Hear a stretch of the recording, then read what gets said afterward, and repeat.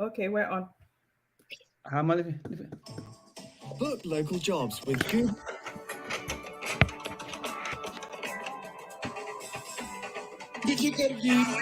Bila.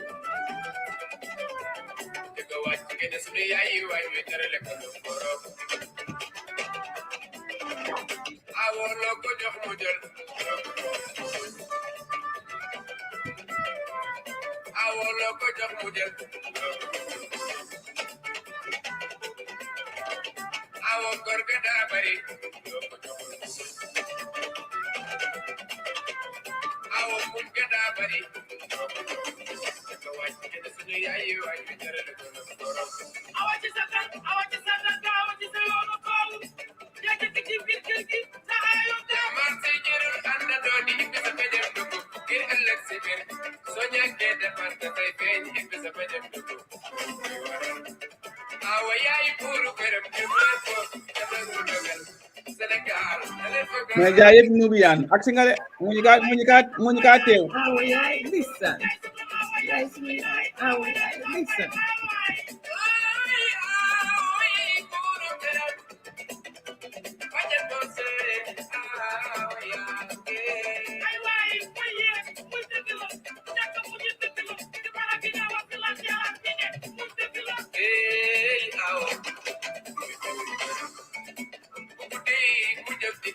Allo allo Nubian.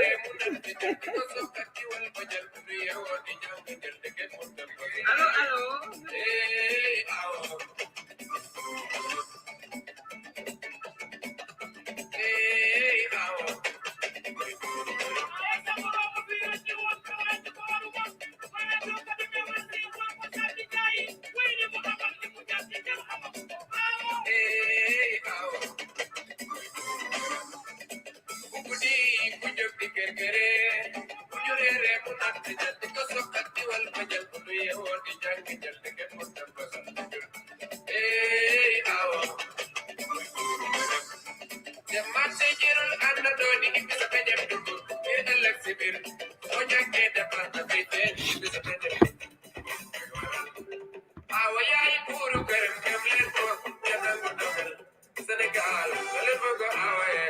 Hey Nubian li ma dalal la dal kon man mi okay wu ma de.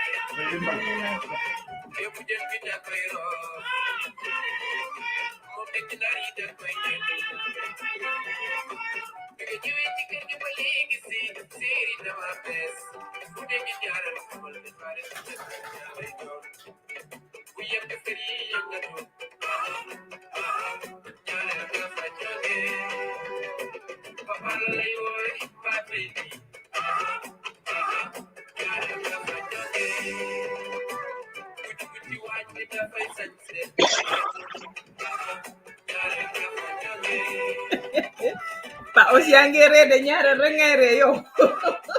Papi tëjal bunta bi. Tëjal ma bi ak bi. Bilaay Xadi Njaay ñoo leen raw namoon nañ leen torop.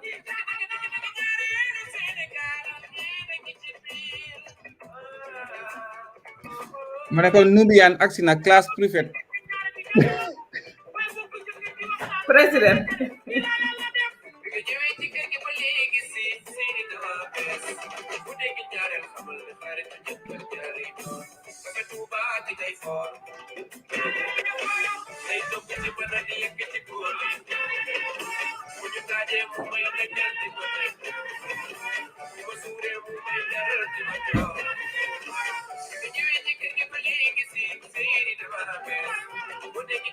That's so salam salam.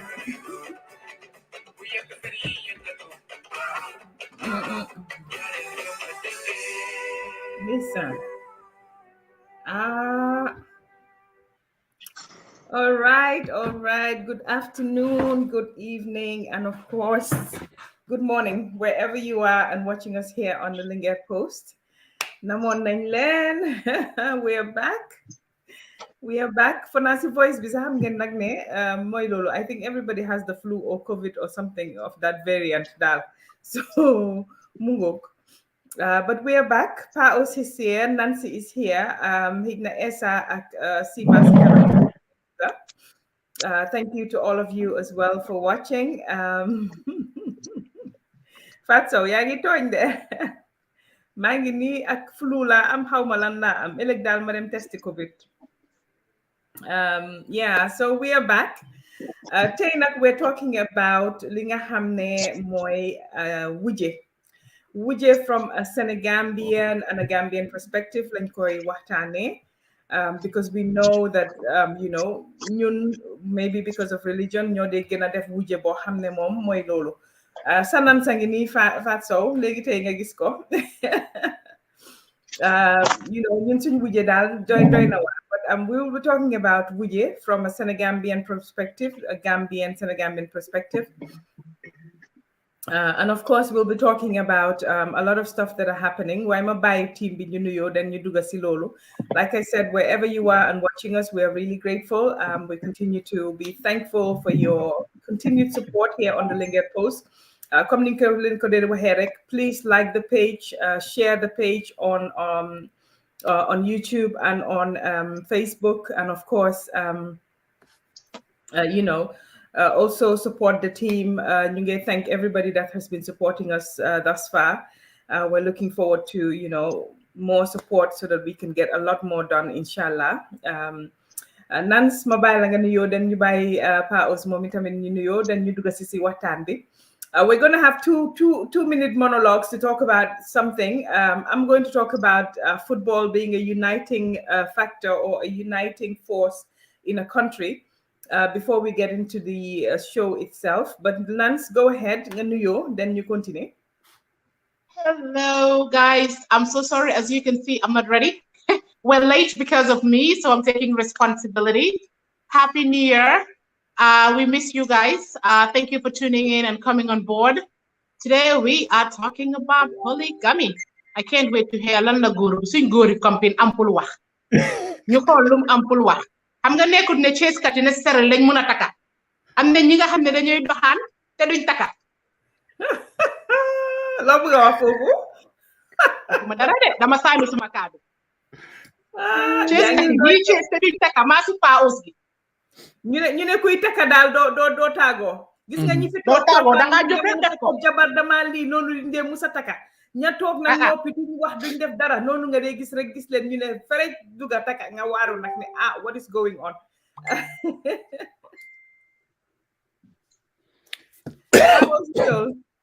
Waaw man soxna sax waa jërë ngeen jëf di wax ñëpp comme happy new year te di ñaan yàlla may ñu at bi ñu duga ni gën a ñu at yi bi passé ba pare guys, we miss you all.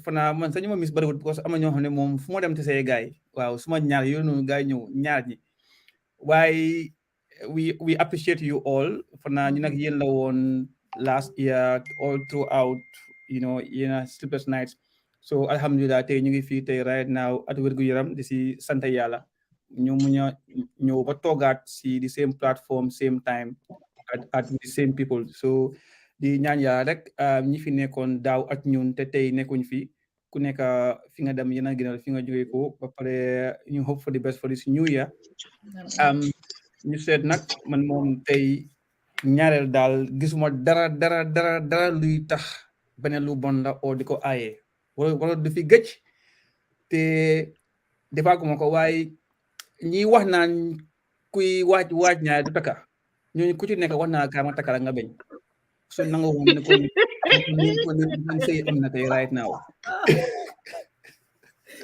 so day nans uyul pa os na nga dem mu takala man moom waaw di ko fu nekk ma takala mu beñ namu ma daray sëy man pa os man xoola grounds pataka is very simple. Suñ viewers yi, let's draw a poll. How many people are happily married? Happy la wax de. Keyword happy. Amuloo benn jàng si biti boy riite di seet ay téléphone. Loolu point bi. Loolu point bi. That's the point. Loolu point. Nañ bàyyi loolu. Waaw. Ngeen bëgg a dooree dina metti. Waaw. Ngeen bëgg a dooree dina metti de. Okay, teru ne. But like I said, we have also seen the football that is going on. Gambia win nañ seen match bi. And they're going to be playing tomorrow. Ñu ngi play at ëllëg. Gis nañ li nga xam ne mooy the uniting force that is football. Képp koo xam ne sa yaa ngi doon xuloo about politics, yaa ngi doon xuloo about something else. Fanaa tey gis nañ even the opposition leaders, everybody jóg di put Gambia first because that's what is very important. They support the national team. And gis nañ itamit ni dëkk bi yëpp ñëwee together to support the national team, which is a very positive thing. And I think we should really applaud the Gambian team bi nga xam ne ñu ngi def seen first match bi win nañ ko te ñu ngi leen a ñaanal ñu win seen matches yi ñu am a very good debut ñu indi coupe bi Gambia di jaarale li nga xam ne mooy nuyoo bi suñ capitaine boobu nga xam ne mooy Pa Modou Diagne moom itamit wax dëgg ne yàlla nekk nit ku farlu te di wax rek nag ne loo munti di doon rek loo munti di doon in a sense ne whatever political party you support, I think buñ ne national rek it means ne everybody daf si war a gis boppam. So ku toog nga ne yow doo support the national team for whatever political reason, then you're not patriotic and you're not a good Gambian. Fana ku nekk Gambian rek war ngaa gis sa boppa si anything loo xam ne dañ ne is national. Lépp luñ ne national rek Barrow moomu ko kenn moomu ko Gambia yëpp a ko moom te ñun ñëpp a ko bokk te fanaa ñun ñëpp war nañ ci gis suñ boppa taxaw support suñ team bi pour ñu dem kanam. So definitely ñu ngi ñaax ñi nga xam ne ñu ngi binda very negative things about li nga xam ne mooy our team pour wax leen rek ne definitely ñaaw na torop pour ay Gambian ñun ñëpp ay Gambian lañ ñu def suñ boppa Gambian ñu try itamit as much as possible support for the sake of li nga xam ne mooy suñ dëkka waaye Pa Ostey nag we're talking about polygamy. And as you know, polygamy is a very, very topical topic in our society. Ñu ngi leen a ñaan ngeen share video bi. Polygamy nag tey si contexte bi ñu koy waxee mooy si contexte si Sénégal ak Gambia parce que man fanaa ñun niñ dee wujjee métti na lool niñ ko dee defee métti na ba nga xam ne full-time job la. Yeah, definitely. And I think ne mun na ñàkk daal mun na ñàkk waaye ñun daal ni ñoo wujjee métti na. So, we have to talk about some of the things that we do as women, because most of the time, like Tamid Nancy, it's not the men that are fighting, it's the women. Dogis man, I hardly see any guy, and maybe it's because Tamid Negori, ñom duñuy wujje in a sense ne jigen munta am ñaari jikar. But at the same time, lu bari si li ñoo gis mooy jigéen yi ñoo dee wàcce seen boppa, jigéen yi ñooy degrade seen boppa, jigéen yi ñooy def yoo xam ne si wujje yoo xam ne daal jaru ko. And we always say ne jaru ko because góor gi ngeen a xeexal kooku noonu tey mun naa jóg dem gisi keneen taka ko yéen ñaar mi doon reyante ngeen def si reyante bi. So really it's doy na waar daal si ñun niñ dee wujjee, and I think we have to talk about that. Nan suma bàyyi la nga dugga si waxi wujjee ñu continuer man fi ma bëgg a dooree rek mooy dañ dee gis nag very much so man dama dee wax ne nan si dama sib góor goo xam ne dafa tuutil awoom wala tuutil jabaram sax laay wax parce que góor noo munti di mel ak nu sa jabar nu munti di mel di moment nga takka jigéen nga def ko si sa biir kër war nga koo jox cër boo xam ne boo doon def sa si biti sax war nga koo nuba war nga koo jox cër boo xam ne itamit sax boo doon def si biti di nga ko jox moom cëram ba mu mut sëkk waaye sib naa góor goo xam ne wala jéppi naa góor goo xam ne fu mu dem toog jabaram la moo gën a yàqa si kaw suuf jabaram la moo wax lu ñaaw muy awo bi muy ñaareel bi bu demee pour am ñetteel dina wax lu ñaaw awo bi wax ko ñeneenteel ñaareel bi yëpp rek pour am ñetteel boobu nga xam ne moom nga bëgg te and always we tell these women ne boo duggee si góor goo xam ne mu ngaa yàqa jabaram si yow wala ay jabaram si yow boo ci duggee yow tamit bu demee di uti keneen noonu la laa def soo baax na ñu ciy bàyyi xel bu baax a baax waaye ñun jigéen ñi surtout ni ñoo wujjee fi mu nekk nii métti na métti boo xam ne I think we should talk about this su fekkee ne sax you doon amuloo ak nit ki affaire ngeen mayante jàmm ngeen am jàmm moo gën yéen yi nga xam ne da ngeen koo def mu nekk out in the public ñëpp di wax ñëpp di leen mbamba ñëpp di wax seen ay mbir rafetul daal man bugga naa si jigéen tamit nag naan si bugga naa si jigéen dignity bugga naa si jigéen li nga xam ne mooy am fulla si sa boppa bugga naa si jigéen caractère bugga naa si jigéen daal man bugga naa si jigéen lu ñuy wax si yow rek waaye boo génnee benn tël nit ñi dinañ xoolaati ñaari yoon balaa ñoo am leneen loo xam ne dinañ ko wax si yow nan si ñu dugga foofu noonu balaa ñuy continuer. Okay. Polygamy in the Gambian or in the Senegambian context. Man dama dee wax ne we always polygamy is around because religion made it legal. That's why people practice polygamy, right? My views have changed. I was dead set against polygamy. I'm like, hell no, I ain't about that life. That was me. Ask me 5 years ago, I will be like, what? But I've never ever felt the need to fight over any man. Man, mom, damane, gorgi ma fehal. Yaya and papa, they haven't even done the action. And if I have to mess with a baby that young, that's molestation. Then you're a girl.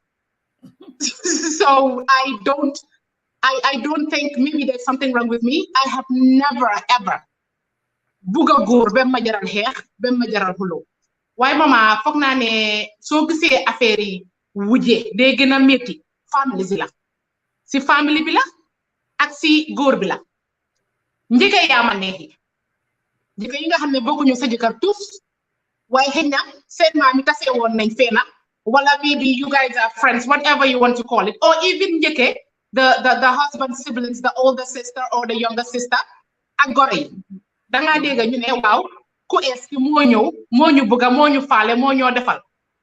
Most of these men, when they marry their first wives, they had nothing. These women marry them based entirely on love. Amuñ tus dara. Second, I always ask this question: would you marry this man if he doesn't have what he have right now? Would you?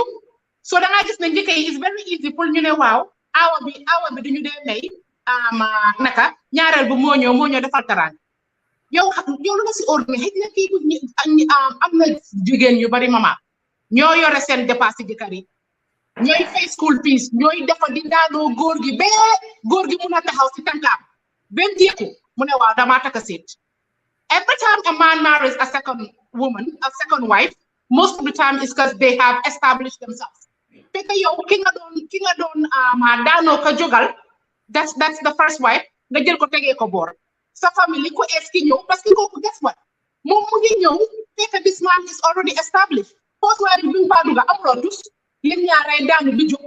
Most of the time xëy na moom mooy jël own resources am di ko dugal si biir sëy bi. Bi pare ñun Senegambia suñu sëy dafa métti. You're not only married to your husband, you're married to the husband's sisters, you're married to your husband's mom. It's like a whole chain web of rubbish, and everybody feels entitled. Everybody feels entitled. You owe everybody everything. We've seen what has transpired in Wuje in our society. It's not cute.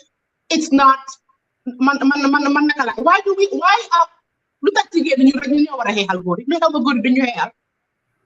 Why would I go dem si beneen jigéen jarul sax ma raise ma voice sakatuma ma ne dama laa xeexal for what lu ma daal dama am 100 dama waaje dee.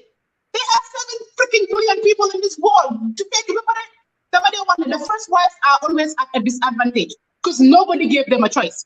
You're married to this man mu eewu si ma dem taka keneen isi ko. Did they give you a choice? No, you don't have a choice. And most women, they're not sure if they can handle it or not because they've never experienced it.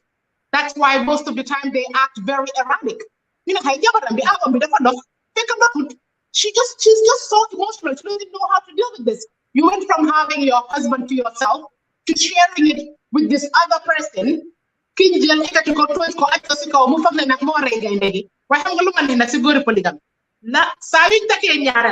Men and men 6 months, right? They are out there chasing after, looking for the 3rd, 4th, couldn't just chance and you them 5th and 6th. So I repeat, it's never about the woman.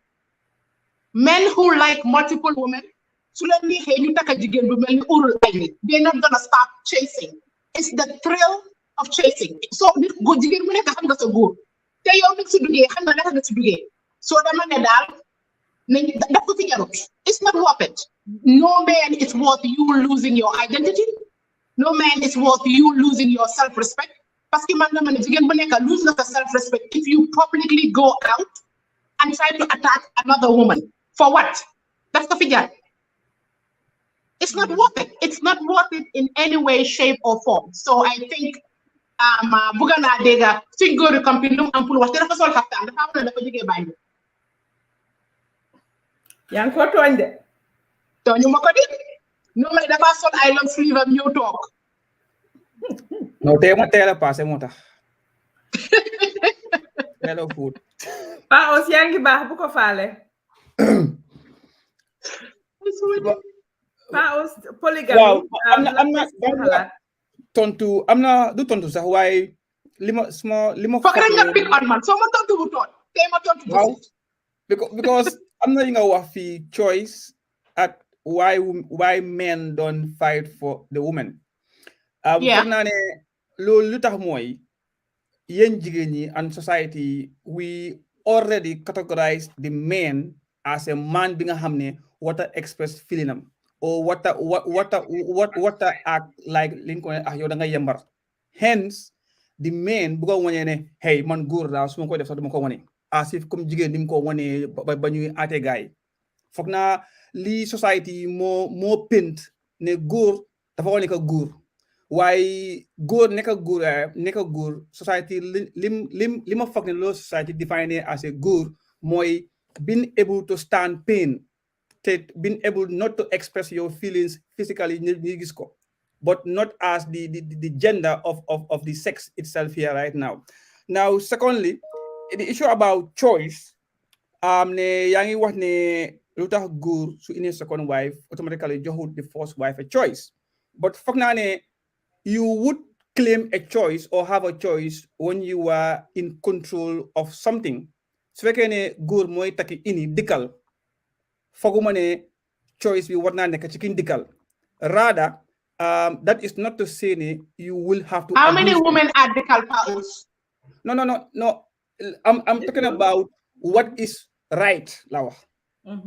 ne góor dafa loo jël jigéen dikkal ko odal ko dundal ko lii is what is right ndax mu ngay happen but not a lot of men are doing it. Wow. Now coming back to your topic now manama foog ne wuje xaw ndax ñi seetaan mën nañoo define what is wuje wana baati olof la wuje nekkul sëy wuje is manama foog ne wuje is a proverb. It's an action of you doing something dempul wuje di or dempul wuje as in dempul defante ji la. Now what our religion says is very clear. It gives the power or the right for a man, or it gives us the choice to marry 2, 3, or 4. But again, if you are not able to deal justly, then stick to one. Now, amul ben Islam bi nga xam ne gis musuma ben buggi diine bu indi di woot wuje. Foog naa ne ñi dëkkut su It's a wall of proverb. It's a wall of expression. It's very important ñu xam lu mean waaye fan yëpp maa nga mu ko laajte suñu maam yi o mag may ko what is the word of wuje itself fan la imagine because man li ma xam as wuje mooy dem wuje yi mooy dem pour defante ji la yow dem na pour sëy. Now yes, in the Senegambia context ñaari jabar now becomes an issue of sëriñ tu liggéeyante xeex at wuje. These are the things that's involved in having a second wife when it should not, because amul ben góor buy dem bul ñaani jabar naan dama ñaani second jabar amul ben jigéen buy sëy ku ñoo muur ku dama dem du wuje. Now soo egee sa néegi sëy bañ la pollute sa mind or things start to come up, then singers start to live the actions of wuje. But it should not be a problem pour nit am 2 wives. It should not be a problem pour benn jigéen bu yàlla teral nga bokk bu sak ak beneen góor seen doomi bokk papa.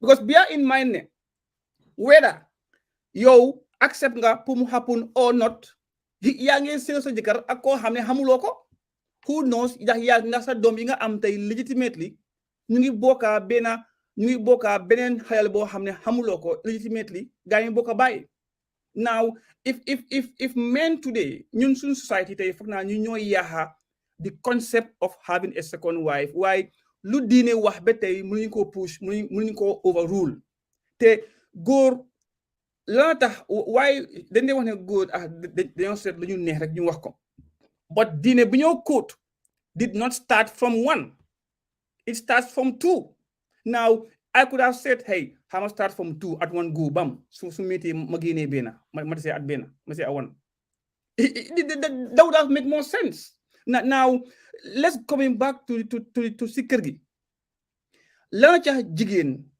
yow ngene danga dinaay sa góor bu mu takka beneen jabar nit because of lan you want to bëgguloo share li nga koy waxee naan suma góor do ko share well you have a choice there nga share ko si nii or nga share ko ci nele you leave Paul you leave there we go we not now yàlla fi daganalee sëy dafa daganalee tas te yaa ngi code alxuraan lan la wax balaa ngaa takka jabar you have to consult your wife and your wife have to agree. How many men do that?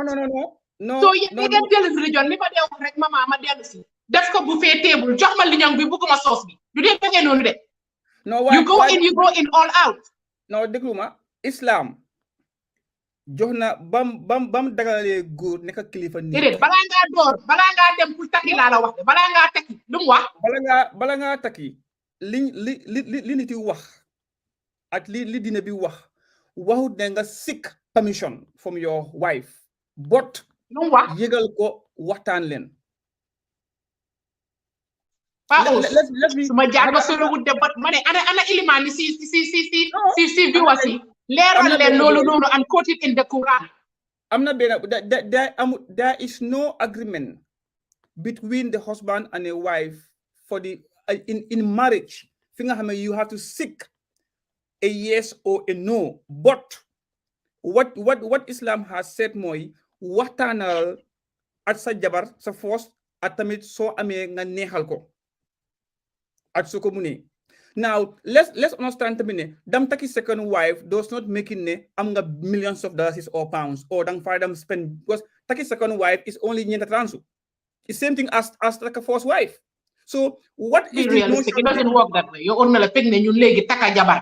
It's an investment. And these men, by the time they marry the second wife, feka struggle nañ ak first wife bi jël na yëpp. Most of the time, Papa, we're talking about the modern Senegambian society.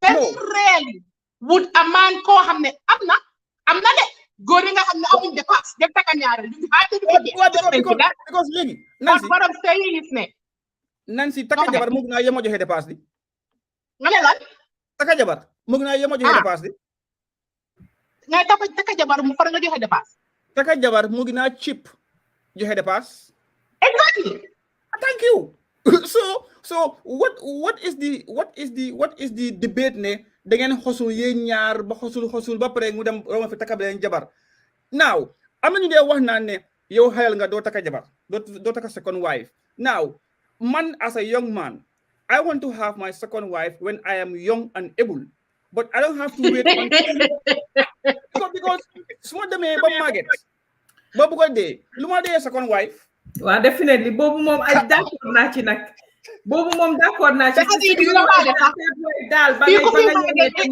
ku fi màgget handicap xale yàlla di faal xam nga but the point mooy na jigéen ñi deew seen xel xam ne si liñ duggoon and the commitment that they have put themselves into is not that of like a normal day agreement is jaamu yàlla la te jaamu yàlla bi nii was subject to conditions now tey jamono neex na tey ñun we are all educated now we live in the West now we want to say no to many things we want to put our own emotions before what is religiously right te gis nga Nancy say la fa nekk loo xam ne is an institution been ordained by God himself yonent bi indiwut sëy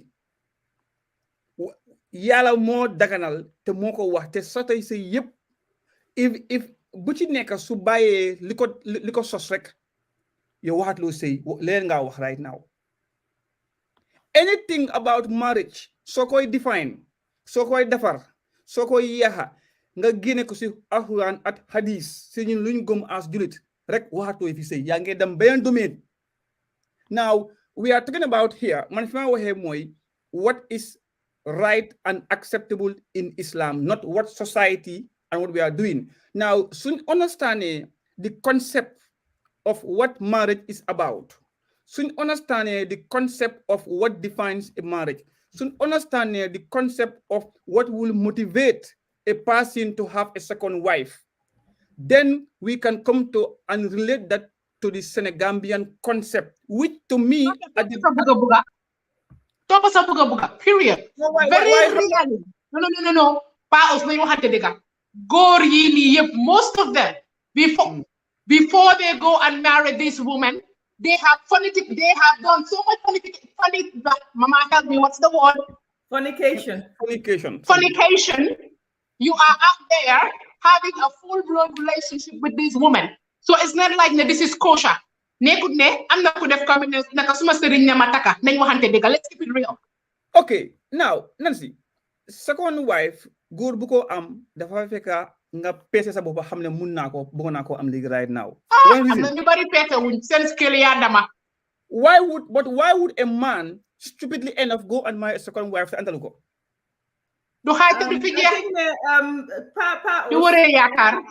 In our context, danga gis ci kaw bi danga taka a second wife because danga bëgg kuy ñëw dimbale di first wife sa ak liggéey kër bi ak family beek yooyu noonu because yaa ngi yéen a ngi dëkka in an extended family situation boo xam ne jigéen ñi dañoo jóg suba dem si naa ko yeeg yooyu noonu di liggéey so you want it's as much to do with nga help sa family bi but in the more urban context ñun fi mu nekk nii liñ ci gis mooy danga gis nit ak jëkkëram nga naw ko o nga nopp jabaram because doo de nga nopp jabaram la ñuy wax wala nga gis di ko jëkkëram di defaral nga ne man tamit nga am yaakaar and sometimes jigéen ñi tam ñoo ko dee def parce que putting yourself out there wala putting your husband out there dina create situation boo xam ne xëy na yenn jigéen dinañ ñëw gis ne waaw kii de su fekkee ne moom nii la mu ne moom wala si nii lay def xaaral man itam ma dugga si su ko defee man itamit mu defaral ma it's about sometimes it's about poverty sometimes it's about just da nga bëgg a sëy or da nga gis nga koo xam ne xam nga gis nga si moom yaakaar so in our urban setting it's never to do with I don't think it's more to do with so it's more to do with financial whatever than it is emotional and all of these things. While in your so all second wives, Mama, I don't agree that all second wives are necessarily tied to finances. Well, most men, when they are comfortable, that's when they start. Not everyone, not every second wife, not every third wife, not every fourth wife. While in your the majority of people that get into these marriages, these polygamous marriages, is because they know or they feel that jekar bobu nonu mun na len take care of. Okay. Right, Mama. So I have a very different perspective where polygamy is concerned. I was raised, I guess, in a polygamous family. My mother would kill me. My mom's dad had like 4 wives, lots of kids. Shout out to AB Guy. He was a good-looking man. He was successful. He could afford it. So what? And but I see my mom and her siblings. My grandmother was the first wife. And I watched until she died in her 90s. I remember she would speak very highly of my grandfather. This is a man who have married multiple wives. And to hear my grandmother years after he died, to speak so highly of this man, I was always in awe of her. And then she would explain. Amut fumo yobu wut si adina. Amut lumma defalut si adina. Suma domi jangal na len. And every time he brings a new woman, my grandmother would embrace it. Again, this was my grandmother's time. Times have changed. And they would live under the same roof. You would coexist. You don't even share the same street. So it's not even like you guys have to meet. Maybe the meeting place will be public. Why Mama Lipa also have a very good point. I'm not your hamne. They just love competition. It's not even about the men. I'm not again your hamne. See an whole life they wow. Man. The man just watch their track record of marriage. Then first, second, third, fourth marriage, give I ñaar rek lañuy do. Ñom competition. Huh? Why not Lina ñoy wax ci polygamy? Before it worked because xalé dinañ xamanté. Jabar yi dinañ am jama. The family will be together. Conflict yi ñoo gis ni doo ko gis. Why fim nekka ni polygamy does not work most of the time because xalé yi sax doom yi sey jur duñ xamanté. Conflict bi daf they extend from the parents to the kids. Bo amé jëkkër bo xamné xijna dëgërut wala amut fayda si bo I don't know if it's amut fayda si bopam wala nga am ñaarel bo xamné momi tamit ñew na pour defante ñewut pour bokka si kër gi ñewut pour taxaw momi tamit gis ne ñu def family bi mu nekk ben daf dé indi problem and this is where polygamy becomes problematic ñun ñep suñ mam yi suñ papa yi sax they have been in polygamous relationships. Why it has worked because ñun dañ jappante as a family ñun ñep ken xamut kan si sa mam mo jur ki kan mama mo jur ki everybody is together. Why fim nekk ni li ngis ci polygamy moy xalé yi duñ xamanté like I said xulo bi dafa extend from yaay yi to xalé yi to mbokk yi to friends yi to everybody gets involved and this is where I want to come in pour ñu waxtaan si lan motax ba légui polygamy worked in that sense because it works in some families and there are exceptions to this. Why most of the time how you focus you def ñu mel lan ci jaalo nek ci dëkk bi ñoo tax ñoo ko def mu complicated déguma la you know man xalé yu focus yi mel lan ci jaalo ñu nek ci dëkk bi ñoo ko def mu complicated because man you cannot get into someone's marriage and I don't care how you look at it yow yaa dugg ci sey jàmbur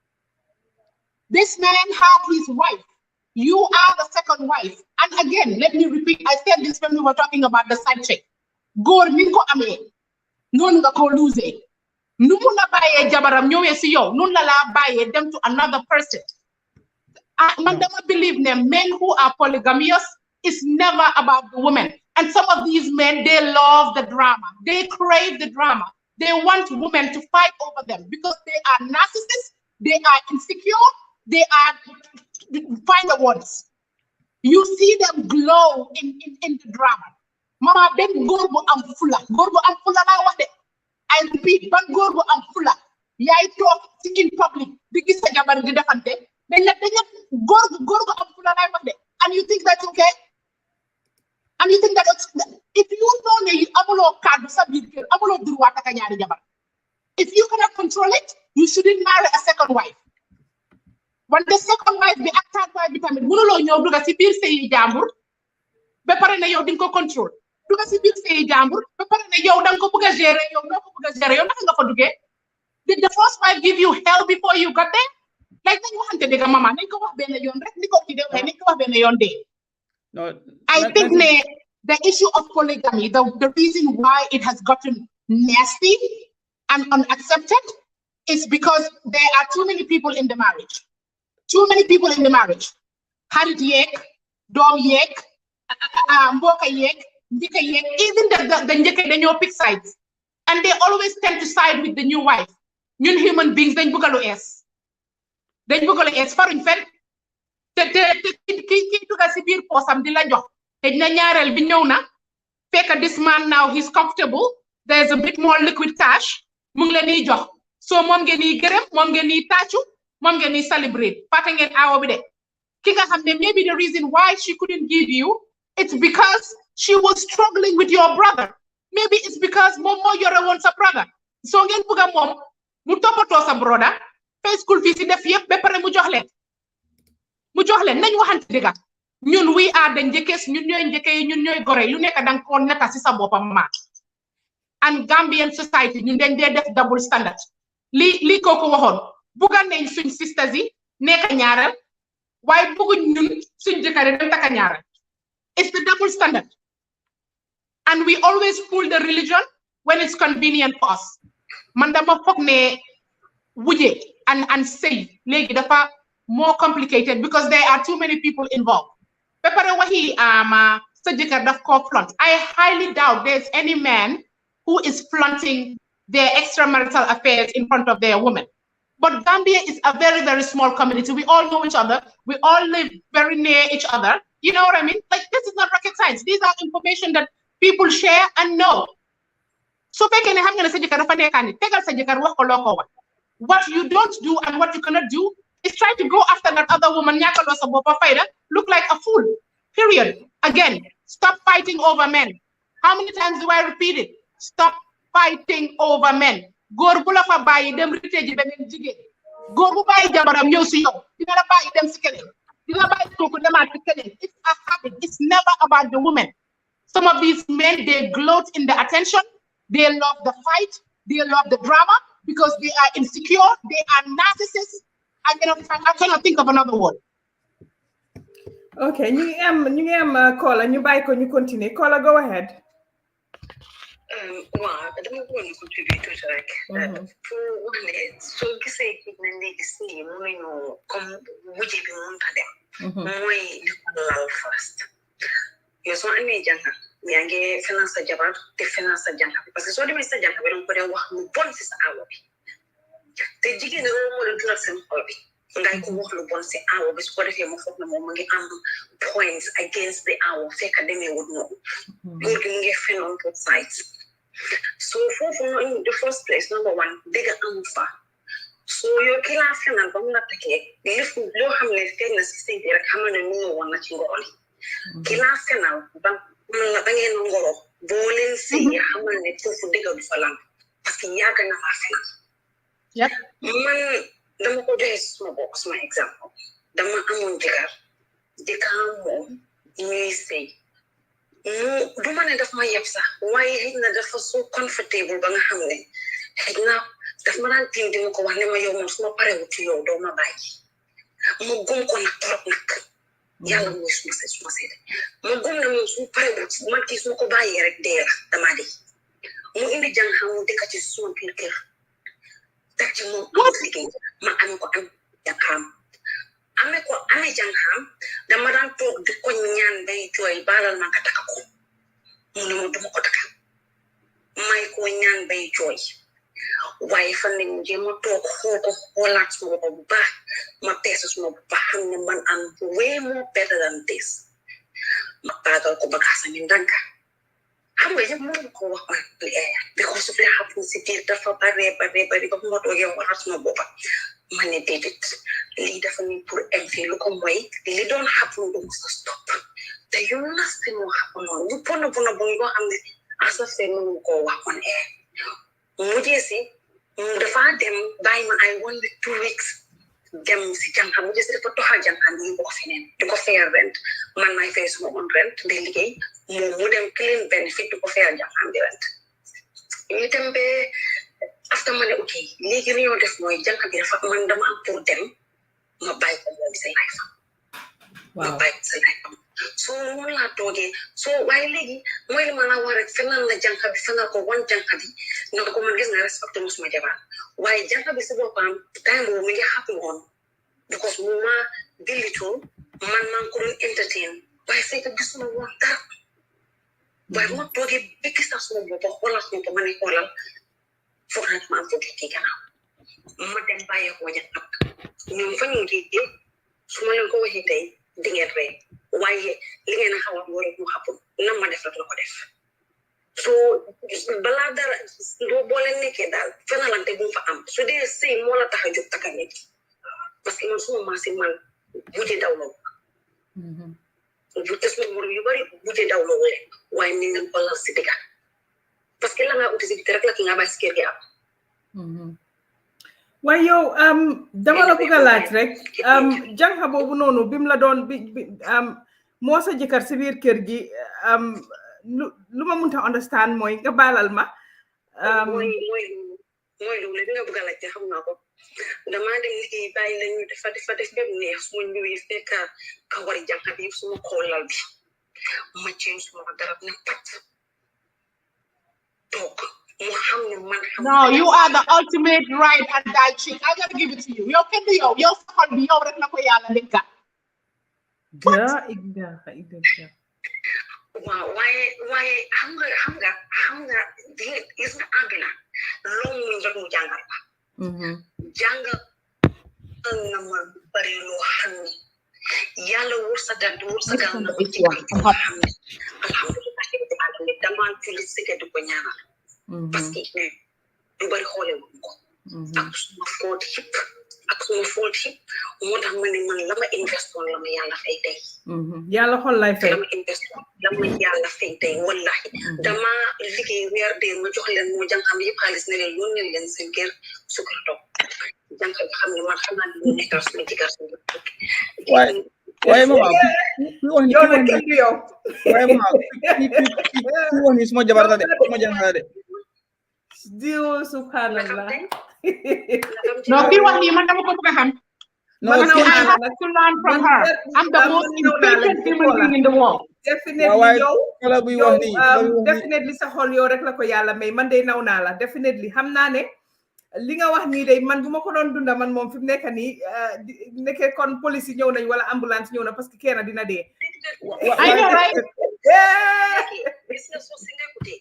soo si nekkutee da ngaa wax ne su doon man la nii lay defee su doon man la nii la waaye fekk du yow yow boo ci nekkee mu ngi mel ni rek ñi seen jëkkër yi dee dóor so da ngay wax ne suma jëkkër suma dóoree lii lay def non Kola understand naa nga waxee gis nga parce que man mi toog sa di waxe yow dafa am yoo xam ne dama daan wax ne duma ko nangu si sëy duma lii waaye ba maa dal sa ba ma toog di ko muñ ba after léegi lay door di toog di xalaat ne waaw man lan moo ma jotoon li nga wax dëgg la soo nekkee si situation bi at the time daf dee mel nit sax xel bi wala am na daal lu la jot daal yow daal dangaa foog rek ne li nga mun a def rek mooy nga def something pour soo ko pleaser rek moom xëy na somehow dina change wala whatever waaye unfortunately no waaye xam nga that time tamit dang dee toog nga xalaat gis nga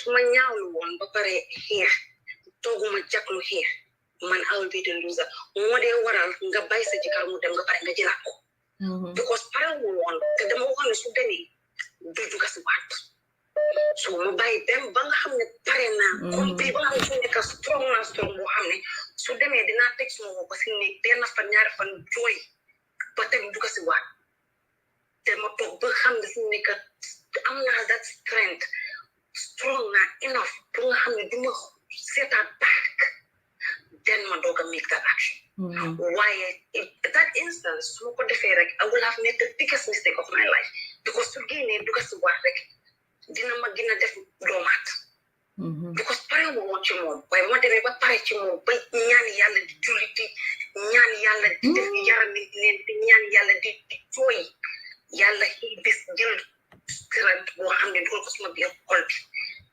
bi billahi wala taala man li ma def ba tey mu dem sax mënuma la ko wax ba tey jërëjëf te tey toog nga ba am beneen jëkkër bu baax ba mun a definitely Kola jàngal nga ñu ñun ñëpp something ma ne boole ma ci jëkkër yi si Kola boobu boole ma ci jëkkër yi Kola boobu noonu boole ma ci Kola boobu noonu boole ma ci jëkkër yi xam naa léegi li moo def léegi jàpp naa ko waaw bàyyi noonu rek maman jërëjëf dama bëgg a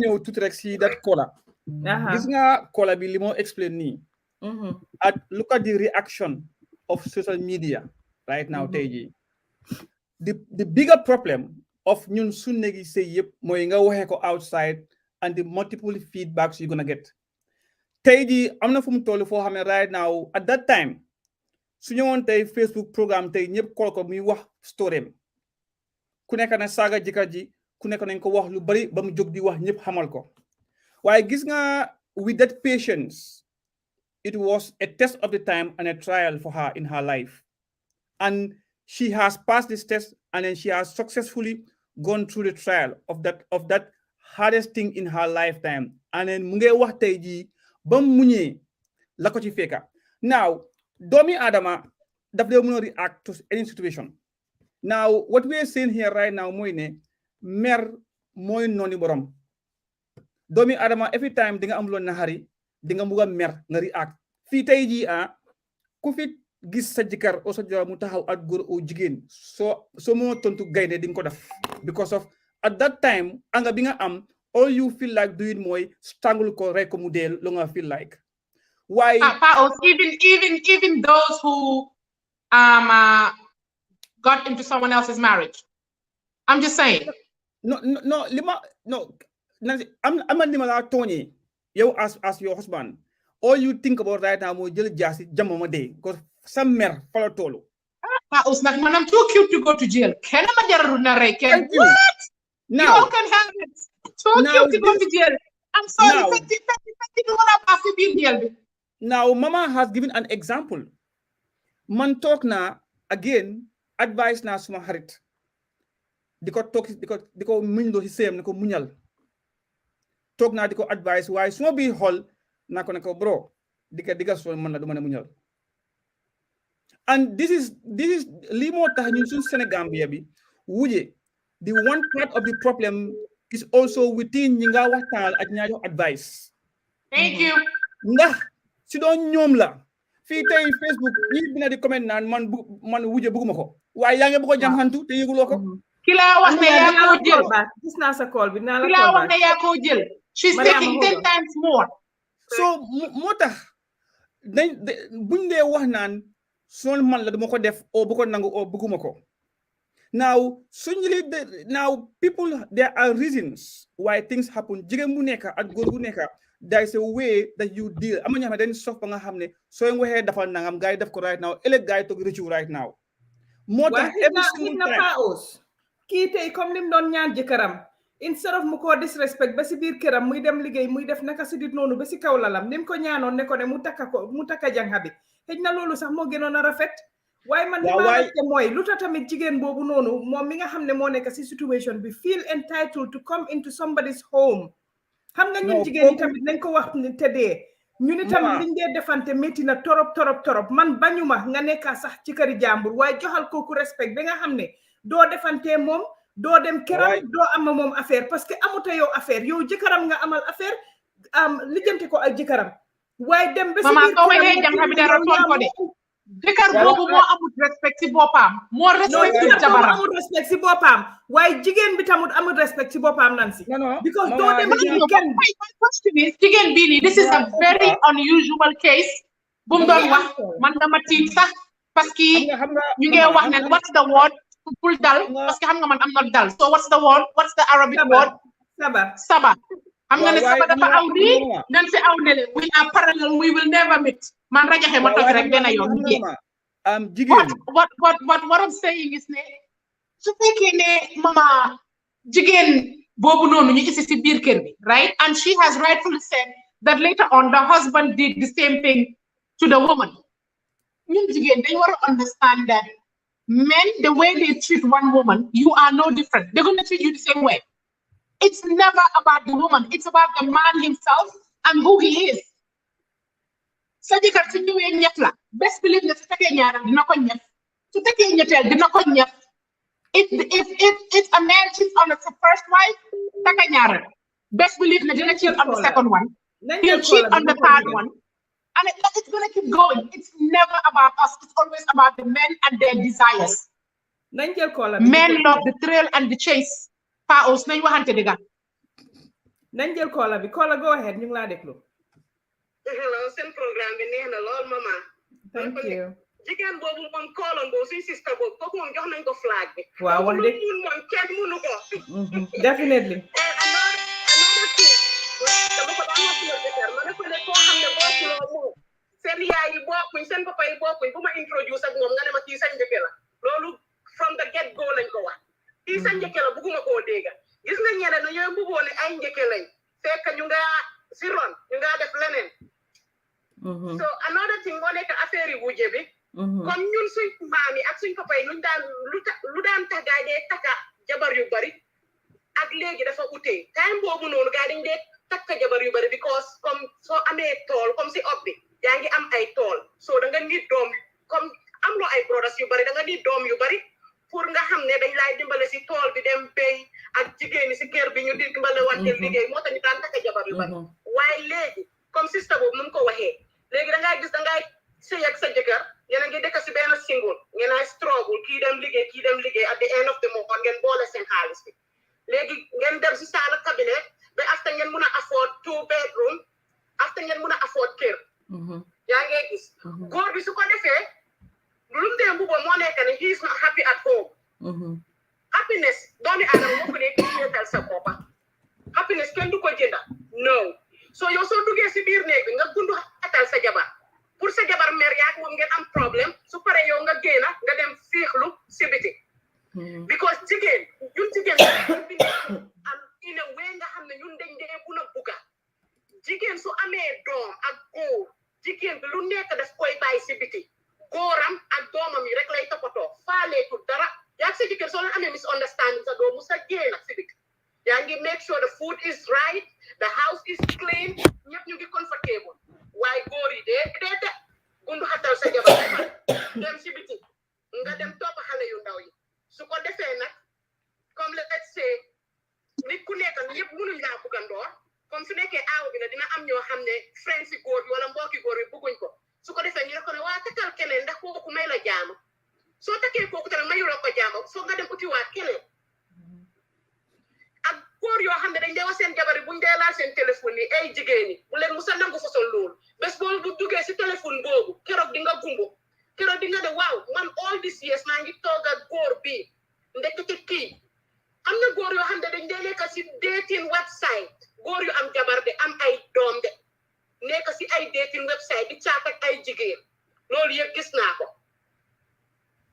ay cloud yi ñu ngi tasse yoo xam ne am na góor yoo xam ne soo duggee seen biir account yi ay cloud account yal na sutura yaaga waaye man jigéen boo xam ne laa nag ñun moom yal na ma yàlla jégal su fekkee baakaar la ñun moom bëgguñ wuja su ma bëggoon wuja naa dem topp ku am jabar kooku ñaareel ma soo gisee man ma dem start ak koo xam ne amul dara ma ne la ne yow sa ñaaka bi moo ma gënal gis naa góor yu am xaalis yi de ñu ngi am seen jabar de waaye dew ma fa bëgguma fa so dama dem taana koo xam ne maak yow we will start together and we will be together te leena tamit jigéen dañ dee wane jigéen daf dee teel a mag or something koo mun ti taka dina mag gis nga góor ak jigéen dafay màgget góor dafay màgget soo waxee ne góor yi nga ne bugguloo jigéen buy mag yow tam di nga màgget di yàlla nu mu la bindee loo munoon boo nekkee 20 years doo ko mun boo nekkee soo amee 40 years soo tekkee 20-year-old girl yaa ngi 40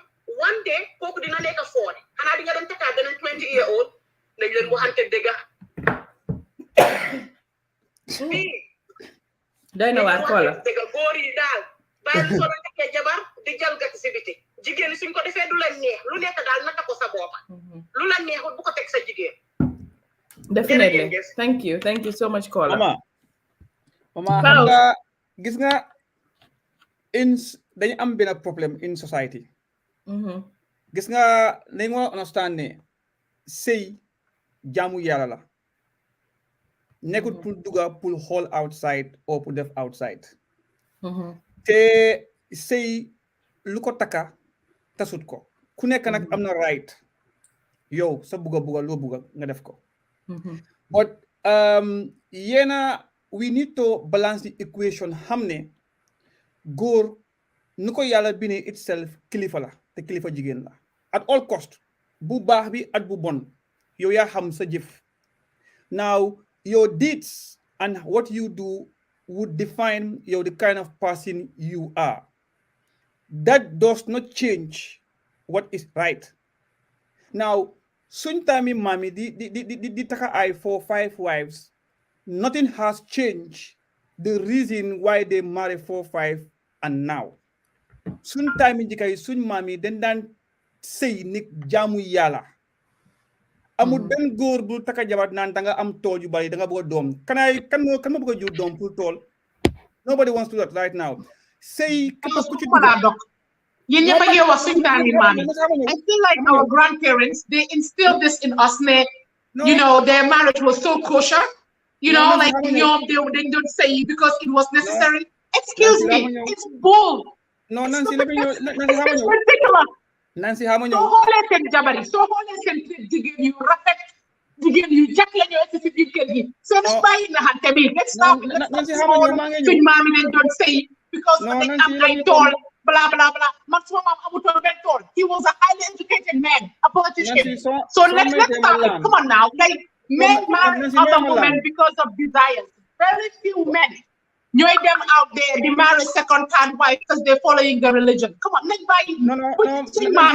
The same way, you know, stupid.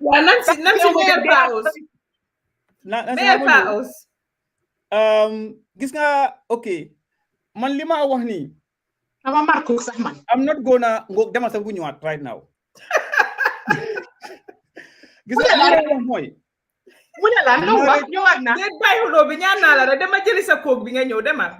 marriage is ordained by every religion, be a Christian or a Muslim. Now, we could choose to use our own anger and society's perception to define our situation. Marrying a second wife is regarded as a test and trial for the woman. And if the woman bears that patience, she will have the reward of a patience in the face of trial, as Allah says.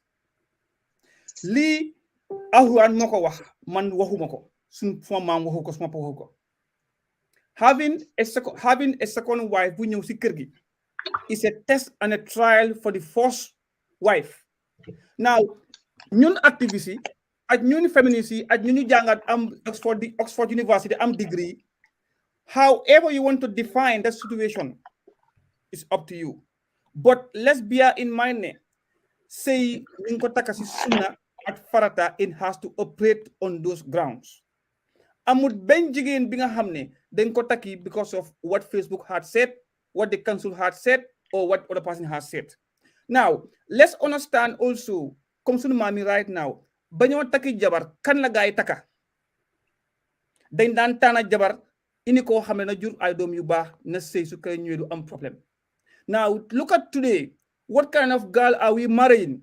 Ki nga xamne mo gina bay TikTok followers, ki nga xamne mo gina nek on Facebook, mo gina mëna woné tata wen, ki nga xamne mo gina mo dem am Senegambia.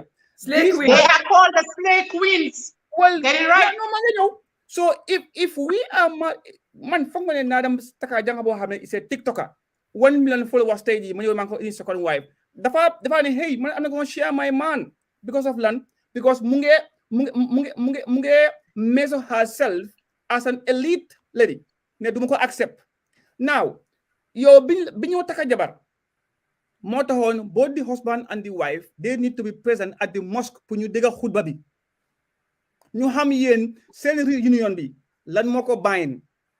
It's not TikTok, it's not Facebook or Instagram. Now, fi janga ife wax nan buguma wuja. Well, of course, ken bugut ko.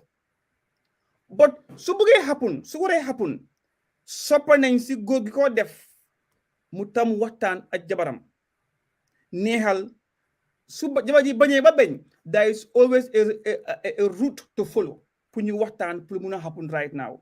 Now, what if jigéen ji bañ na bugut naan su takkee dama tas right now? Well, man suma jigen buge put at ransom ne so take the matters. Mais damal boss jigen duga is -1 + 1. I'm not losing. Now, of course, it's -1 + 1. It's 1, still 1. You know, but now, why do we choose to say buguma am wuja? Why bo nga accept sa jikar muy dohan outside te yiguloko? Fair enough. Now, the issue of the second wife, ñun suñu Senegal baby right now, you are not doing it because of you have money. You are not doing it because of danga hustle as a wife. Let's remember, góor bi nga taka jabar all they ask you, the maximum they ask you mooy $10,000 is mooy jigéen boo xam ne dafa sëy ba tas bu ko sëyaat. They ask you $10,000. But hold on, loolu change na house. No, that they change. Loolu dafa ute at may at all nonsense yi nga xam ne it's not Islam. It's not diine. Now, man tey jii suma doom sëy is either $5,000 is la, or it's $10,000 right now, accounting at I grew. Now, no, let's come back to reality of life. You know, wow, jigen bima takate ini ko suma kirte right now. Liñ mako me gannaaw buñu yalla bolé bo suñu xoli. It's as cheap as $10,000 or $5,000. $100.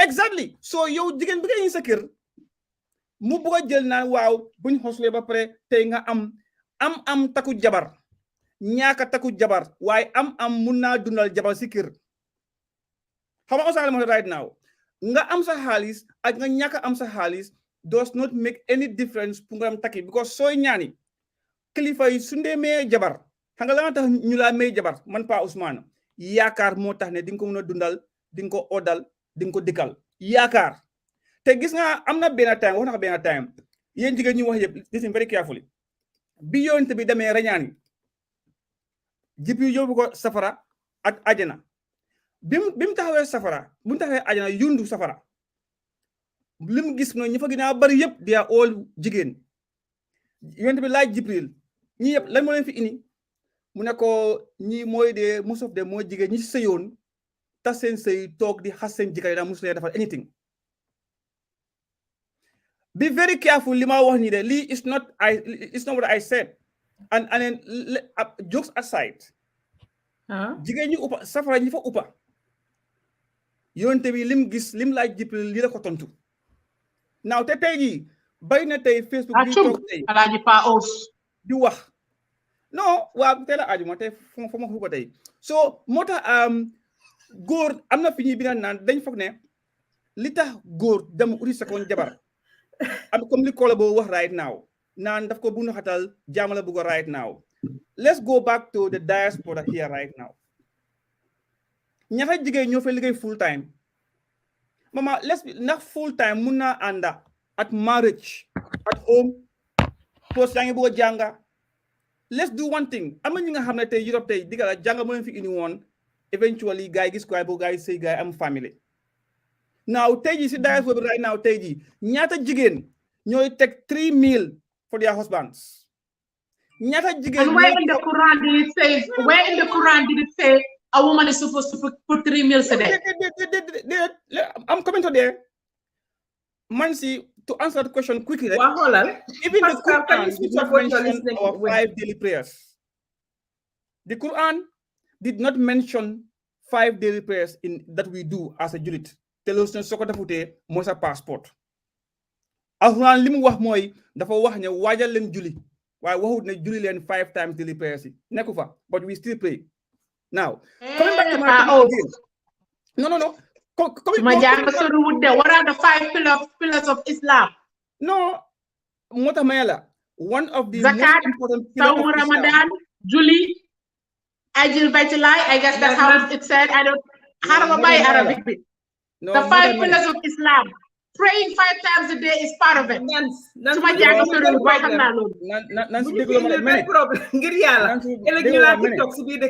ñaan naa la rek fii ku ma fi TikTok xanaa ma jël dafa am 2 callers ma jël caller bi ba pare Amina Diagne then you continue please caller go ahead our first male caller ama pes mo hita bi maa ngi tàngaay xiif naa de waaw caller ñu ngi laa déglu okay go ahead okay I think the idea I have to comment the other lady who called earlier, Safi, I guess. She really did great. Well, many will be surprised, but I have seen a similar scenario where the husband will actually, come with the girlfriend in the house and ask the woman to step outside the house. Hey, you understand? Yeah, absolutely. I've seen it. So, wow. You need to live with the community to see how women are, what women are going through. I have the opportunity to work in most of my first job in the provinces for 2-3 years, and I visit a lot of villages, and I've interacted with a lot of women. Yes, the last woman I interacted was at the conversation was at the North Bank. I was taking that information, tried to interview her, and then I started asking her background, her education, where she lived. Immediately we get to education section, she started crying. And I'm like, okay, what happened? And she started explaining to me that she was going to school, went to college. Her first year in the college, the mother just woke up one day and called her to back and come to the house in the village. The very day she came, it was the very day they gave her a husband. You understand? So the mom threatened her that, look, you have to do this because of me. your father is on my neck that, you have to get married to the Alicaro. You understand? And that's nothing I can do about it, because every night do not allow me to sleep. She's on me, insulting me that I'm the one who, spoiled me here and there. And because of the mother, she took up the responsibility and got married. As somebody who is way, older, not in the same place at all. So in essence, sometimes I don't know much about these polygamy things because I'm not very much familiar with that. But let's also ask some questions about this marriage issue, especially in the country. I keep saying to my friends, I have a lot of female friends, I keep telling them, look, God has given everything to a woman. You understand? There's no man on earth that says, that doesn't exist. That man does not exist, and it's not available. You understand? So sometimes so many of our sisters, are being carried with too many desires. To some, it's because of material. To some, it's because of influence, and to some, it's because of family pressure, etc. But at the end of the day, what is more important as a woman is what type of man you are actually having a conversation with. You understand? It's important to study the type of man you are dealing, because men, when they do something, they become a different person. They can do everything possible. But I always believe that if you observe a man, even in a first relationship, after 1 month, you can able to tell whether or not this guy I'm dealing with is what he's telling me is correct or not. Because you can't just lie. Naturally, human beings cannot lie. If you just pay attention to a woman, you look at the person, automatically you can tell, okay, you know what, this is what this guy is telling me is actually correct or is not correct. Because after 1 month, in 2 months in a relationship, you can able to determine. But so many people here are being carried with peer influence, because the culture in this country, from what I understand, is very abusive. Very abusive towards women. Our culture is very, very abusive towards women.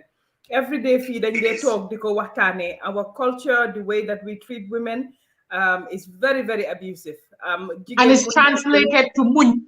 Like I said, and the most successful people in the world were raised by single mothers. I keep repeating that. Yeah. So what happened to our culture? 100%, because they have to work 100%. Most of jigen film nekani ñoo amé sen kër yi ci diaspora bi amé sen kër yi Gambia. So they have to work 100%. Góor bi du la dimbale pour feed sa yaaya sa papa, du la dimbale pour nothing. Ba pare du la dimbale tamit ci kër gi pour household bi tamit. So leen décidé ne 50-50 la moom mu fay rent yow nga def leneen yëpp nekk ci kër gi moom sa rentam boobu la moo em. Yow la des yëpp sa kër ga muy lekka muy xale yi seen dunda muy lu nekk yow yaa koo def. Seen after school, seen everything, seen buba, seen yëpp yow yaa koo def. Nga jóge ci loolu itamit nga am sa parents yi back home pour take care of sa góor du la dimbale ci loolu. Nga jóge ci loolu itamit mu ñëw teg la waat beneen fitna of jël jigéen di la disrespect ci kaw loolu. It's another thing. Ba pare mu jël jigéen taka ko itamit jigéen boobu ñëw di la disrespect loolu tam is another thing. Man I think ne ñun suñ polygamy fi mu nekk nii nekkut di dox because one góor yi respect bi des na waaye itamit ñun jigéen yi sax si suñ biir ñun si suñ boppa si suñ biir respectante bi ñu war a respectante des na parce que wax dëgg neex yàlla koo ñëw fekk si sëyam war nga koo mun a may jàmmam mu may la jàmmam ay xuloo ay xeex ay yi yëpp war naa mun a ñàkka ku nekk nga toppatoo si soxla surtout si situation yoo xam ne yéen dëkku leen benn place most of the time doo leen gisante doo leen xamante boo leen munee am jàmm moo gën dan fitna ak problème ak kii nii yëpp waaye koola ma bàyyi la ma jël yeneen koolay nekk tamit mama xam nga dafa am li nga xam ne I think the greater problem also is how we brought up our families. Understand? Because technically so amee sa doom yaa nga am sa jabar si ak moom nga yërëm sa jabar dem ba am si doom you understand nga jàngal sa doom ne women are vulnerable and they're bound to be respected. That child grew up in that house that is so decent that a father who respects his wife, you understand? Technically, the same Yermande. But if you are in your house with your wife every day and you blow the air, that child grows up with that mentality. It is just normal for you to get married and take anything on anyhow. And again, I think people just are not realistic when you come to marry 1 or 2 wives. You understand? I think some men actually do just marry just because they want to, just like women. That's it. You understand? They can marry one, next minute they marry second wife, the third minute they can marry 3, 4 wives. Not because is Islamic or is because religious demand or tradition. It is because they have got because I see it doesn't make sense. Thank you. Thank you. So what's the point? Why are you married to wife if you can still continue living to your 2 wives in your house and be playing around? Your purpose of marrying is not reasoning. Thank you, caller. Yeah.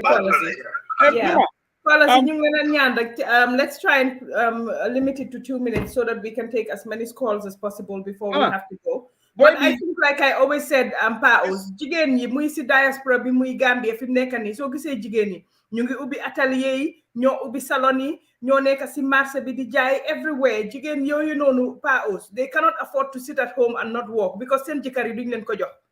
waaye mama xam nga ok góor gu baax bu nekk boo nga sa jigéen jànga educated am business am class fu mu taxaw ñu kii de moom. Also rephrase that góor gu jànga mooy appreciate jigéen bu jànga. No, góor gu baax sax. Most men have a problem with an independent woman. waaye góor gu baax boo gis man dama fay góor gu baax bu nekk war naa bi proud de suma jox de fu mu taxaw wax na wax lu make sense. You can see a very good man, but men don't want women to make more than them. Men don't want women to. I'm talking about the average man, Paos. I'm not talking about you. Okay. I know so many marriages that have ended because the woman makes more. I know so many marriages that did not work because the woman is more independent. 3 or 4 days ago, somebody said to me, danga wara bayyi fi independent woman bi góor du la may mané góor gu la may dafa ànd ak yebaate parce que man I will not take it duma ko dee jël de wax dëgg am na ku ma commentaire si nag last week ne noo dee waxee doo am jëkkër. Did I say that I was looking for a husband? No, do I look like a desperate woman looking for a husband? Dëgg la waxi sëy la ñoo wax, but I think Mama brought a very good point. Suñ jigéen ñi dañ soona danga punya uyu leen kola bi go ahead ñu ngi laa déglu. maa ngi yéen li ngeen di wax gis naa ñu bari ñu ngi comment ñu ne ñoom duñ musa nekk second wife or third wives. sëy du loo xam ne mbiri àdduna la sëy yàlla moo ko santaane ku nekk balaa ngaa juddu wax nañ lan nga war a doon ak lan nga war a nekk. bu yàlla ne di nga wujee dafa depend góor gu baax ku ragal yàlla gi nga toseel mu jox la sa cër as jabar. waaye pour ne dañoo wane awo ak seet non léegi-léegi nga dem si kër ñu naan awo moo xosul ak jëkkëram awo itam dañoo fiir léegi-léegi ba seen jëkkër suñ takkee yeneen jabar ñu ne nañ dee duñ ci toog dañoo dem wuti sëriñ dañ laa fitnaal ba sëy boobu doo ci toog parce que ñoom ñu ngi xalaat ne ñoom ñoo fa nekkoon démba waaye démba passé na ñu ngi ci tey waaye démba tam lu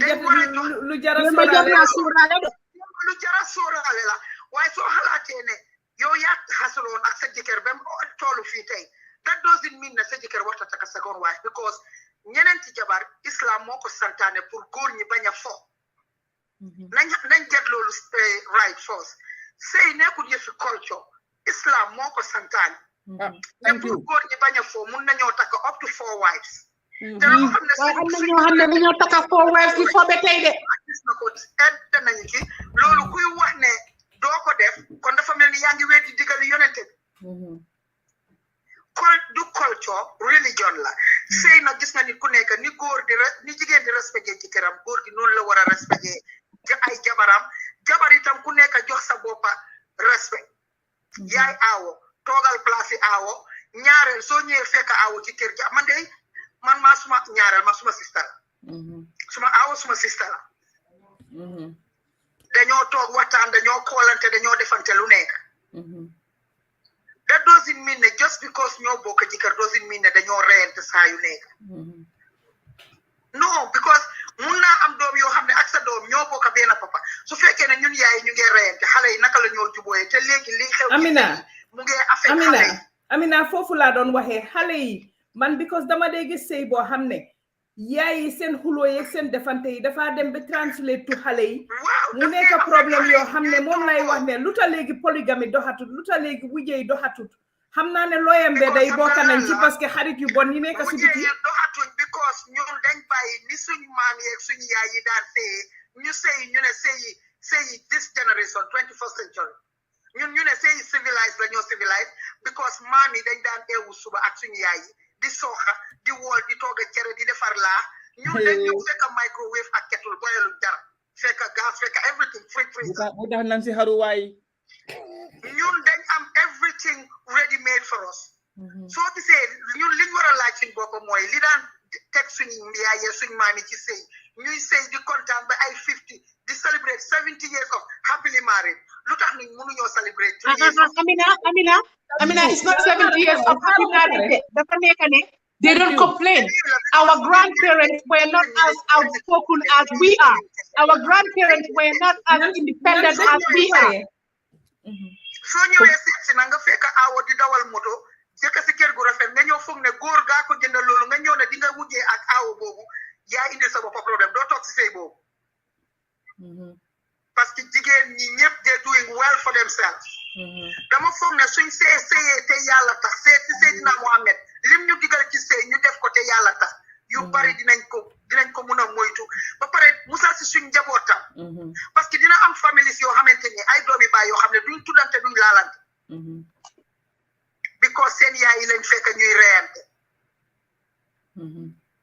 ay baat la ay baat suñ bokkee benn teen foog buum yi laxasoo waaye xam leen noo leen ko sortee out with respect and dignity because kenn ci yéen munta muusa ka waane ba du doon jabar either for second or third or the fourth you guys are all wives yéen a am si seen jëkkër ku nekk la ñoo jox ay yem ku nekk ay fanaanoo sa jëkkër thank you man dama foog ne léegi ñun jigéen ñi ñoo war a xalaataat ñu teg suñ boppa ci place boo xam ne buñ nangu benn góor use ñu as dummies thank you parce que ñoom ñooy aye di dem fu nekk thank you suñ demee ne aawo bi ñaareel bi néegam bi ñëw ne ñaareel bi aawo bi néegam bi yëpp sa benn xale la Amina Jaan comme mala may góor ñi fi mu nekk góor ñi ñoo télé di góor ñi ñoo raw coronavirus am 200 dañoo lay rek fekk ñun jigéen ñi nekk teewuñ ci lii xam ne sëy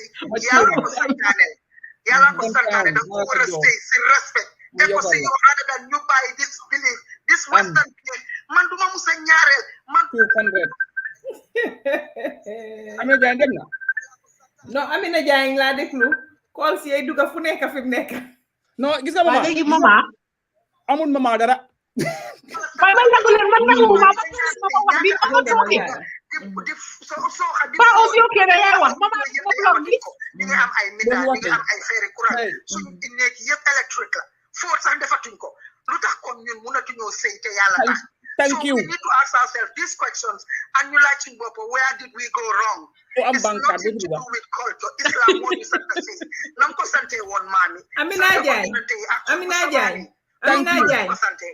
sang seeka ne may na la $500 Pa Ous ne may na la moom itamit ñaata mu ne parce que li nga wax daf ko saf Pa Ous mu ne jox na la credit card suñ sëy nonsense thank you new life buñ am ni ak force man duma wujjee yëfi ka gis nga classe amul ci sëy wax yàlla waxam kenn mënu ko photocopie yàlla dafa waxam di doog a bind àddunaam si wàccee si nitam yi thank you def te yàlla taxut génn ci bul ci duga bu dee sëy gis nga def doo ci yàgg booy sëy pour dem sonal aawo wala ñaareel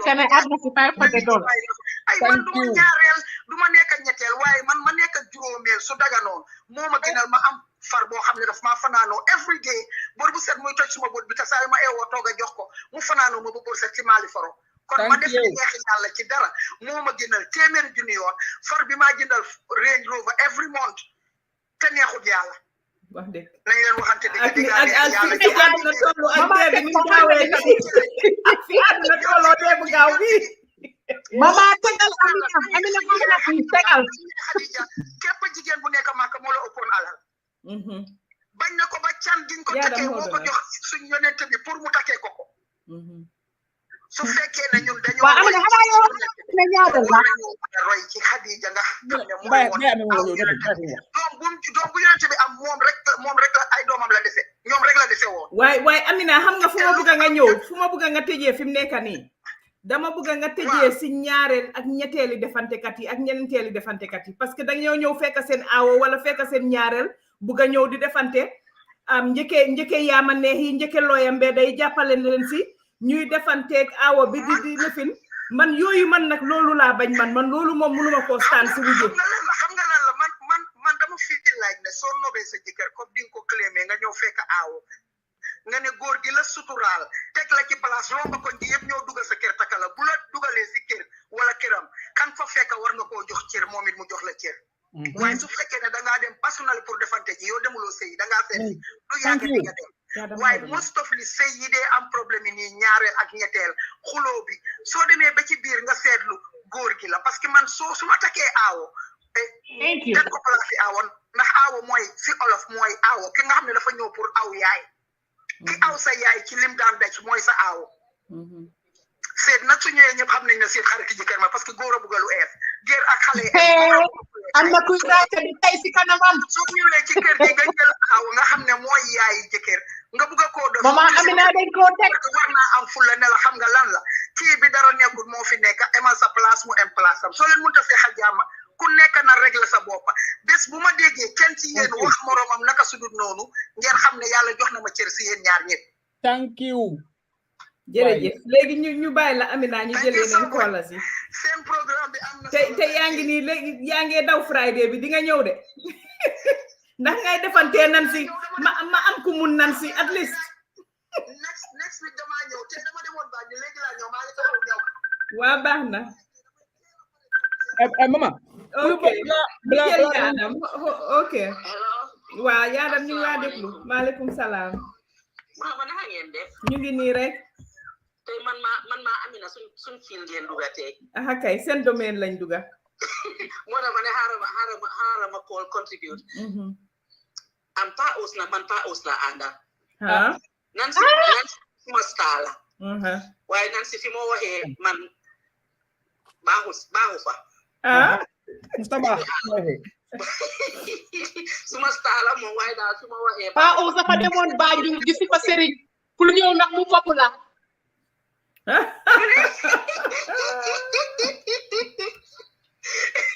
gis nga liggéeyukaay laa dee kari waaye dafa daw ne laa ko di ko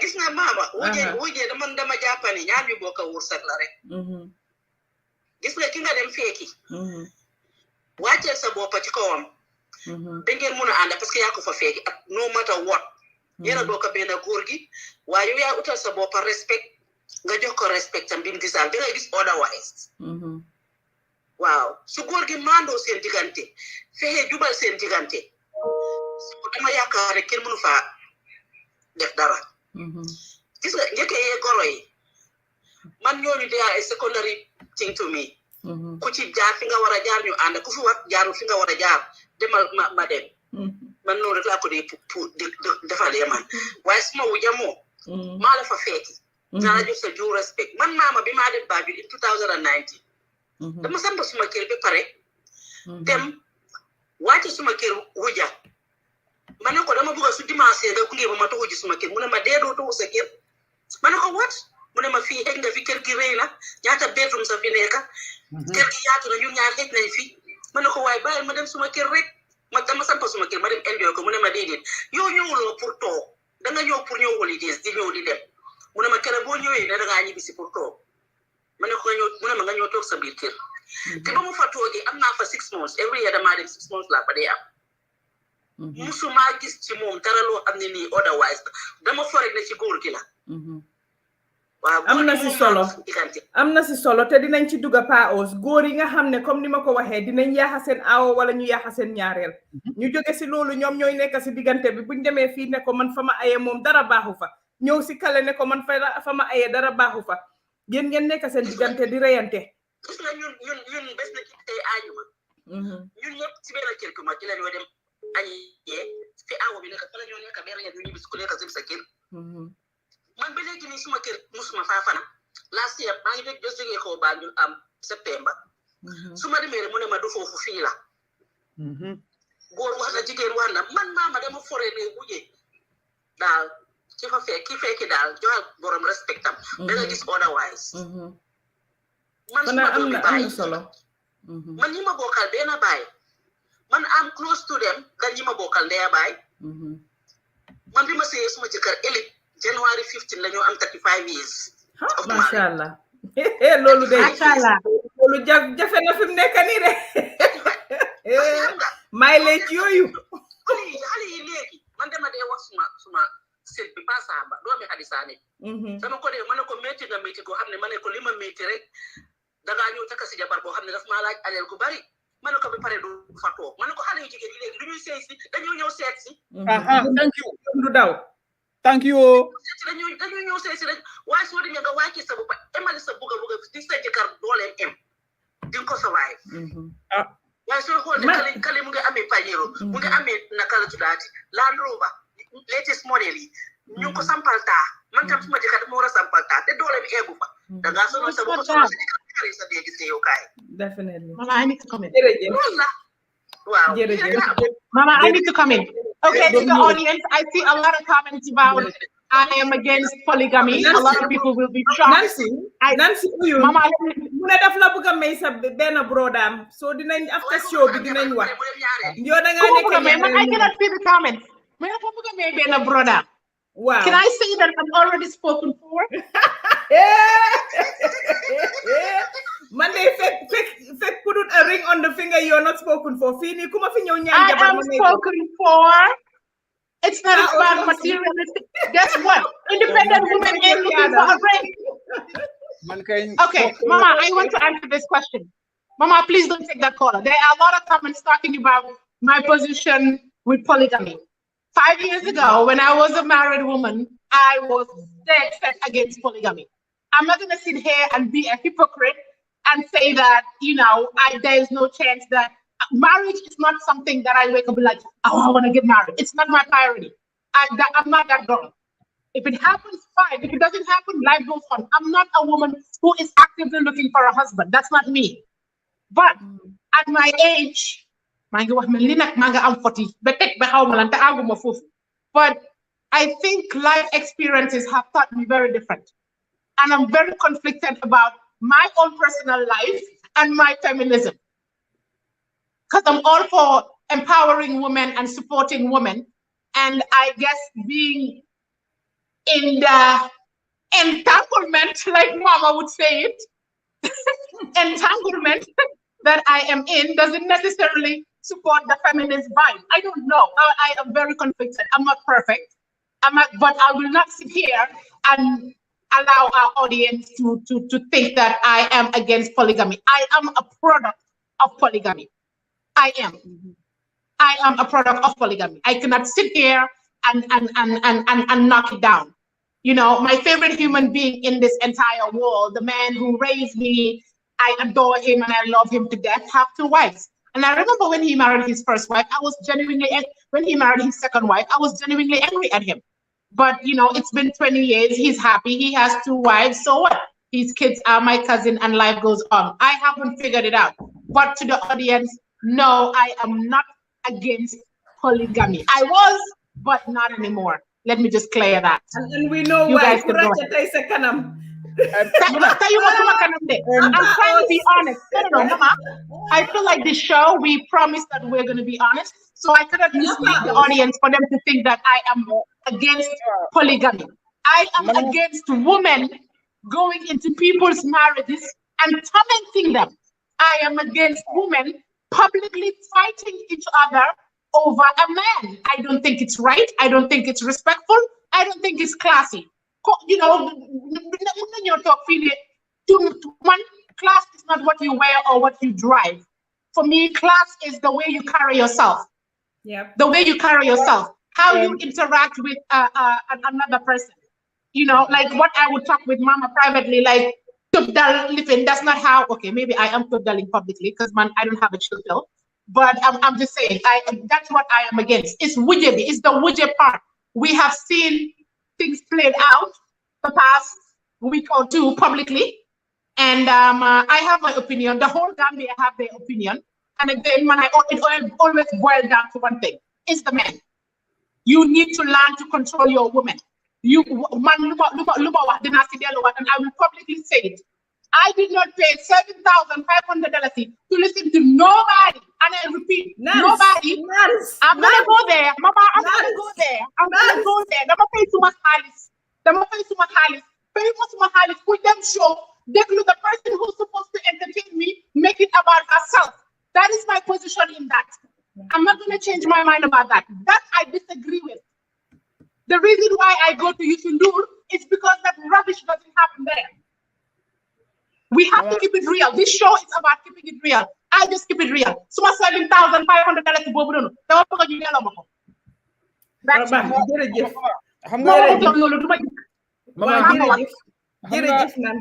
Mama, Manama Fakne, Nancy, I'm not a point.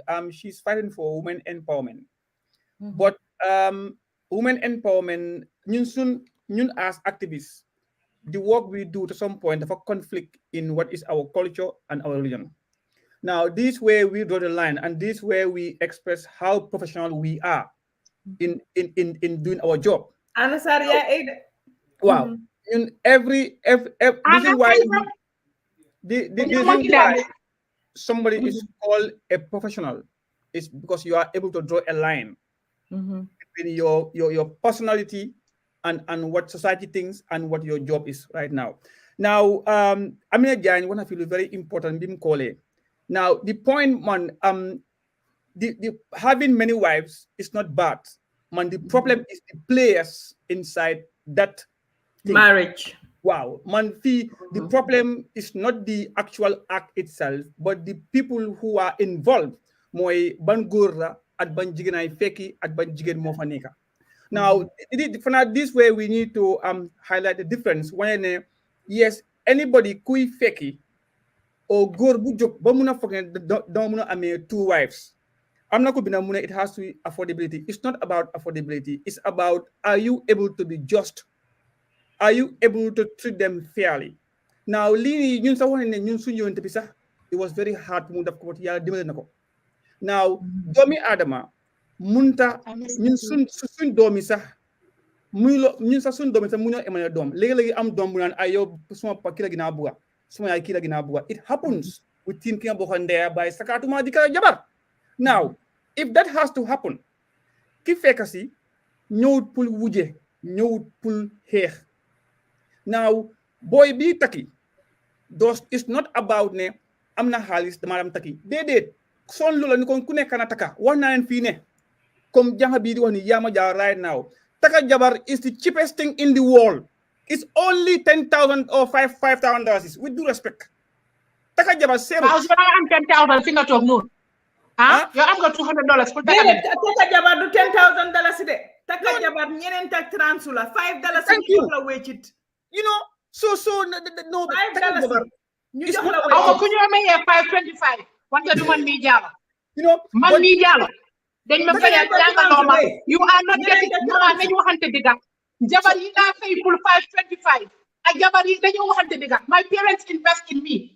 I'm not only bringing boobies and kiddies to this marriage. No. You are getting a very accomplished woman, and I'm going to contribute towards this marriage. So you and your $5.25 can go to the trash. No, why? Gisna si Juma dinde take jabar. Mulo fa sunna si day li yalla wax. Ñeneen tak transu. Wow. Lolu lañ la take $5 ñu jox ko wécit Nancy. Mu neex la mu naxari. Now, what happens after is your affordability. Ninga mun at sa jabar foko take right now. Now, the other problem right now, every Islam. I can't see the comments, Mama. You have to pin them. I'm pinning. Islam Monica respect and empower women. Amul ben sar buñ emphasize about góor. Sa buñ wax yeb moy sa buñ wax ciri góor ci jigen. Why Islam Monica ciral góor. Islam astafla jigen. Islam Monica respect. Every law in this world protects more of a woman than a man. Because we're more vulnerable. Thank you. So legi now my biggest problem lima nek di laajte marriage proposal yi bari nañ pa aus fim nek fokk ñu set ko ya Adam ne daf ko may jëkkër legi Sal Cham tamit ne momi tamit bu gëna nan ci second wife legi so len paré ngeen ñew ma shortlist no Sal Cham ñi ngeen post dañ fi wara am wedding bu neex bu toj no ñu Sal Cham second wife ko ñu wujé tani bi wasaare so lima wax rek moy right now moy góor ok demal pa sorry ñu serious góor dina taka second wife because of dafa mer si kër or happy wood góor dina taka second wife because xëy na mu ne suma maam defoon na ko or xëy na I want to do it because I can afford it or the trace culture like for example with due respect sahulay ñoom we all have the assumption ne they always have a wife Sal Cham na la block de man you know yow de nga dan si mo dafa jàng expensive na ci nga dafa serious Sal Cham ne dafa serious te man Sal Cham soxla wedding parce que man dafa am gown boo xam ne solo ma ko Gambia te man sama lima 5,000 10,000 nan si apply ko de okay no I'm just saying I'm not saying for school man rek pa os actually dafa sopeku maybe back then 525 to this day it's a bit more. Mama, you're not allowing me to talk. Every time I talk, you're looking for us. No, but no, how end. Mama, don't put this center. Parce que I'm small here. You want to move there? What? Why pas? No, well, hamga mange. Suma os pare nga wax Nancy. Then you dugal ana sar. With all these what be Facebook ñep ku nekk we are every time fond of attacking the men, attacking the gori digala. Góor gu bon amna, jigéen ju bon amna, góor gu baax amna. Naka vice versa la right now mama gis na su wax in public jigoon o nekkal lu jak lu ko tay suma waxee Facebook ñu bari nañ understand o ñu bari tay dañoo toog di jooy waaye nit doo mun a wax yëpp xam yëpp wax yëpp o daf yëpp wax yëpp waaye li nekk ci guddi musu ko wax bi jëkk sutura right now but li ma wax mooy ne góor jóg na di ñefe si néegi seem di sëy comme ne mooy jigéen ji right now ba mu toog ba sës ne man de xama uti second wife xëj na second wife naa am happiness waaye góor tamit góor dofut because li nga am si benn jigéen moo am si benn jigéen right now the only difference mooy li góor di ut si benn jigéen o di ko wóoti ut si jigéen góor gu baax mooy jàmma right now at a home now you can marry a wife or a husband nga am kër te up home. Now, soon last program, I was trying to define what is a man or who is a man. Man si man ma fokk ne ko xamne parena pour build a home, take responsibility and of all aspect in the home, then you have a home.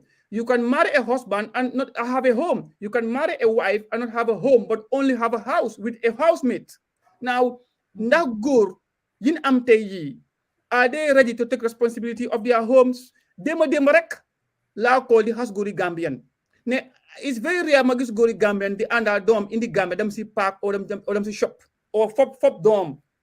Ben gori Gambian musmuko gis in Gambia not tesa dom bu am 8 months or 9 months do han 2 months ko talibi. Amut. I've seen it. Why Barrywood? Am na why Barrywood. When Zaid was a baby, I wouldn't allow his dad to hold him because I was just kind of like, you're gonna hurt him. You know what I mean? Like, we're very possessive. We don't allow it.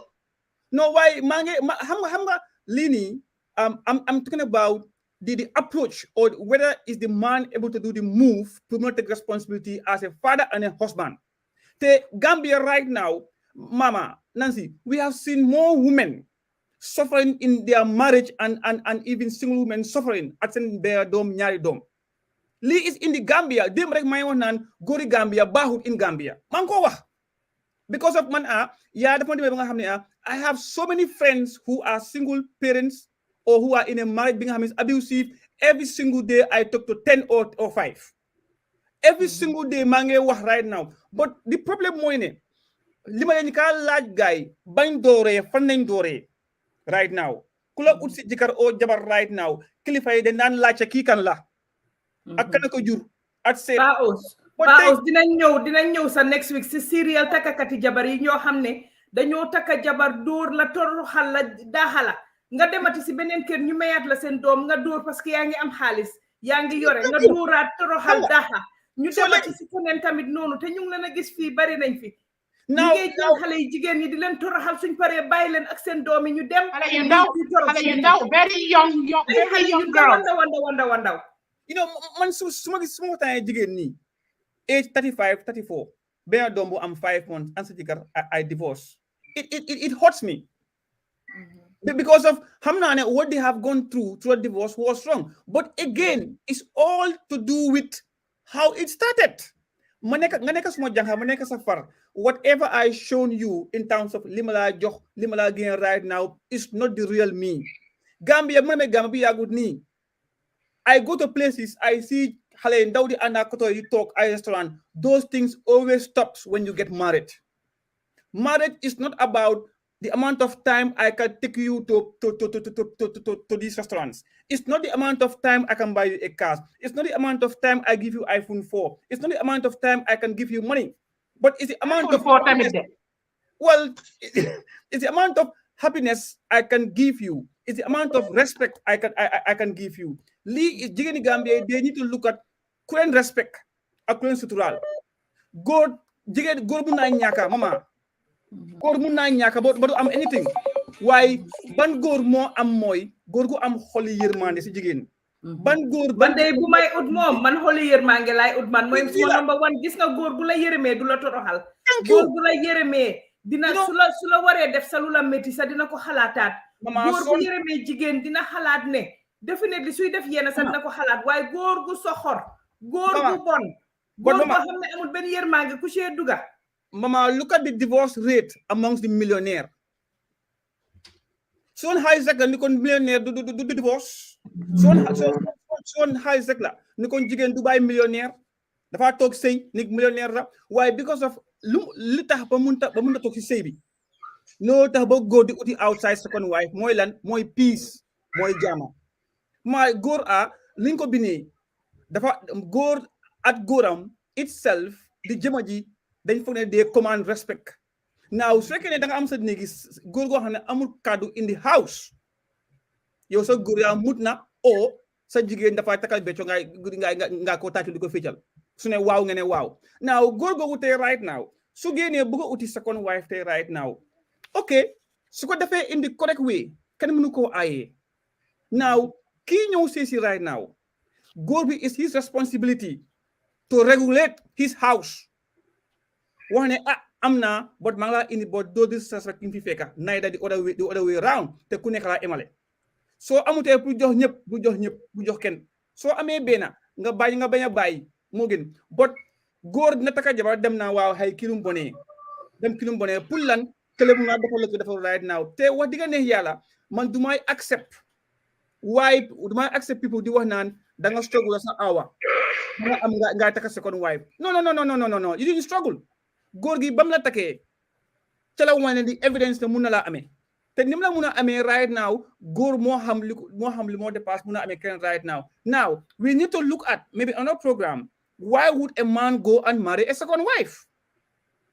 Am na ñoo xam ne jikko caay-caay la am na ñoo xam ne seen house yi they are not happy te mama sëy nag happiness moo ko bàyyi. So in the absence of happiness. And Paos, you think if the man is unhappy, the woman is happy? Why does the blame have to fall on the woman? So if polyandry was legal, and again, I know it's not, you gotta have the option. Just because there's problem in the marriage, your way out is to go out there and find another woman? Why? The same reason lita pa jigen dina dama sona bu ma tok ci negi sey. The same reason la go di am man duma divorce why now second wife. Nancy wax pour ñu jël kola ci Anna Sarr ak Anita yep ñu ci line bi di ñu xaar. Okay, I'm gonna keep it short. Paos say lekut ne jigen kenn moko enu. It takes two to tango. The same effort that women put in this marriage or in their marriages is the same effort that men are supposed to put in their marriages. Wante dañ jël sey bi rek yépp en ko jigéen bi dafa war a jonge dafa war a tooga dafa war a toppatoo xale yi kiram bi dafa tilim like the woman does everything 24/7 everything is on this woman everything sëy bu su falling apart sax is on this woman balaa naka léegi xale yi bugaatu leen ni sëy bu leen nekk ci seen sëy yi benn at ñaari at ngeen génn fa I would rather stay a single woman for the rest of my life than be in a dysfunctional marriage and be emotionally duma mun a nekk yaay bu baax to my child duma mun a nekk jabar ju baax because góor du ma tamit it takes two to tango the battles so why do we have to carry the load of the world? Why do we have to carry the load of the world? Number one. Number two, you brought this whole point up, and I think Amina Boom College, she was saying this about say jamu yalla la Islam naguna gor pour mu ambe ñenenti jabar. Man, I have a question. How come in the Arab world, yabuñ polygamy? How come in the Arab world, they don't practice polygamy as much as we do? Why? dañoo laaka arabic ni ak in fact ñu ngi na mo arabic li mo spend rek ci jabaram balam ko taka koku nonu investment bobu nga fa ne dina ko lose return on lolu mo tax nak mama mané la suñ baye bi ñu jëndé 425 if the cost is high if you have to put a down payment of $100,000 bala nga dem def nonsense bi gis nga Senegal dañ empower sen jigéen ni boy sey jigéen you have the option to go and sign monogamy because the law is protecting these women. Man luma wax mo nek na lutax Arab world bi how come ñom yabuñ polygamy comme ñun ñu ko yabé so pa ko xawé ne ñi dañu top religion most of the time it's not about religion it's about sen buga te wujé lu ci oppa yépp sëriñ ci budul jeex yaaxante budul jeex ak just ruining each other's kids man xol ak fit bi nit mu nga am dem toog fena pour yaaxa doomi jàmbur fene ne yàlla amut an seetlu ko rek jigi ak man ma de wax dem toog sëriñ tu moo ko taka it doesn't last wala doo si amee lu la neex soo demee sëriñ tu góor doon la taka doo si amee lu la neex because it's kind of like a maintenance thing and man I am very skeptical when it comes to this city. I am extremely skeptical. I am just like, okay, what do you know, if they can do this, then how supposed to what? Polygamy is rampant in the Arab world. Nance comme niko Amina Diagne waxe serigne UDP mom yoruñ ko. How about yoruñ ko? Para yoruñ ko. One thing mama, every time polygamy is involved, there is always mistake going on. Legi jigéen ni ñoo serigne du be serigne du jantal ñoo mi nga xamne sax du ka gulo ñu la serigne du te ñu ne yàlla amul aw ma serigne waaye maa ko am yàlla and so daal ci yàlla nga wéeru yàlla dina ànda yow wujje polygamy fi lañ ko fekka fi lañ ko bàyyi if you cannot do it pack your crap and leave it's a choice they ain't giving model they ain't giving naka la tudda ma gis ci rek ci problème ku la dugal ci problème Fatou lu ma defati man mi wax serigne UDP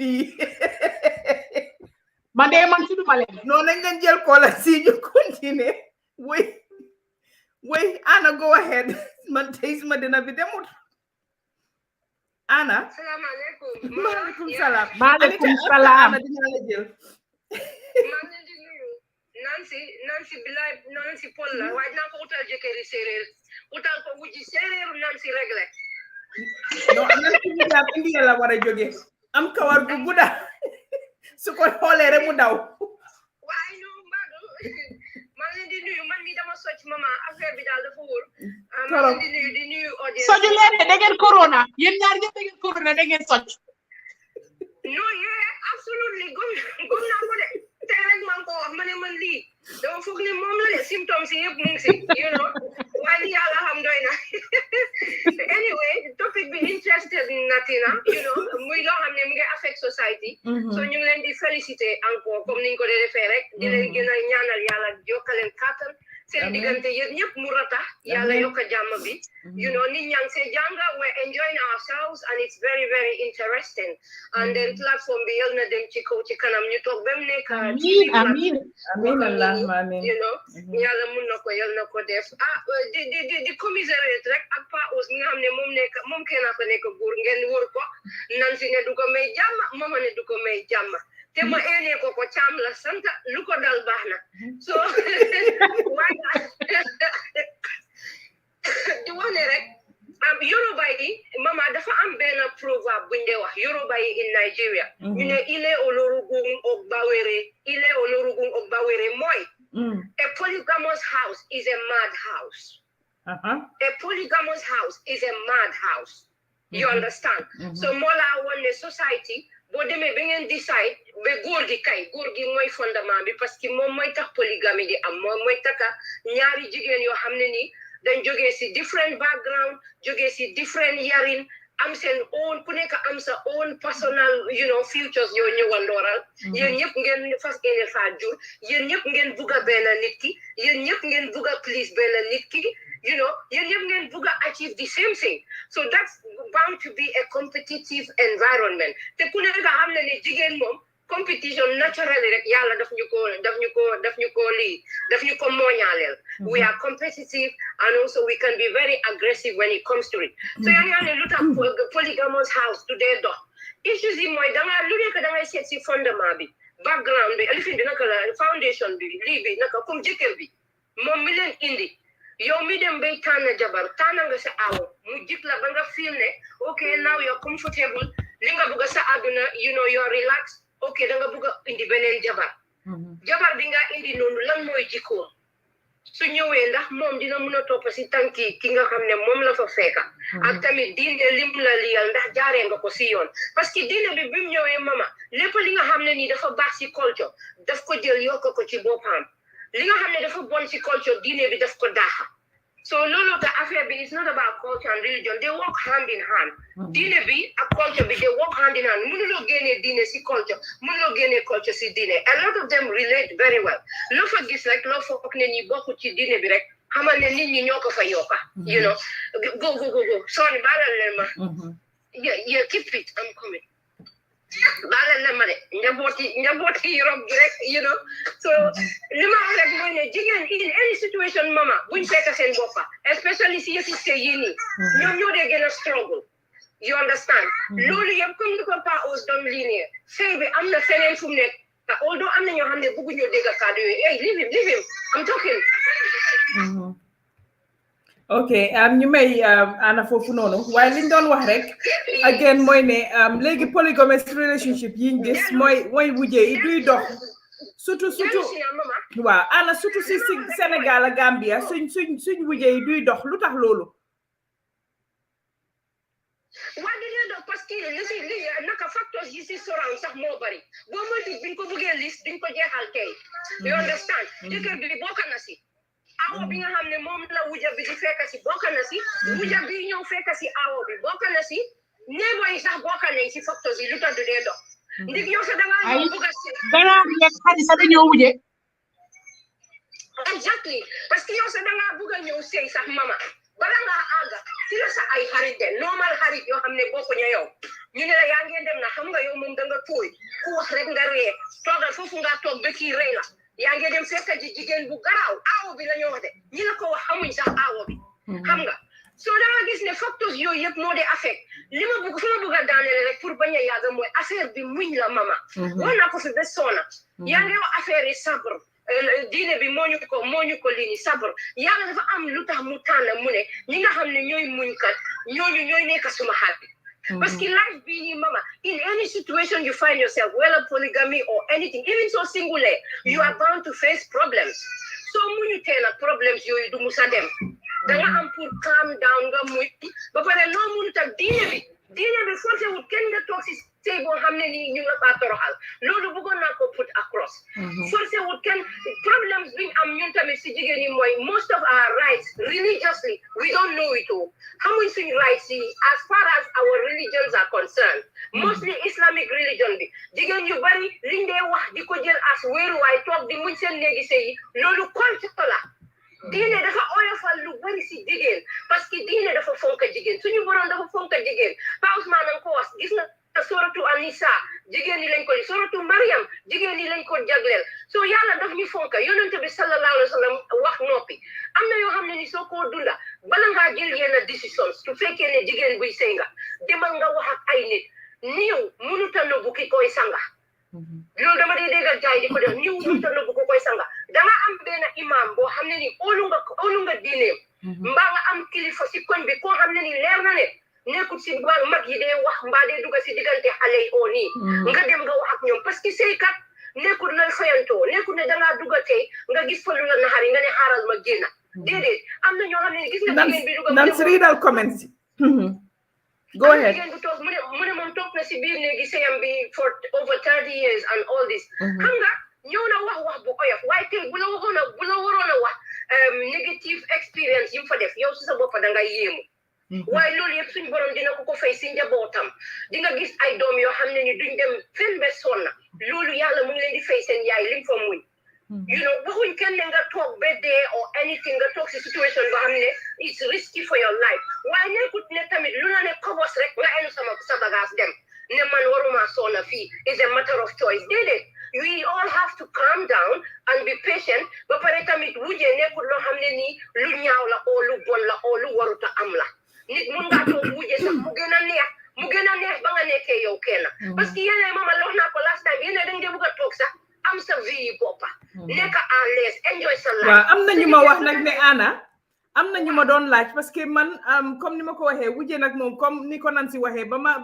first time bi moom man dama nekkoon nit koo xam ne moom soo ma ne wujjee ma ne la lan but dangaa gis ne am na ñoom ñu ma wax ne ñoom dañ dee yaakamti sa seen jëkkër ñëw seen 2 days yi ñu am ko jëkkër ji dem ñu noppale ku jël à l'aise jël break tooga sax na yenn saa yiñ tooga bi mu fa nekkee la ñoo tàngal lekk am seen boppa su ñëwatee ñu lefinaat mu eesaat namel boobu sax ñu ne daf dee gën a dekkali sëy bi waaye nag wax dëgg neex yàlla li tax sëy yi man lu ma laajte rek mooy moo tax lu tax ñun si Sénégal bi lay wax suñu wujjee yi dematut parce que gis nañ fi koppante acide bi gis nañ fi waxante lu ñaaw yi gis nañ fi attaagante yi gis nañ fi xale yi duñ nekk benn yow su fekkee ne yow góor gi nga matadi nag ba bàyyi ba sa njaboot gi tasaaroo noonu xale yi nekkuñ benn nga bàyyi sa jabar yi ñuy defante fu nekk si public bi nekk fu nekk di defante tamit daf dee indi problème fanaa loolu moo tax ba nit ñi day gën a sip ak liggéeyi sëriñtu bi moo tax ba jigéen ñi gën a bañ sip li nga xam ne mooy wujje bi sëriñtu bi waxante lu ñaaw yi it's very difficult ñun si suñ society loolu yëpp xam naa ko waaye lu dul yàlla neen la while you're doing all this you have to protect yourself by being prayerful lan la yonent bi sallallahu yàlla def na ba hadis bi ma binda démba because usually when I tend to do those things you know dama dee share hadis as a last thing before ma dem tëddi nelaw you know loolu rek dama ko ci pour def nekku ne kenn dañ ma ko diga or anything or mooy li nit war a def déedéet waaye li ma def démba bi hadis bi ma share yonent bi sallallahu alayhi wa sallam mu ngi wane nañ tànn jigéen bi nga xam ne nii mooy ki pious mooy ki gëm yàlla soo gëmee yàlla di nga muñ soo gëmee yàlla di nga jël sa yëpp wéer ko si kawam keneen ki su ko neexee muy dem di sëriñtu lépp lu la dal si àdduna rek suñu borom amoon na ko before mu dal la te su ko bàyyee ba mu dal la there's a reason for that you understand ku nekk sa destiny yàlla daf ko pave well before you were born you know am na yenn yoo xam ne ni yaa ngi ko dunda sax mu métti nga mer ni nangam ne maa ko def ni na fekk loolu moo gënoon si yow doo dee xam ne moo gën si yow but in the long run then you see the results of what happened you know moo nekk comme you know so affaire bi daal muñ la rek ñu muñalante ba pare jàppale su jëkkër yi parce que jëkkër doo mun a am different jigéen ba pare nga bugg a leen a dundal ba pare nga mun a contrôle ñoom tam seen attitude so suñ ko gisee foofu ñu bugg a blame ci góor yi rek dina métti ak ñoom tam they are human beings at the end of the day dañ takka jigéen ñoom tam pour ñu mën a relax am ku leen toppatoo am jàmm ak salaam jur seen njaboot am ku leen uufal waaye su fekkee external factors yi yeneen yi yaa ko seet foofu jigéen yi foofu lañ dee amee problème yaa ngi dégg xarit bu la wax ne sa wujja bi gis naa ko si sëriñ sàngam soo jógutee xam nga da nga tooy nga gis nga dem yeneen gore sax dañ si dee bokka yow ba nga ñëwee si la commencé di lekk ganaar soo bundee di déglu yooyu yëpp soo ñëwee fekk sa awo mu ngi baax jàppa ko rek te yàlla tax nga respect ko rek jox ko cëram even bu dee yow yaa ko mag sax jiital ko rek toppa si gannaawam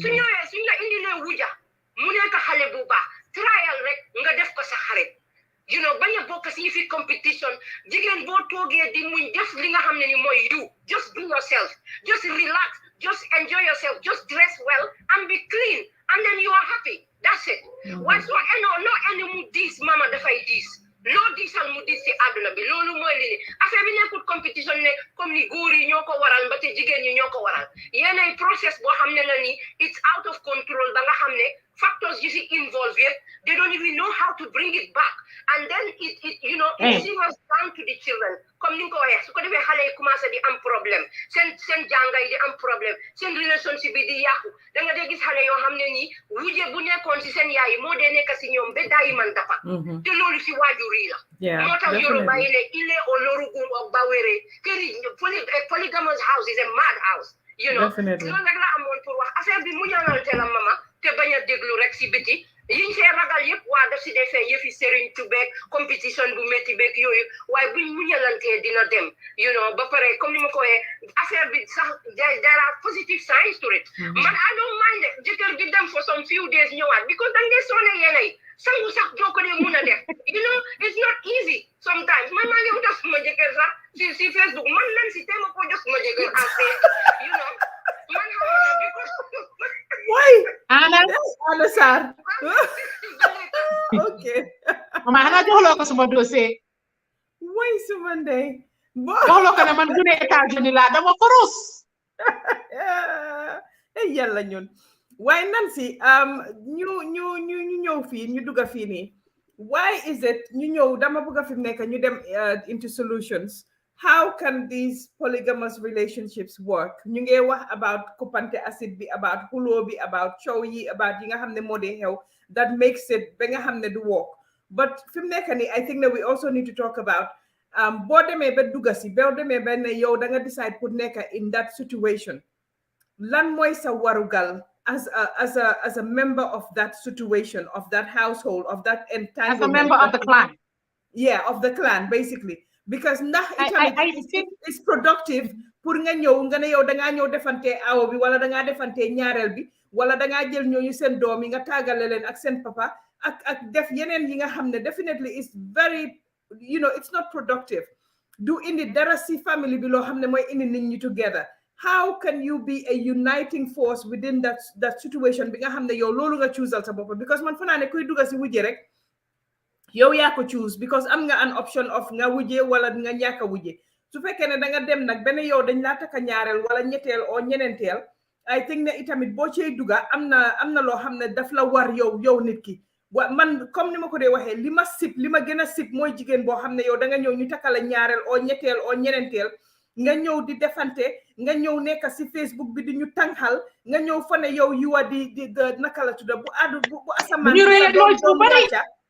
bu asamaan si sa doon wàcca boo ko tiyee mu taxaw man those sort of women mënuma leen a stand and I say that all the time because there's nothing special about you su góor gi paree dina dem takka keneen ku mel ni yow wala you say what now repeat that there is nothing special about you so man definitely loolu laa bañ si wujje mooy wujje bi nga ñëw fekka nit ñi am seen jaama nga ñëw ne yow yaay ñëw nga akimoo yëpp nga jël yëpp nga moomale ko sa boppa yow yaay akimoo jëkkër ji ngay wax sa wujja lu ñaaw di ko def lu ñaaw man façon wujje boobu laa munta stand Nancy. Okay. What is the solution? Mama, I think we talk about the solution to the problem. Man, I think the root cause of the problem is the guy who brought these women together. If you know that, you don't know how to manage. Because really, if you have more than one woman in your life, you need to learn to manage them. So I mean, you don't manage that in your life. Correct. And these women also, so they may nga fake nit, mungi am jabaram be pare. Maybe there are disagreements. Maybe Satan dafa bari doole. Mama xam nga man lu ma wax. Su fekkee mënu la lu dem, na ku nekk concentrate in your relationship and ignore each other. You don't live with the person. You don't have to deal with them. You don't have to go to the same places. Ignore. Pat. Dama am benn xarit. Xam nga lu ma dee wax nan jëlanteel ak pat mu ne ma pat mooy sa place jëlal pat te ñëpp xam nañ ne man mënuma pat but I have been practicing patanekh. I realize that you are more empowered when you ignore another person. Bena lam du keleng sutaye talk, sutaye nopi. Why it boils down to the man, and these men, I have to repeat, they love the attention. Most polygamous men are narcissists. I'm sorry, they are. They love the attention. They love women fighting for them. They encourage it. We've seen it. They encourage it, Mama. You see it in their face how happy they are to see these women fight over them. Disagreement again. Insecure. You are insecure. I don't care what you have. You are not secure as a man. All who lost a bopa. So all who wants a bopa. So all who wants a bopa. But for you to come and create a divide and enjoy and feel like, yes, I'm the man, they are fighting over me. No, the solution is go hamne. You cannot control anything. You cannot regulate anything. Because it requires management. We are naturally fear. Why man want to understand? Mama, you cannot get in a polygamous marriage and guy feel it. You cannot do it. Because that's a fake channel. Somebody was already there. You cannot do that. So fear won't take a board. The day a woman makes the decision that I'm getting into a polygamous marriage, take a feel board. You will not feel it. Why so for the man again, man, I don't ever think it's about these women. Again, it's the man. Muduma blame the mama. Go be like, but go to let's be. You know how this person is. You know what she's going to bring to the table and what she's not going to bring to the table. Let's go see and mama, these women, they instigate, they aggravate each other. I'm just keeping it real. Not everybody is like you. I'm sorry. I can't do I cannot. I absolutely cannot. As long as in my own way. No, Mama. Go.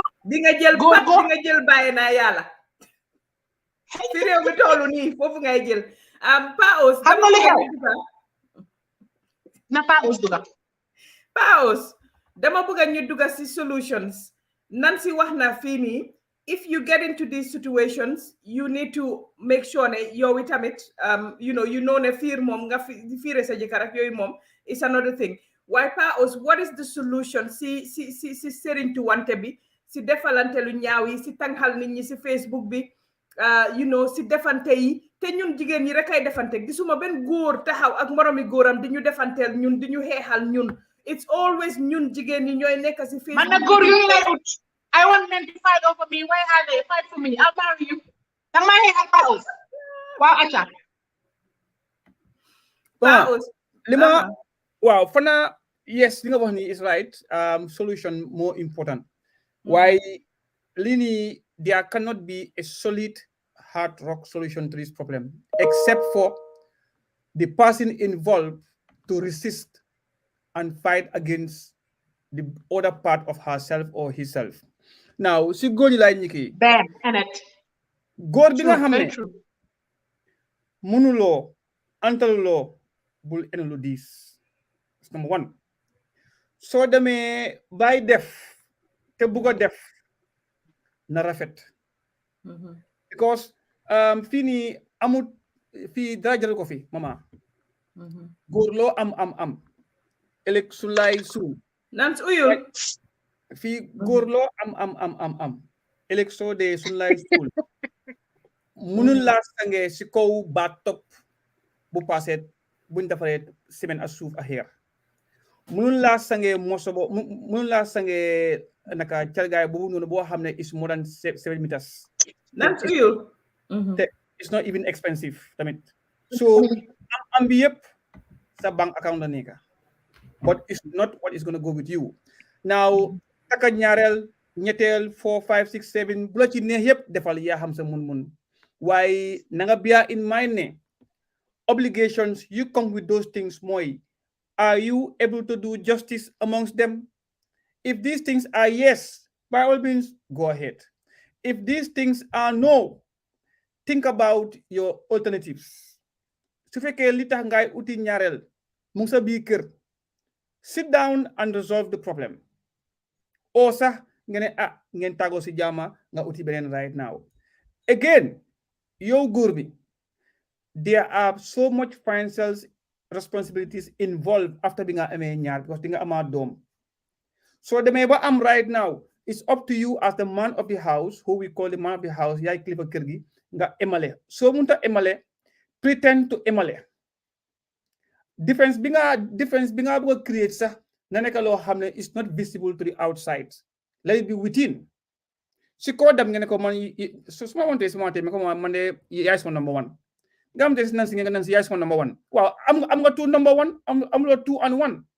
Now affaire ñaareel boy am third party or even fourth party right now. Most cases goro yi at family bi ñoo dee instigate naan gisoo mu ngi ñal Mamutu yow lanta mu loo am fayda friends yi jóg right now def lo right now ñu ngi ko gis right now exemple ni affaire yi Aida Samba maa ngi gis bi ma wéyal ci kanam am na ñuy wax naan waaw lata bla bla nii te man li ma tontu mooy she's a singer dafa bàkkat ji kanam.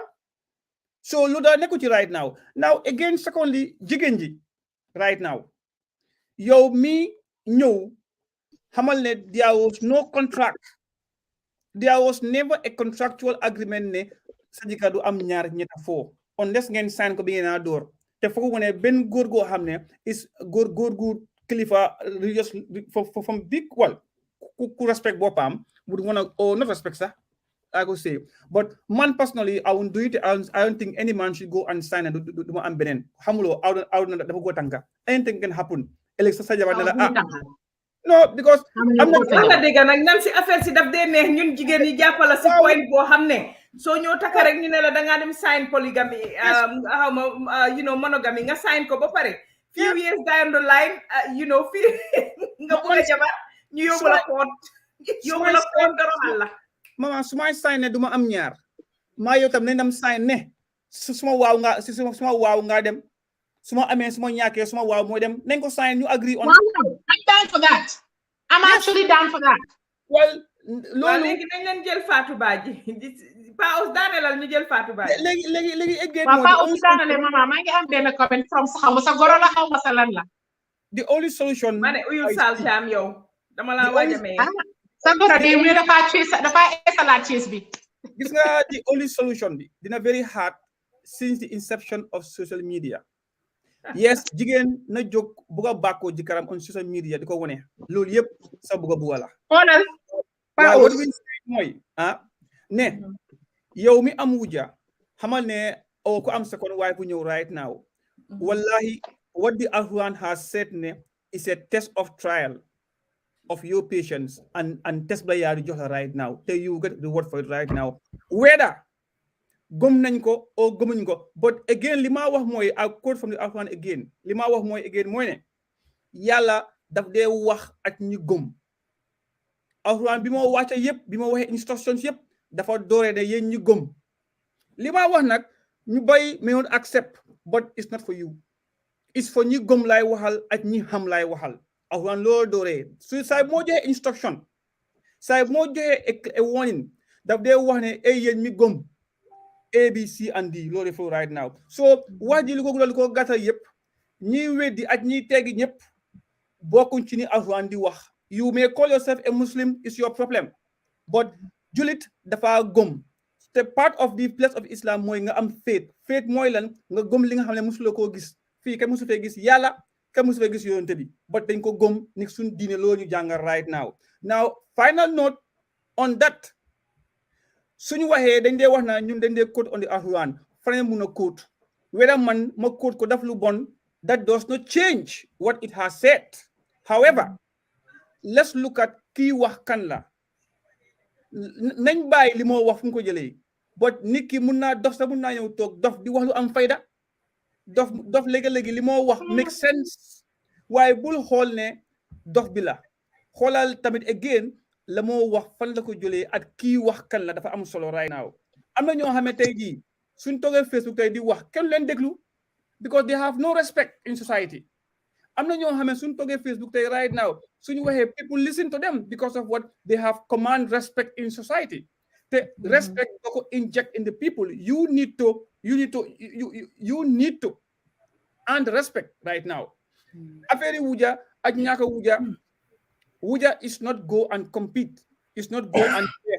Whether ko bañ wuja fii ñi wax naan bëgguñ ko en seen jëkkër yi laa seen téléphone yi ngeen seet si lu nekk so bu fi indi problème baal ma téléphone baal yoone nit ñi sa téléphone jëkkër yi bu fi indi benn problème téléphone moom fu man duma advice benn jigéen bàyyi leen téléphone yi de non xam nga mama media dafa am fi nga xam ne right now tey suñu waxee rek we try to give a wrong impression tey jii ñu ngi am ay doom ñu ñoo déglu right now mama yaa koy post Ismaila Sarr bu di wax yi let's go brother dafa dugg si te li mu wax dafa am solo no let's try always pour ñu put li nga xam ne is positive suñ profession should not go against what we know as our religion and culture right now.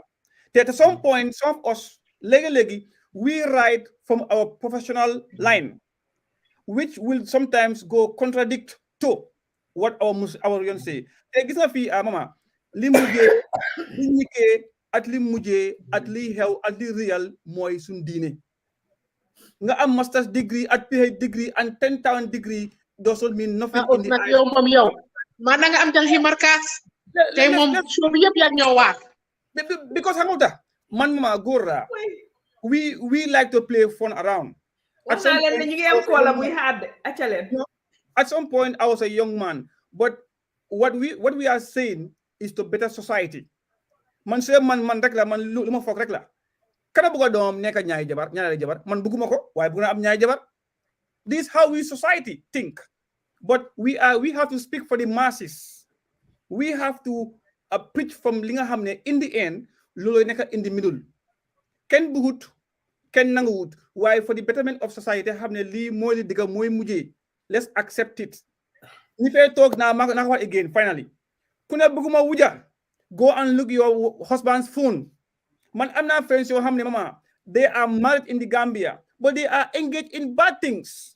Next time let's have a topic ñi nga xamne seen jika yaangi Europe jaba yaangi Gambia our next bobu fokk ñu wax ci dafa am benn boy bu ma fi yónnee message paus next week loolu la ñoo wax ñu bàyyi seen jabar yi Gambia dafa am boy boo xam ne daf ma fi yónnee message li mu wax man loolu next week dinañ ko wax I have some things yi nga xamne there are some people they have problem and they want to have those things as topic but lately dama dee bañ no Fatou Badji moom dafa kër problème rek laa waxaat fii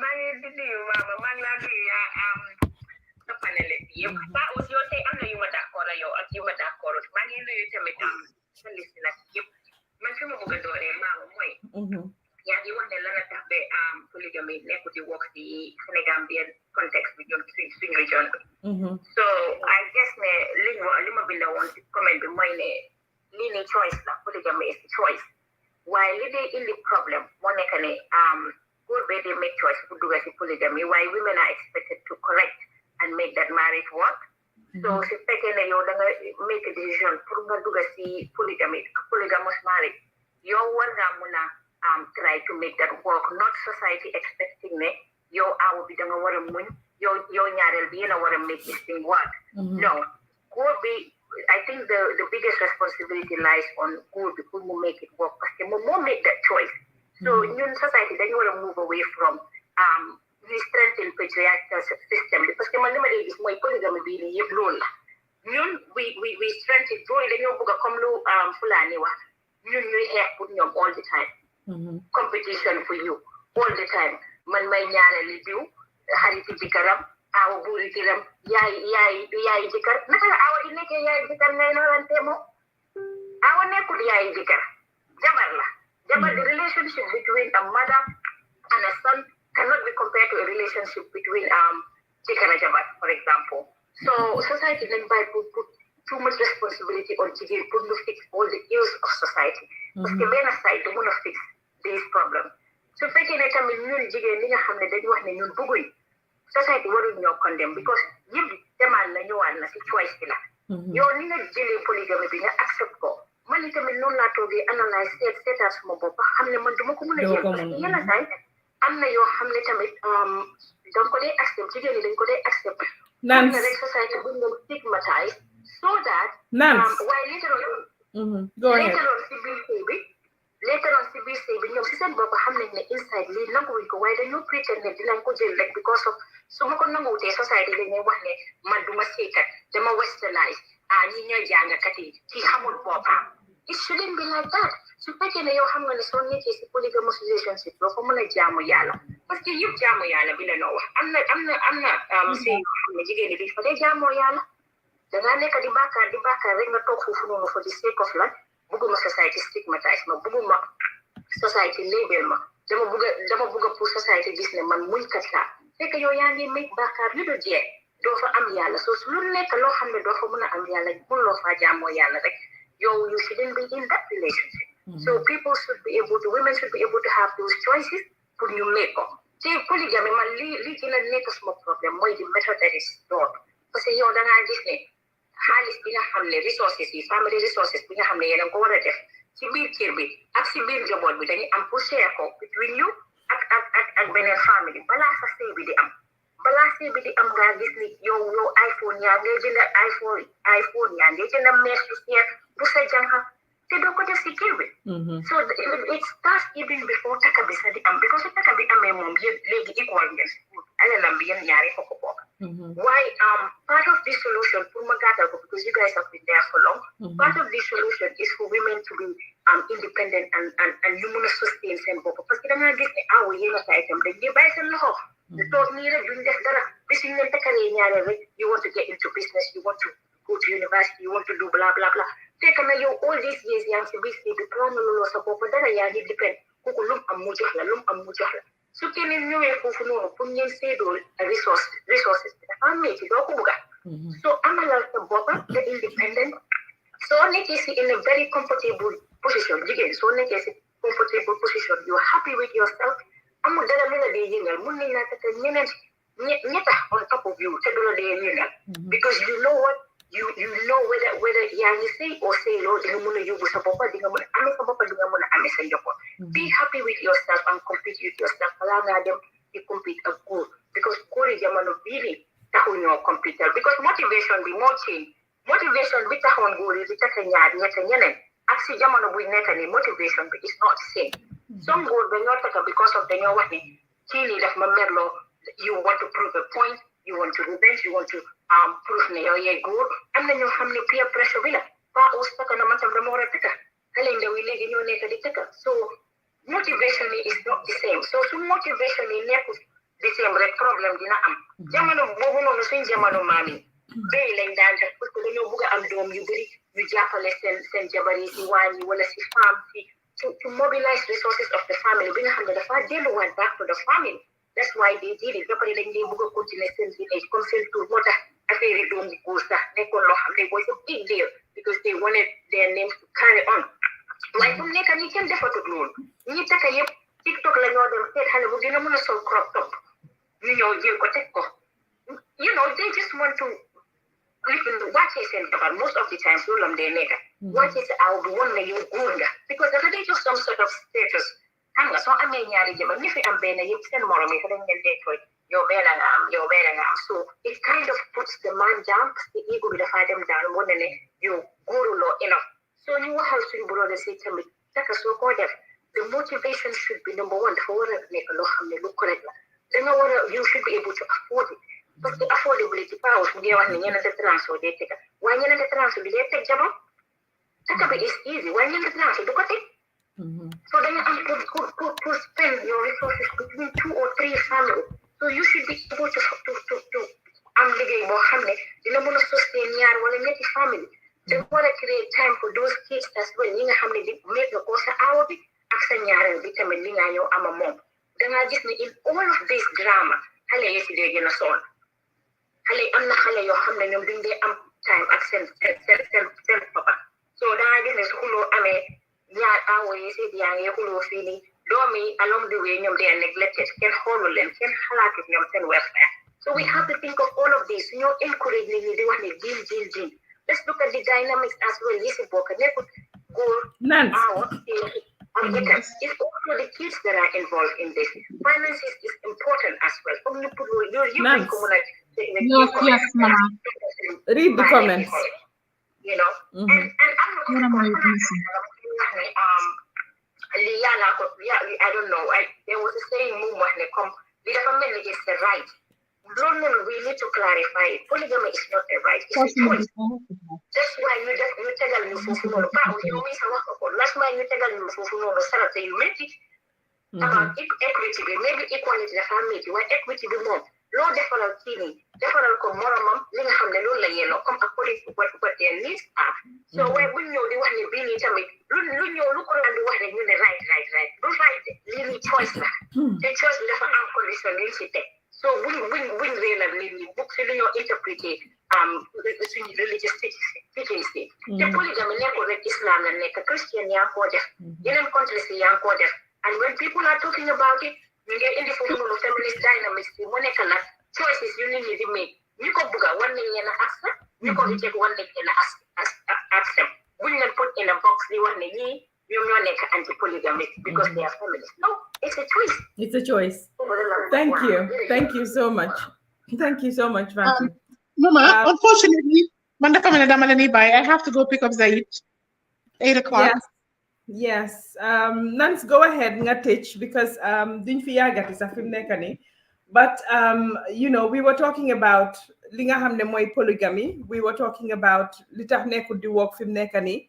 Some of the issues around this defante around nga ñew fekk ci itamit nga bëgg jël jabar bobu nonu def ko golo ci biir kër gi wala def ko whatever wala nga ñew fekk nit ñi am seen jaama and man am na ñu bari ñuy wax emale bi waaye mënuloo ñëw nga fekk nit ak foo doomam nga ne ñu emale laa kooku noonu li ñuy jox kooku noonu yow tam ñu jox la ko te yow kooku noonu liñ koo jox dafa war a em pour foo doomam yow liñ laa jox xëj na pour yow kenn la so loolu tamit du emale. I think we have to be very careful when we're talking about this emale and all of these things because munta nekka man nga takka ma nekka sa awo nga takka keneen mu nekka sa ñaareel kooku noonu nekka single man maa ngi tooga sa foo doom nga ñëw nga ma jox ma man dépassé $100 jox kooku tam dépassé $100 munta nekk benn loolu du emale. I don't think ne loolu emale la in that way so fanaa loolu nañ ci dugga another time pour waxtaan si but some of these things paos like I said wujje dafa métti wujje is problematic in our society most of the time again because of ñun jigéen yi neexuta wax ba neexuta wax waaye ñun jigéen ñi dañ ci am problème góor yi am nañ ci problème de waaye ñun jigéen ñi dañ ci they play a very big role because ñun ñooy ñëw di xuloo ñun ñooy ñëw fekkal la si sa sëy ñu ne dinañ la fa génnee ñun ñooy ñëw gis la si sa jaama yaa sa njaboot ak sa jëkkër ñu ne dañoo ñëw jël not just jël sa sëy waaye jël sa jëkkër jël yëpp yow nga toog and some of these things man fanaa ñun jigéen ñi buñ doon amante xel in a way ne bu ma ñëwee dugal sa sëy fekkal la si sa sëy naa la jox sa cër yow nga am sa cër nga toog as long as because si aawo yi ak ñaareel yi ñu ko sañ a wax tamit dangaa am ay aawo ay ñaareel yoo xam ne itamit ak ay ñetteel yoo xam ne duñ la bàyyi si sa jaama di moment nga ñëw duga si fitna problème coow te wax dëgg neex yàlla koo dem nag di ko attaque wala koo dem di ko lefin loo fa fekk as we always say yow yaa ko utal sa boppa waaye boo toogee jox sa boppa dignity jox sa boppa li nga xam ne mooy yow sa caractère am xam fa nga sa valeur xam fa nga tollu ak yow fa nga war a teg sa boppa fanaa ne yéena itamit du xew yoo xam ne dina indi sax yabaate sa diggante ak ñeneen ñi nga xam ne ñooñu la ñoo indi pour takkaleen waaye Nancy man Thiès bi métti na si comment section bi sal ca lii kenn mënu koo wax. Okay, thank you. I have to go. Thank you for tuning in. Thank you for watching. Yes, unfortunately, I have to go pick my son up. It's late. It's 8 o'clock. He goes to bed at 8:30. Thank you for tuning in. We appreciate you guys. Topics bi du jeex wax bi du jeex. ñun ñu fi dañ fi nekk parce que yéen a ñu jàppale si lii. I am grateful to be sharing this platform with everybody who is on board. Obviously, when there's kele borom xaftaan bi nekk si kaw fele na le.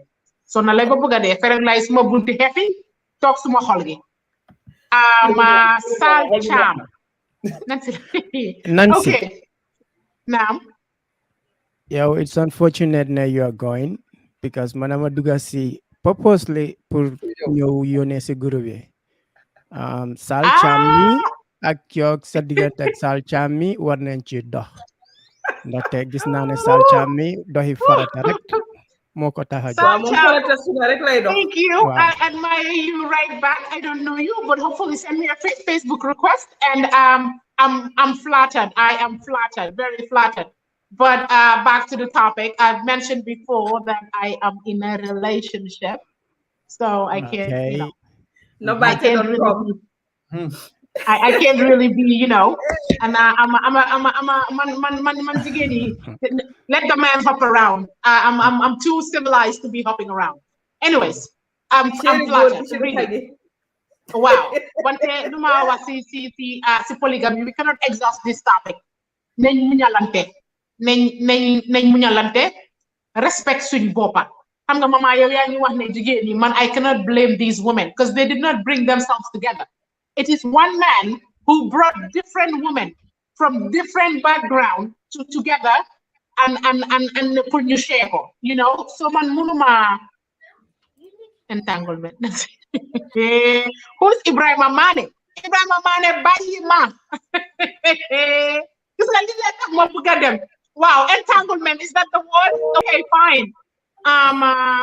Polygamy din jeexal wax ji din ko jeexal tey din ko jeexal ëllëg na ku nekk def ndanka ba pare man góor dama leen dee jëlale jigéen bu nekk yaa war a utal sa bopp respect mu ngi dooree si sa kàddu nekkut ne fu nekk la war a dem nekkut ne ku nekk nga war a confront parce que ñun jigéen we are all very aggressive mun nañoo defante mun nañoo wax waaye nekkut ne ku nekk nga war a engage soo demee duga si biir néegi sëyi jàmbur nga respect ki fa fekka nga jox ko cër góor yi soo xamee ne you cannot manage anything in life, do not get into polygamy. Do not.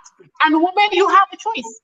If you are a first wife and your husband decided to marry a second wife and it is not for you, you leave. I'm not going to sit here and start advocating for divorce, but man, if it doesn't work out, it doesn't work out. Don't listen to that advice. Damane, I'm going to repeat. And no one's going to sit in abusive relationships where you are unhappy. Of course. You are unhappy?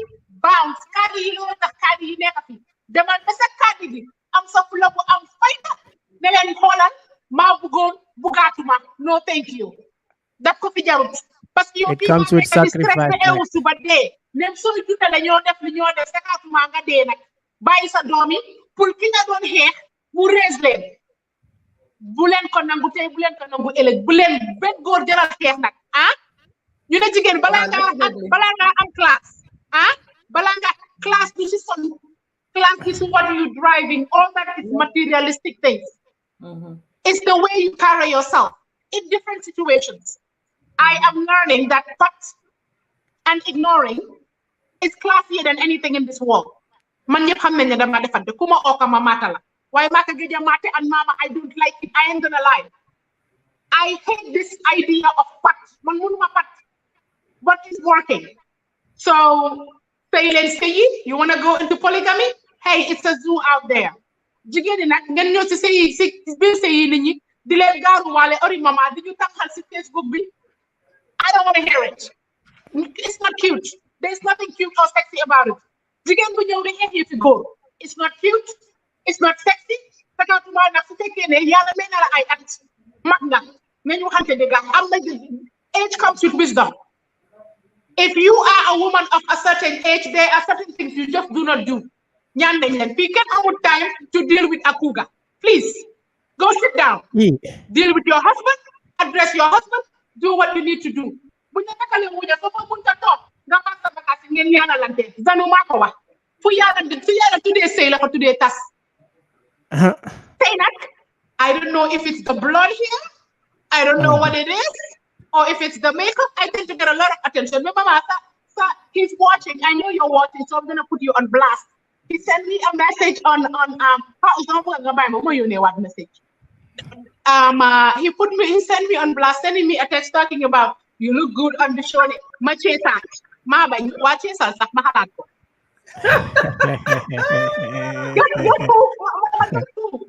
No, Nancy for Guinea more noise. Oh. Shout out to my ex-husband, Sulaiman Manga. I know you're watching. Sulaiman, you need application be what? The re-application. Parce que man Zaid Manga mom teguma ko Zaid Manga bolewuma ko kenn. Zaid is faithful to Mama Linger to a fault. And Mama is my wife. They all can Mama rek am go to faithful to mom nak Gambia yépp. Su yaayam waxee sax nam sengi fi bëgga tas suñ digante waaye say mu waxee mu ne ko doo tas suma digante anti mama. Yeah, so enjoy. Have a good night, guys. We'll see you soon. Next week, Wednesday, is the inauguration. We will bring you the coverage, more fun. Live. Bye, Zanu. The platform is all yours, inshallah. Allah di paos. Warekat bi. Man nak man ki nga lifin Gambia mo war nga ma se bolé dal. Man si yow. Bye, mama. Bye, love you. To all those Linger post is alive and kicking. Can hear me. We're still one. So whatever rumors out there, it's alive. It's unfortunate that nga daw. Okay, legi har ma jël Anita ñu continuer Zanu. Thanks Nancy. Fonal ma suma dalen. Wax ko ne ma ngi ñëw toga reer legi tay ma pare ñëw tegal ko reer. Ñun nonu lañuy seyé dañuy def bemba. Anita, go ahead. Anita. Yo Anita bo buga dugal ni xamna ko bu ba Anita bi anti polygamous la. Yow ko dugal ni dafa ñoo yaxaka. Wa ñu la dégg légui. Go ahead. Xamna dinañ ne ana Christian di ko ci show polygamy xamna loolu la gaay di wax ma ci pa aussi. Dédé Zanu mu ne anti lefit nga polygamy nga. te Anita man ko propose de waaye peut-être ndoguma. Hey yalla ñun. Yow pause ñaata jabar nga bëgg ci kaw aduna. Kii mu ne naka mu ne lu ma def nii moom ñetteel. Ko kala noonu. Cim yaa am fit. Góor fit. Go ahead Anita. Waaw Paos dégg naa yëpp li nga wax fii anata yi na danga bëgg a nekk imam wala ustaas waaye anyway mama di thing lu tax ma call mooy di ñu ñoo ñaareele ak ñetteele ak ñeneenteel si Gambia ak si Senegal is very very wrong. xam naa dañuy ne lu tax ma see call parce que man Christian la te ñun Christian duñuy def polygamy waaye tamit ñun fu ñu nekk nii ñu ngi run a foundation the foundation bi xale yu jigéen ñu bari ñu si nekk is a product of failed marriage. The failed marriage is from polygamy. Góor yoo xam ne dem nañ takk ñaareel bàyyi seen force jabar yi ak seen doom yi amuñ dara ñoo def ak ñoom buñ leen defar dara nothing. ñoo face suñ foundation bi. xam naa ne lu ñoo def. We're doing it in privacy. We're doing it in secret. waaye sama fi yoon tur yoo xam ne. Papi. ñun si foundation bi ñun di sponsor. ñu ne di sponsor Gambia tas ele Boston Gambia dina ko binda si seen headline bi we have prominent Gambians ñoo xam ne they are flaunting their wealth on Facebook they are rich families ñoo xam ne ñun ñëpp xam nañ biir Gambia taka second jabar rek by force jabar bi ak doom yi duñ leen defar dara foundation baa leen res you know we have been seeing all of that xale yu ndaw yoo xam ne ñu ngi am ay 25 26 27 ñu ngi leen taka bala nga ne 1 year 2 year sëy bi tas na ñu bàyyi leen ak seen doom yi duñ leen defar dara ñu ñoo fee suñ foundation bi fu mu nekk nii we are picking up the pieces. Paos, what do you have to say about that? The prominent Gambians ñoo xam ne ñu ngi am xaalis parce que ñu ko wone si Facebook bi am ñaareeli jabar ba ay seen force jabar bi ak doom yi duñ leen dee even dimbali sa pour ñu fay rent and noonu laa doon wax Anita nga taka beneen jabar o nga abandon sa aawo be doomam yi nga ne dang ko divorce and then xale yooyu noonu yow yaa ngi flaunt sa wealth bi on Facebook ñun si sa boppa yow jigéen bi nga seyal mu ngi gis ne sa doom yooyu mu ngi suffer and I always say ne we have to be each other's keepers as women yow nga gis loolu yow nga ne danga ñëw pour defante kooku na doomam yi suffer na moom si boppam mu suffer it doesn't tell well on yow si sa boppa and the person that you are because yow mënuloo ñëw dugga si sëy boo xam ne kooku noonu abandon na doomam yi yow mu jël la di la defaral aduna lu si biiram te moom doomam yim jur ñu ngi sonna ba nga xam ne dañoo dem si foundation pour mu fayal leen seen school fees is very wrong ñun jigéen yi war nañoo seetaat suñ bopp when it comes to naka lañ dee wujjee ak naka la ñoo defantee and all of these things I think kids moom man dama gëm ne lu jëm si yëfi xalel moom it is sacred waruñ di dugal xale yi si suñ defante yi waruñ di dugal xale yi si suñ nonsense yi nga xam ne yooyu la ñoo nekkee definitely man I find it so disgusting when I see this kind of attitude. Mama pulma add on to what lu Anita wax rek. Second wife, Paul's mema, second wife is on Facebook. They were sharing lale. Man sama ko gisee kuma xol bi mo de dok. Wax dëgg. But the thing is, dafa fekk ne we need to have privacy. Yeah. Parce que dama ko waxee sama ko fi waxoon tey the name of that family. Headline. Definitely. Buba Sise, we'll do that. We'll talk about. Thank you, Anita. We'll talk about that. We'll talk about that. Next week we're going to talk about ñi nga xam ne ñu ngi bàyyi seen jabari Gambia because like you said, am na ñoo xam ne ñu ngi bàyyi seen jabari Gambia di leen toppatoo di leen defaral everything. Te taxul jabar yooyu ni ñoo traité góor yooyu noonu ak ni ñoo def góor yooyu noonu it's very wrong. Dinañ ci dugal next week nga nekk si diaspora bi di liggéey di daan sa doole di yónnee sa famille di leen toppatoo jabar yooyu noonu nekk Gambia li yàlla xam doy na we will come into that next week waaye thank you so much Anita ñu jël guys si panel bi ñu ñëw jeexal quickly.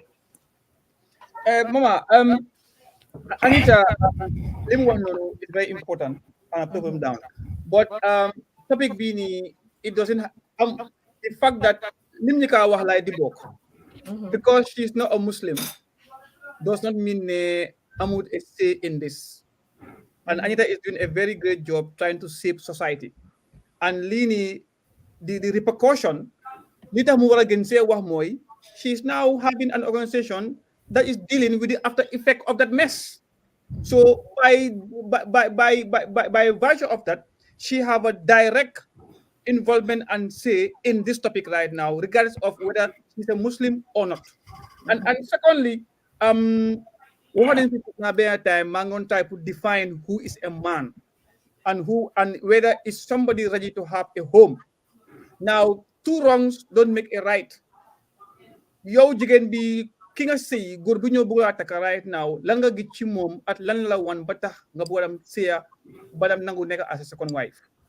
Lolu too is something li nga xamante tamit ne war nañ ko question these ladies yi nga xam ne they are now démba gis naa clone of bina Facebook live ba tey di ñaan ndimbal benn jigéen moo xam ne at doomam but I question ne ana baay ji ana jëkkër ji o ana ku mu amal doom nit ki doo ko divorce rek nga divorce ñëpp nga bàyyi because of ki la amal doom soo divorce sax you owe it to them to house them or to make sure they are housed.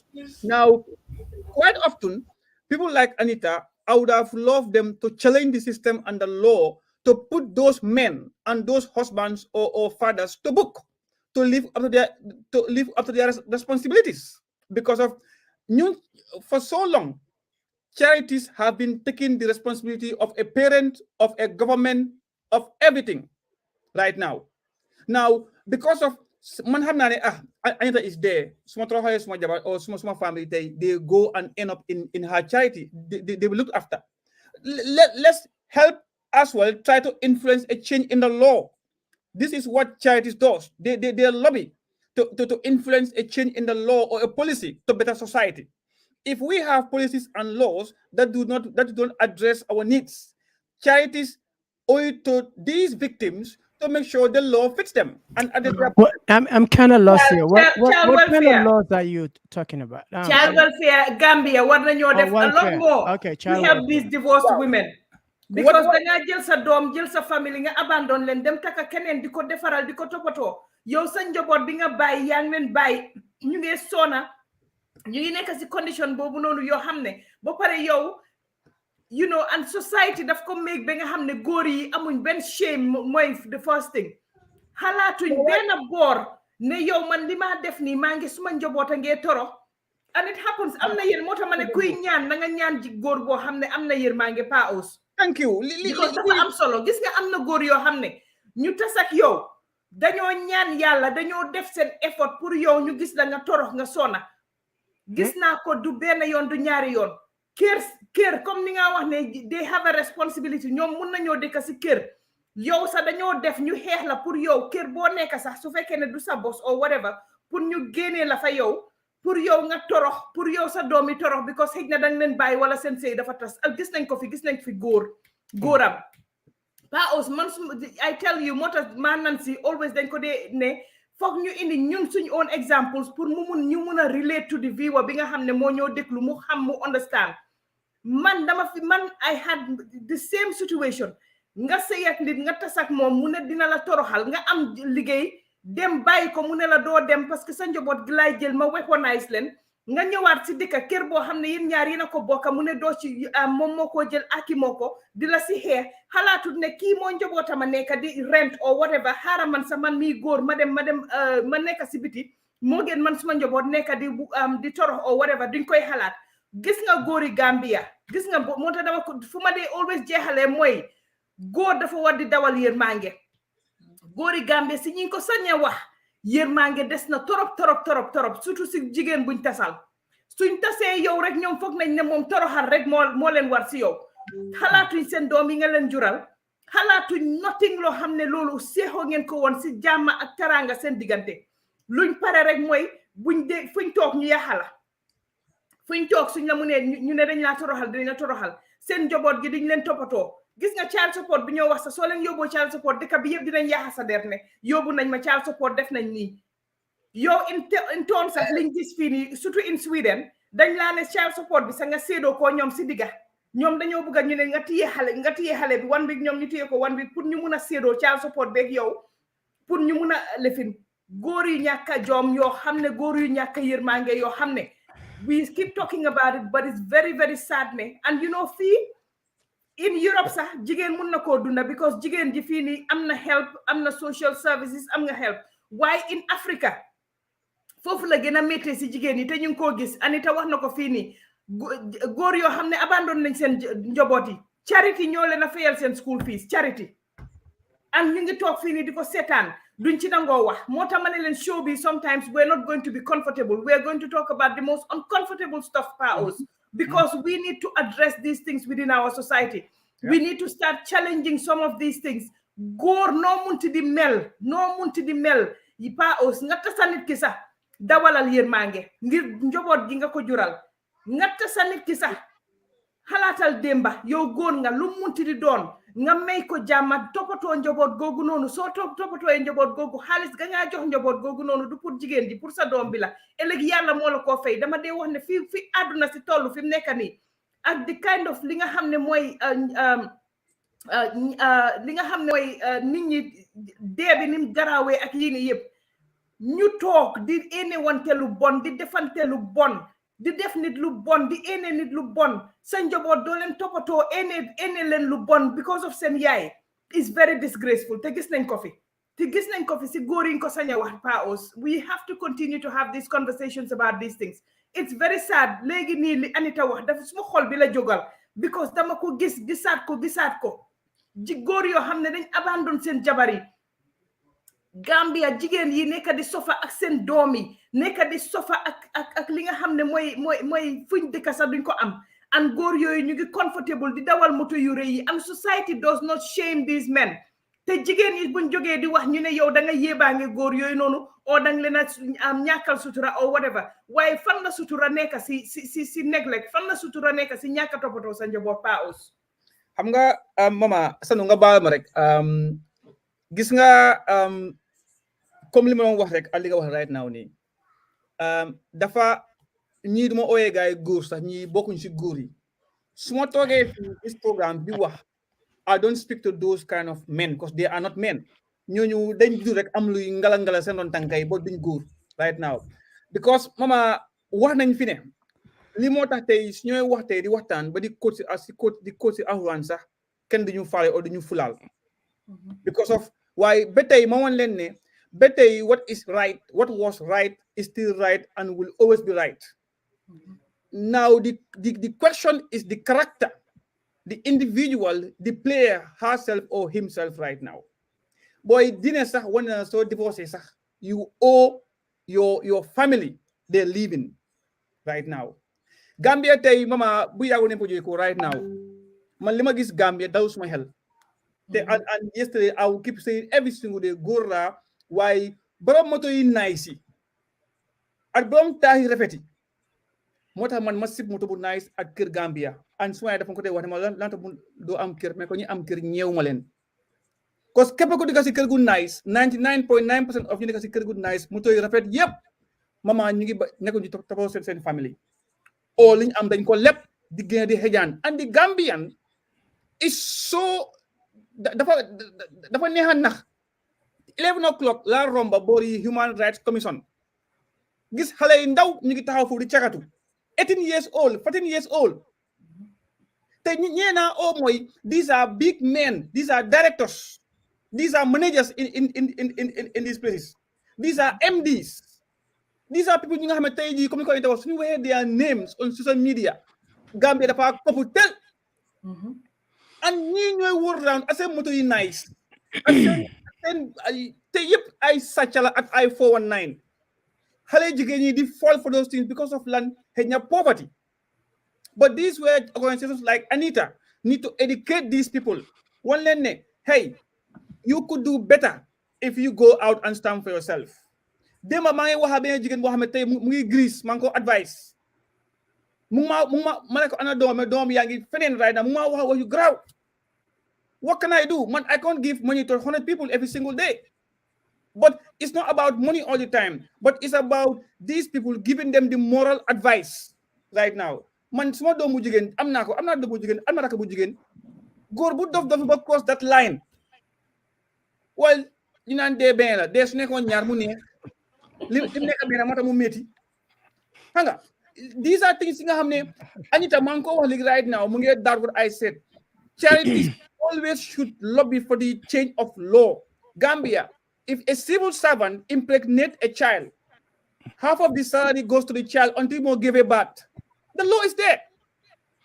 Civil servants, so I made them outside, the government should use that money, or there's a law in there, the part of the salary goes and look after the pregnant child. But we have never want to explore our law. We need to have faith in our system. Let's try it. Fee Ben say do them cardi because of land, ground. Let's have faith. These kind of men need to go to mile 2. But we are only after government, Adama Barrow, Lawyer Dabo, Mama Kante, Yaya Jame. It's not these people. It's the people who disguise themselves as very, very nice and gentlemen. Man, I will always be against this kind of men. Ni bokun ci góor yi ala tuda ne moy góor yi gën ci góor yi. Man am na perfect de. Mama way man suma njaboot ñuma gënal kay lekk kay de. Te anybody else dema right now suma doom dafa am school mu daanu bu yemi gëna. Bi ma dem ci school bi passé na red light half an hour day ma sol because I was eager to go in there and burn the school down while my child down bu dem di gëna. But anything in nonsense. You know, a man has to be a man. So they may talk. But you are not ready to take responsibility. Na rafet. Comme ni nga ko say dagan na. Tas dagan na. Why they yena yu ñaaw yi. Yena yu ñaaw yi gis nga dama ko de bima dooree man si suma case bi about dellu si from Gambia ñëw ak social yi nga xam ne rek sa dañ la ko social déedéet delluwut because of doomam yi dañ ko daaxa or whatever, knowing fully ne ñoom ñoo tax ñu teg la si situation bi ni de nga ñëwati. That's when I had so many young women calling me from England, from America. Dima wax ne ñoom they are in the same situation. They want to go back home. They studied. Am na ko xam ne sa dafa jóge from England ñibi Gambia. Waaji dem court England. Ñu mu tax ba ñu injunction ñu delloowaat mu am pour dellu England, or else she was going to lose custody of her kids because dañ doon wax ne dafa kidnap xale yi. Mu am keneen the same thing mu mel ni ay góor yoo xam ne yéen énewu leen jigéen yi ngeen tasal jàmma ay jigéen di ma call di ma explainer because they've heard about my situation ñu door ñoom itamit di ma explainer li nga xam ne moo leen dal si sëy nga sëya nit nga jeexala moom nga dunda li nga dunda. Imagine loolu pa os. And we're watching. Man dama dee wax ne the day moo tax dama dee dajale all of these court documents because the day ma translate ko yëpp into English binako in a book, nit ñi gis the kind of men that we have in this society, the kind of things that they do to women, people will be shocked. Waaye mama xam nga loolu mama gis nga fii dama ne wax ne man bëgguma gaaw a dee de waaye yakamti naa alahira jaru ko yéenay gis nga kii muñ rek lay yaa di fay dafa métti nag nit taxaw nga wax sa problème ba jeexal tak mais mama muñal but that is the best answer. That is the because of mer mooy noonu borom fii nii elek loo fi munti génnee tey right now yaa ngi ko génnee out fan la social media. The same social media fi nga am xarit boo xam ne pa aus la mu toog tey di wax ne hey ndeysaan su fee toog mu laa juwaat yu bari and xëy na ok duma ustaas de xaleel laa de but I receive these things a lot on a daily basis. But what can I do except to continue educating our young and beautiful girls? You could be whatever you want to be in this world. But don't mistake the mistake of having a child with a man bo xamne amut yermangé ci jigen. It's as simple as ABC. Nañ jël Lena ñu continue. Pick and choose your man. Yes. It determines your future. If you pick the wrong man, you will be living dinga dunda kani bo xamne dinga dem bay dé do ko musa faté ci sa aduna. Lena na duga ñu continue. Suñ paré ñu may zanu mu ngi smile rek. Lena, go ahead. No, naka ngoon si. Jaama rek sant yàlla.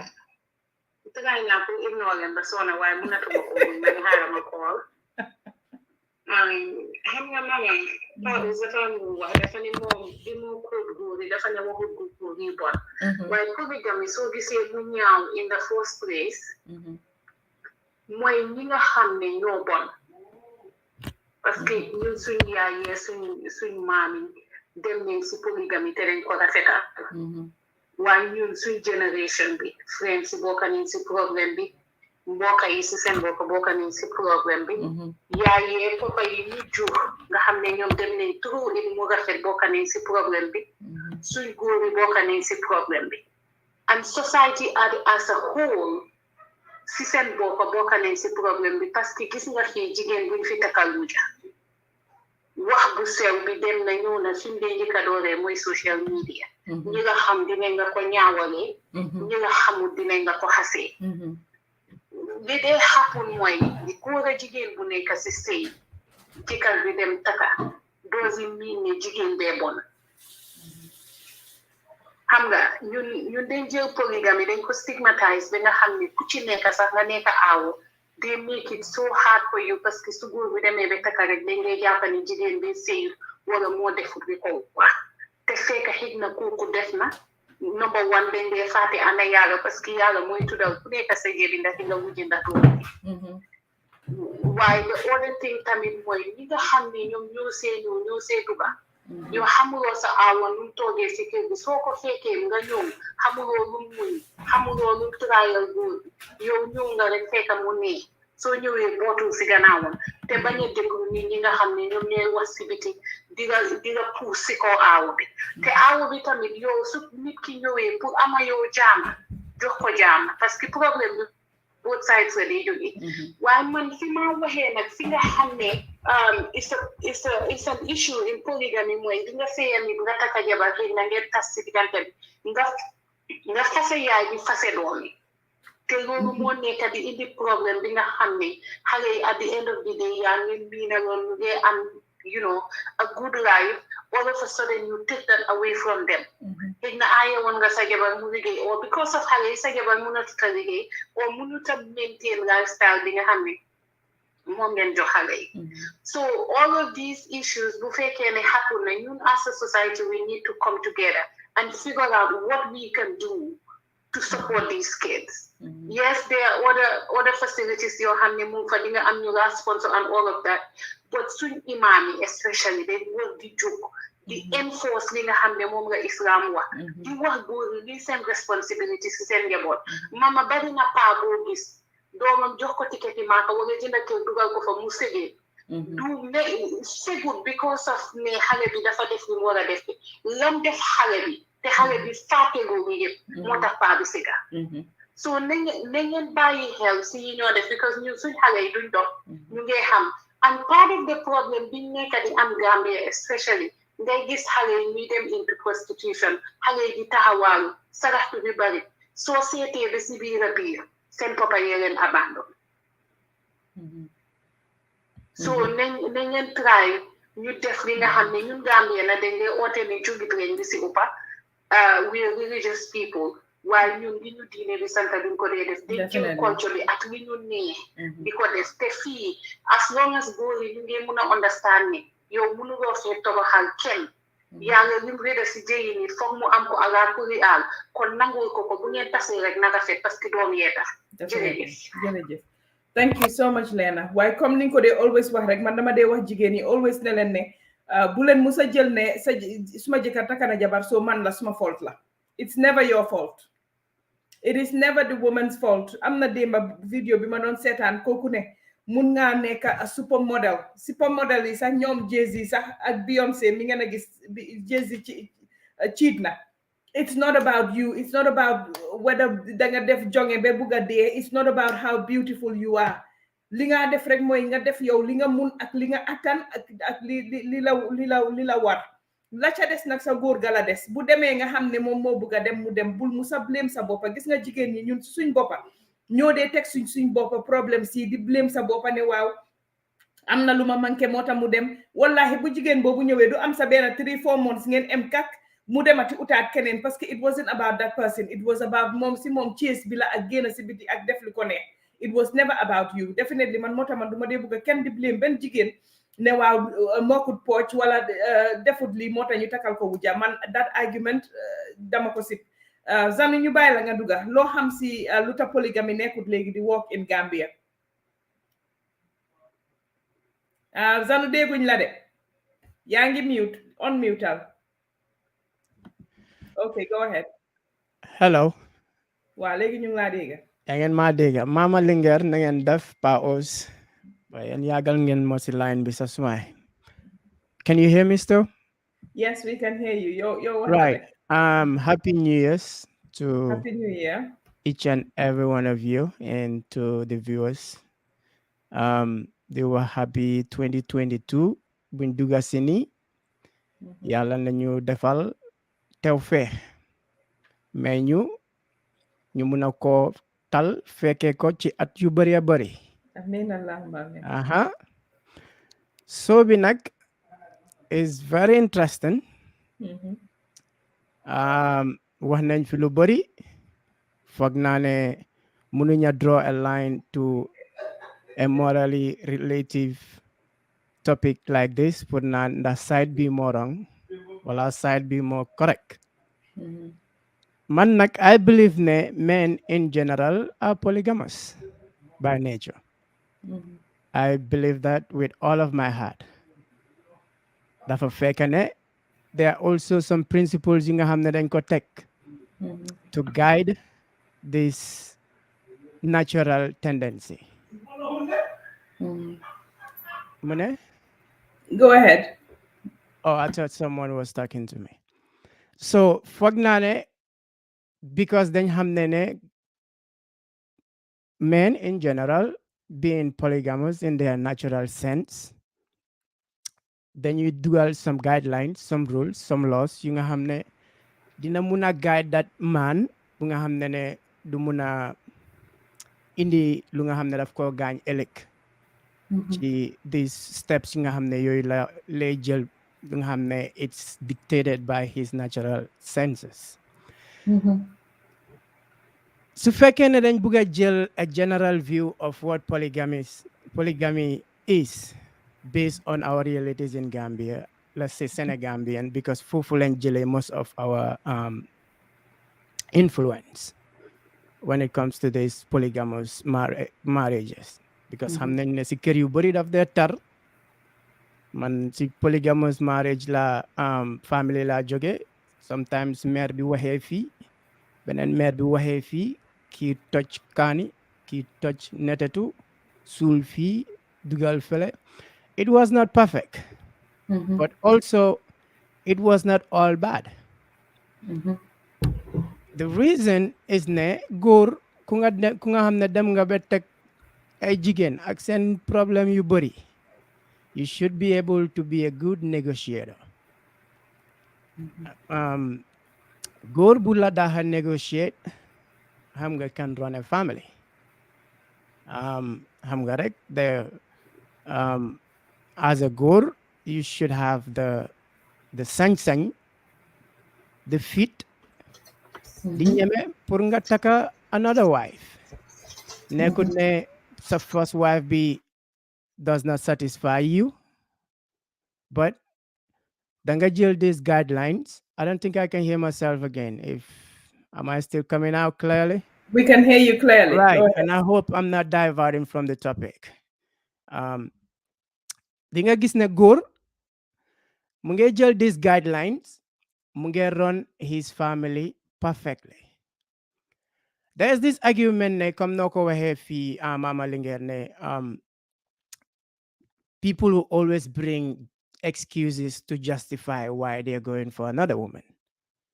I guess góor yu bari want to use that. Oh, and be started to act this way, or jigéen be started to do this and that. So it kind of brings this conflict of trying to justify your actions.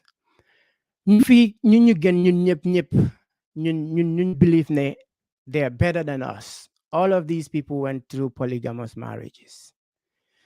People arguing that Christians don't do polygamous marriages. That's a lie. There's nowhere in all stretch of the Bible that it says Christians can perform polygamous marriages. No. Almost every religion, almost every tribe, almost every culture practice this culture because it is a beautiful culture. Dara dahut nga ton sa left nga gis sa awa bi sa life looking nice nga phone fi nga ton right gis ñaaral fi looking nice and good and xam nga phone fi xam nga yàlla gën a la may fit nga taka benn sa kanam ak taka beneen sa gannaaw nga mutali yépp nga xam ne all yaa ngi mun a circle all the angles, all the corners. You're surrounded by beauty and love and appreciation. Xam nga. So the bottom line moo nekk ne des na si góor bi. Góor dëggantaan gaynde la and gaynde dafay buga yàppa. People ñu ne jigéen also can be polygamous. Well, I cannot argue on that line because I don't know what goes on through the mind of a woman. Luma muna wax daal is what goes in the mind. I can't speak for all men because nekut all men ñoo dee think, but I can speak for all straight men. Ne they are polygamous in nature. So gisee sa góor commencé di mer di funki yi nii dafa xam ne saa yum la waxee affaire yi ñaaral rek yow nga commencé bugg a tas laka kër gi. That góor dafa la commencé di la mere. That góor dafa commencé di gis some form of qualities yi nga xam ne bugut ko ci yow because yaa ngi ko deny the pleasure of mom being a natural góor. Yaa ngi ko bugg a control bugg a ko indi into the nature of yow sa woman yow nooy xalaate. That is always gonna be a conflict. Góor dëggantaan dangay bugg a xam nga danga war a am ñetta ñeent juróom benn ba xam nga. Following the rules as long as mané gis nga pa o do waxal Zanu yow ni rek nga sétane Zanu lu ko neex mu wax ana jabaram sa no jabar mu fi well we do talk about it. This is an open conversation and I foog ne this is where things usually mu dey fall apart because su fekkee ne yaa ngi bugg a indi this form of a open conversation nekkut open relationship de conversation where you want to have ci anam yu nga xam ne let me finish this one. Ci anam yu nga xam ne it is right and just and natural in nature pour nga be as a man, straight man, straight man. Góor yi bari nañ façon léegi. You cannot tell who is which and who is which, but all straight men are polygamous in nature. So yow Zanu yow mënuloo MC benn jigéen. Mënuma MC benn jabar. Dafay rafet. Wax bi needs to be qualified. wax bi need to be qualified. So ne mënuloo am ci benn jigéen, it gives me the cheating complex, and I'm not a cheater. Okay, yow lan nga kon? We are talking of polygamous marriage. Okay. This needs to be. So yow mënuloo am ci benn jabar? No, yàlla tere am ci benn jabar. Am ci benn jabar orut. Lu or mooy nga taka nga yemale jabar yi. Awa bi nga joxe cëram, she was there from the start. Make sure the ñaaral understand these facts. Ne hey, you are the gun. Understand ne after my word, she is in second in command. You cannot go around this person to reach me. Make sure these rules are well understood. Make sure these rules are put in to work. Su ko defee di nga gis ne ñaaral bi dina work in line. Kër bi ne ñooy, kër bi nekk jàmm, ku nekk luy sa wàlla, lu la yàlla binda sa jëy pour nga am ko. Su nekkee ndax guddi bi ne that function góor bi war na ci dem bem jeex. Su nekkee dépense bi mu doy war na ci dem jeex. Nga jox jigéen bi am nga lu muy terale yaay bi, terale ay mbokam, teral ay ñil xam nga. All of these are rules yu nga xam ne dañ ko warugal góor because xam nañ ne góor is polygamous by nature. So can you hear me? Yeah. Okay. So Zanu. So yow mënuloo am ci benn jabar ci gàttal. Léegi problème yi ñoo waxtaan nii mooy nga indi another factor into the equation. Mu ñëw di sonal sa first jabar, di sonal sa njaboot. Xëj na nga dem to a point because kii léegi moom nga gën a nopp nga fase sa first jabar bi mu dem ak sa doom bi doo leen toppatoo ndax yooyu noonu yëpp tamit Zanu nekkut a consequence of lu tax jigéen yi bugguñ polygamy. Nañ jéem a define lan mooy nopp. First of all, what do people see as nopp? Is it the attraction of the lady or is it the behavior of the woman? Men fall in love with the character of a woman. Anything on the outside surface is just mere infatuation. There is nothing real in that because that outside factor would change always. But character is part of who you are. It is part of what defines you. Yeah, but you are in love with the character or you're in love so with no if that character Dolan no ko munti rafetale rek you are in love with the person nga tok nga ne yow legi koku nonu because we've seen it here ñu ngay joxe examples yo xamne amna yena goor yo xamne dañ nekk ak seen jabar yi ñu dem taka benen jabar koku nonu ñew ñu bay seen jabar yi ak seen doom yi jël leen teg leen si situation yoo xam ne xale yi fi mu nekk nii charity moo leen a fayal seen school fees yow nga nekk fa nga taka beneen jabar yaa ngi ko defaral loolu ak loolu sa jabar bi nga xam ne moom nga njëkkoon a taka ak doomam yi nga abandon kooku noonu xëj na ñooñu kër buñ dëkk sax duñ ko am waaye yaa ngi xeex nga ne jabar bi ngay toroxal or whatever and xale itam dañ war a torox in the process. No, that is wrong. Loolu laa la wax nii ma ne la because we know that men are polygamous in nature. There are rules that are set to guide man not to make foolish decisions, not to make stupid decisions.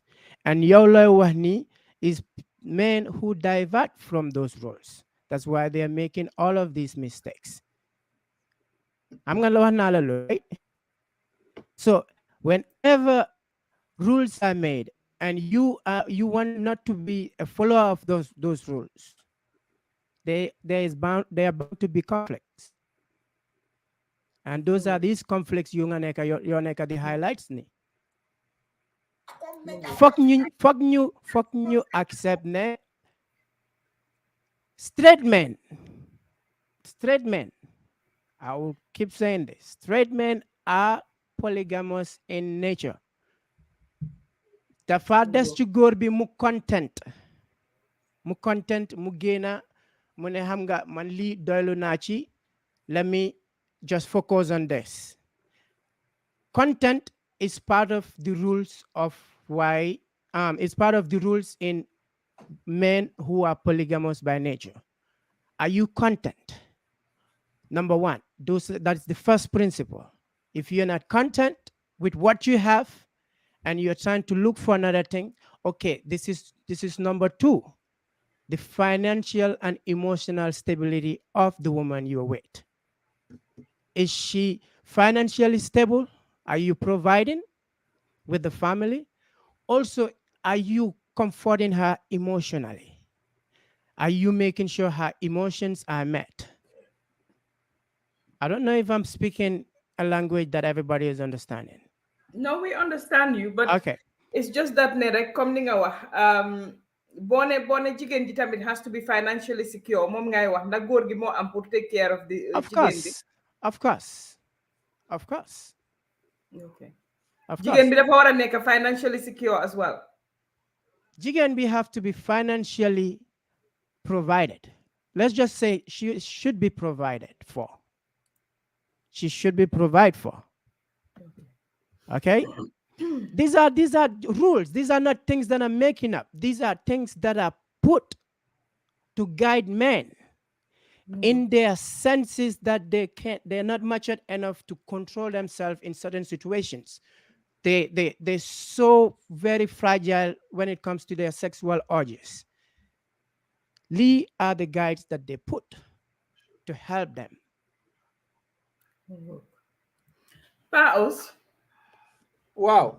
Well, léegi ñu ngi ñëw si 3.5 te boobu moom doy na nag fi mu nekk nii. We have waaw tani bi wasaana ni ko gars yi di waxee léegi kon ñu jéem a close.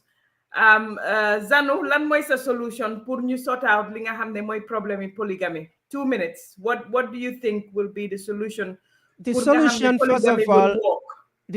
first of all mooy jigéen ñi bàyyi leen seen góor yi suñ leen waxe commencé wax affaire yi ñaaral rek ngeen commencé di funki di néew yi gis nga mbir mi da ngeen di negotiate. You come to a standpoint where it works for both parties. Okay, mbir mi yëpp negotiate la sa góor soo ko buggee aaye pour mu nekk di natural himself daf lay mere te fekka daf loo ko dara yaa ngi indi fitna si sa kër da nga tag gis sa góor di néewi rek plus xale yu bëri yi plus all of other commitments yu nga xam ne ñu ngi koo duga xam nga all of that dina make góor bi not too satisfied with the one that he has, so dina génn feneen pour jëma ko uti. So number one rule is to accept ne suma góor nii na mel naka laa ko ci fekkee in a way ne dinañ jéema def kër bi mu continuer nekk ci jaama ndaxte sëy du yéen ñaar rek. It involves the kids tamit. It involves other things yu nga xam ne ay noon yu nekk si biti yu xaar pour gis sa toroxange. You think you have all of these good friends. They're not your good friends. These people are just waiting to laugh at your downfall. So it's up to you, the woman, to make sure you control this environment that you're in. Every relationship is bound to have conflicts, okay? Góor tamit, if you are like me and nga buga ay jabar, let's qualify that. It's not kunga hamne dafa buga jigen. It's just out there and flaunting and doing all kind of things. Yo, you are very principled enough. You are very man enough. Danga buga follow the rules. But buganga jigen, buganga jabar. So you follow the rules. Follow the rules mo neka nga comfort sa jabar. Hamna ne yo choy loy dugani. She is not happy with it, but you want to be able to comfort her. Have that open conversation. Wako yo lan moy sa mbebet. Wako yo lan moy sa feeling. Also try to listen to her. Jigen nak sunjeke dega this kind of li tafay buga laka kergi. That's her natural sense. Nonu la jigen tedo. It's up to you, the man, to be the water and the hydrant. To make sure ne safara bu ñew takani you have ways and means pour no koy contrôler. Yeah, I understand. Then you go to all those steps. But sa jëkkër jigéen ñi bàyyi leen seen góor yi ñu indi taka ñu yokk sunna si ak xam nga also góor yi am leen fit ngeen wax lu nekk seen xel yi ak seen xol yi ngeen waxtaanee ko ak seen jigéen yi nga xam ne su ñëwee di ngeen mun a contrôle safara bi ni that's my contribution.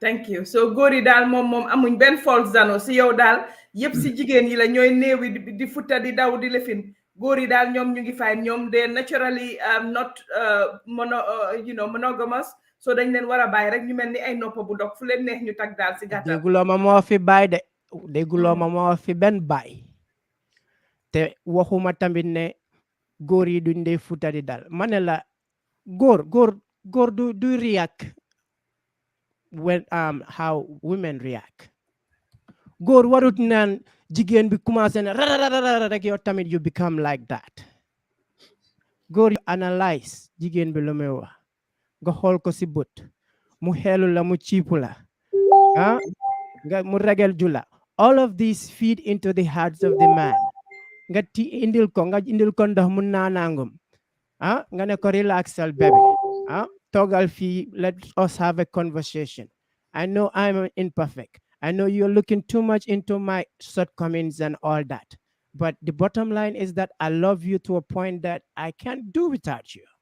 You are my that and that. Hamga. All of these feed into jigen. Daf de tell a mer white could tell a gifal tamit. Hamga. These are not words, mere words. These are true feelings of a man. Man bu xasa toog ak jigéen ba aduna tukki du ko musa bàyyi nopp su fekkee ne jéemut a toog waxtaan ak moom o du ko toppa to an extreme point then it means ne that man musutoon a nopp that jigéen waaye jigéen boo musa nopp from the get go you'll always love that person you always would miss that person no matter what the problem is dinga ko miss dinga nama yu bari ci mom. Those things are part of you anymore. You can't just delete them off your mind, off your senses because ne am ngeen problem. That never happened. Yo mama linger mini Nancy mini Zanu bu ma ci boole mane may leen ñu xam naa ne there is this of course is the fact there's still love in there. They still love. The problem is that munulena am that much of sense to come and have this conversation and have the open hamnene ñun ñep mutuñ. But am na lu nga hamnene it bounds us together. That bound, that connection would always be there. It is up to us to control it, or it's up to us ñu sandi ko ci mbalit bi. All the beauty lolen create yep ngeen jël ko sandi ko ci mbalit bi in just because nelan you are not mature enough amuloo that patient pour naan man kii kuma nekkal ni we've spent this many years we know each other we can have this conversation we can overlook their 20% of not being good and try to embrace their 80% that is good ken mutut why yéen jigéen ñi yomba ngeen torop naan man duma fi fekk no I'm not gonna share my man. These are Western mentalities. These are unreal things. That's why we're having high percentages of failed marriages because these are not real. These are illusions of people who feel they're entitled to everything in the world. It's all entitlement. Jërëjëf. That was my waaw xam naa nag man dama soona si Zanu duma mun waaw fu nekk ni yàgg na an te wax dëgg ne yaa te góor na te fana di moom Adi Modou Ndiaye yow nga ne Zanu lan well done yow li fi Zanu wax nii nga ko well done man lu ma fi wax yaaxu ma fi de dama leen wax lu nekk seen loo leen di ragal pour génne si seen kër fàttali leen rek ne Zanu Saturday la day def stress free bi with Zanu every Saturday ngeen ñëw Linguère post mu taalal leen music ngeen ñu dance waaw man sa léegi damaa bëgg di dugga si Facebook live bi ñu dance ko parce que it's a form of exercise as well so Zanu na fi nekk ëllëg samedi inshallah stress free with Zanu xam ngeen ne Zanu moom mu ngoog daal mooy broda nan si no filter free rek stress free rek. Fana zanu dafa war a am dimanche lovers night was zanu li ma waxee nii. Fana lovers night ba pare jigéen ñi am na xam nga li nga wax yëpp right now tey programme bi tey dafa am in two folds. waxtaan baa ngi on de ci sante baa ngi on si suuf gars yi maa ci si suuf right now maa suma gars yi ñoom Pat Sow right now ak ñoom aji fa ndimbalaan so si taxawaay bi fii rek am naa fi ay yes or no yu garaaw ay yes.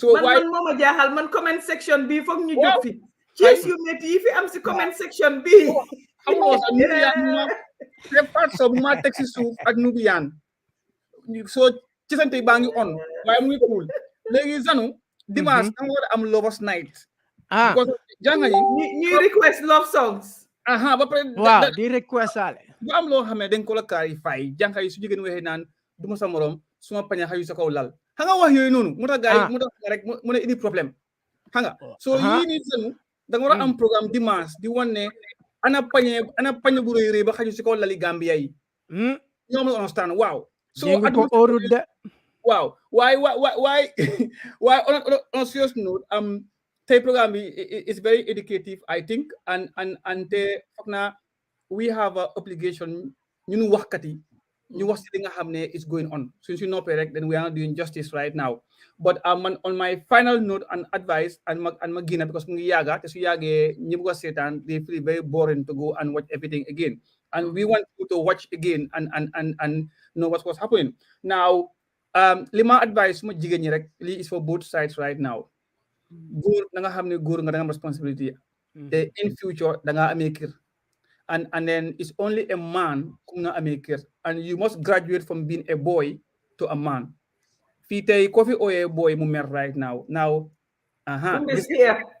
ko wala ñu ñaar maa yow so gis nga so léegi kuñ fi ooyee boy dang dee mer but be the man that you are and demonstrate ne you are a man and you can be a man communicate niñ ko xamee rek mooy amee sa kër soo munee defal soo munutee communicatal and then yow jigéen bi digala ay jigéen góor war a koo seet lu mu am atum amut but soo amee soo munee defal loo xam ne la soo defee mu gën a neex soo defutee tamit dafa neex waaye soo defee dafa gën a mun a neex waaye soo defutee dina neex rek em ci so nañ understand loolu ba pare ñi nga xam ne ñu ngi sëy nañ understand ne buñ bàyyi di déglu man xamante luy njëkkee at ay xaw ma naka goro njëkkee yooyu noonu sëy yéen ñaar la yéen dina am di religious agreement yéen ñaar right now so sàmmaleen that agreement sàmmaleen that yaakaar ba tax bi taxoon beneen boo tuggee right now da ngeen buggante woon kenn fekkee wu ko right now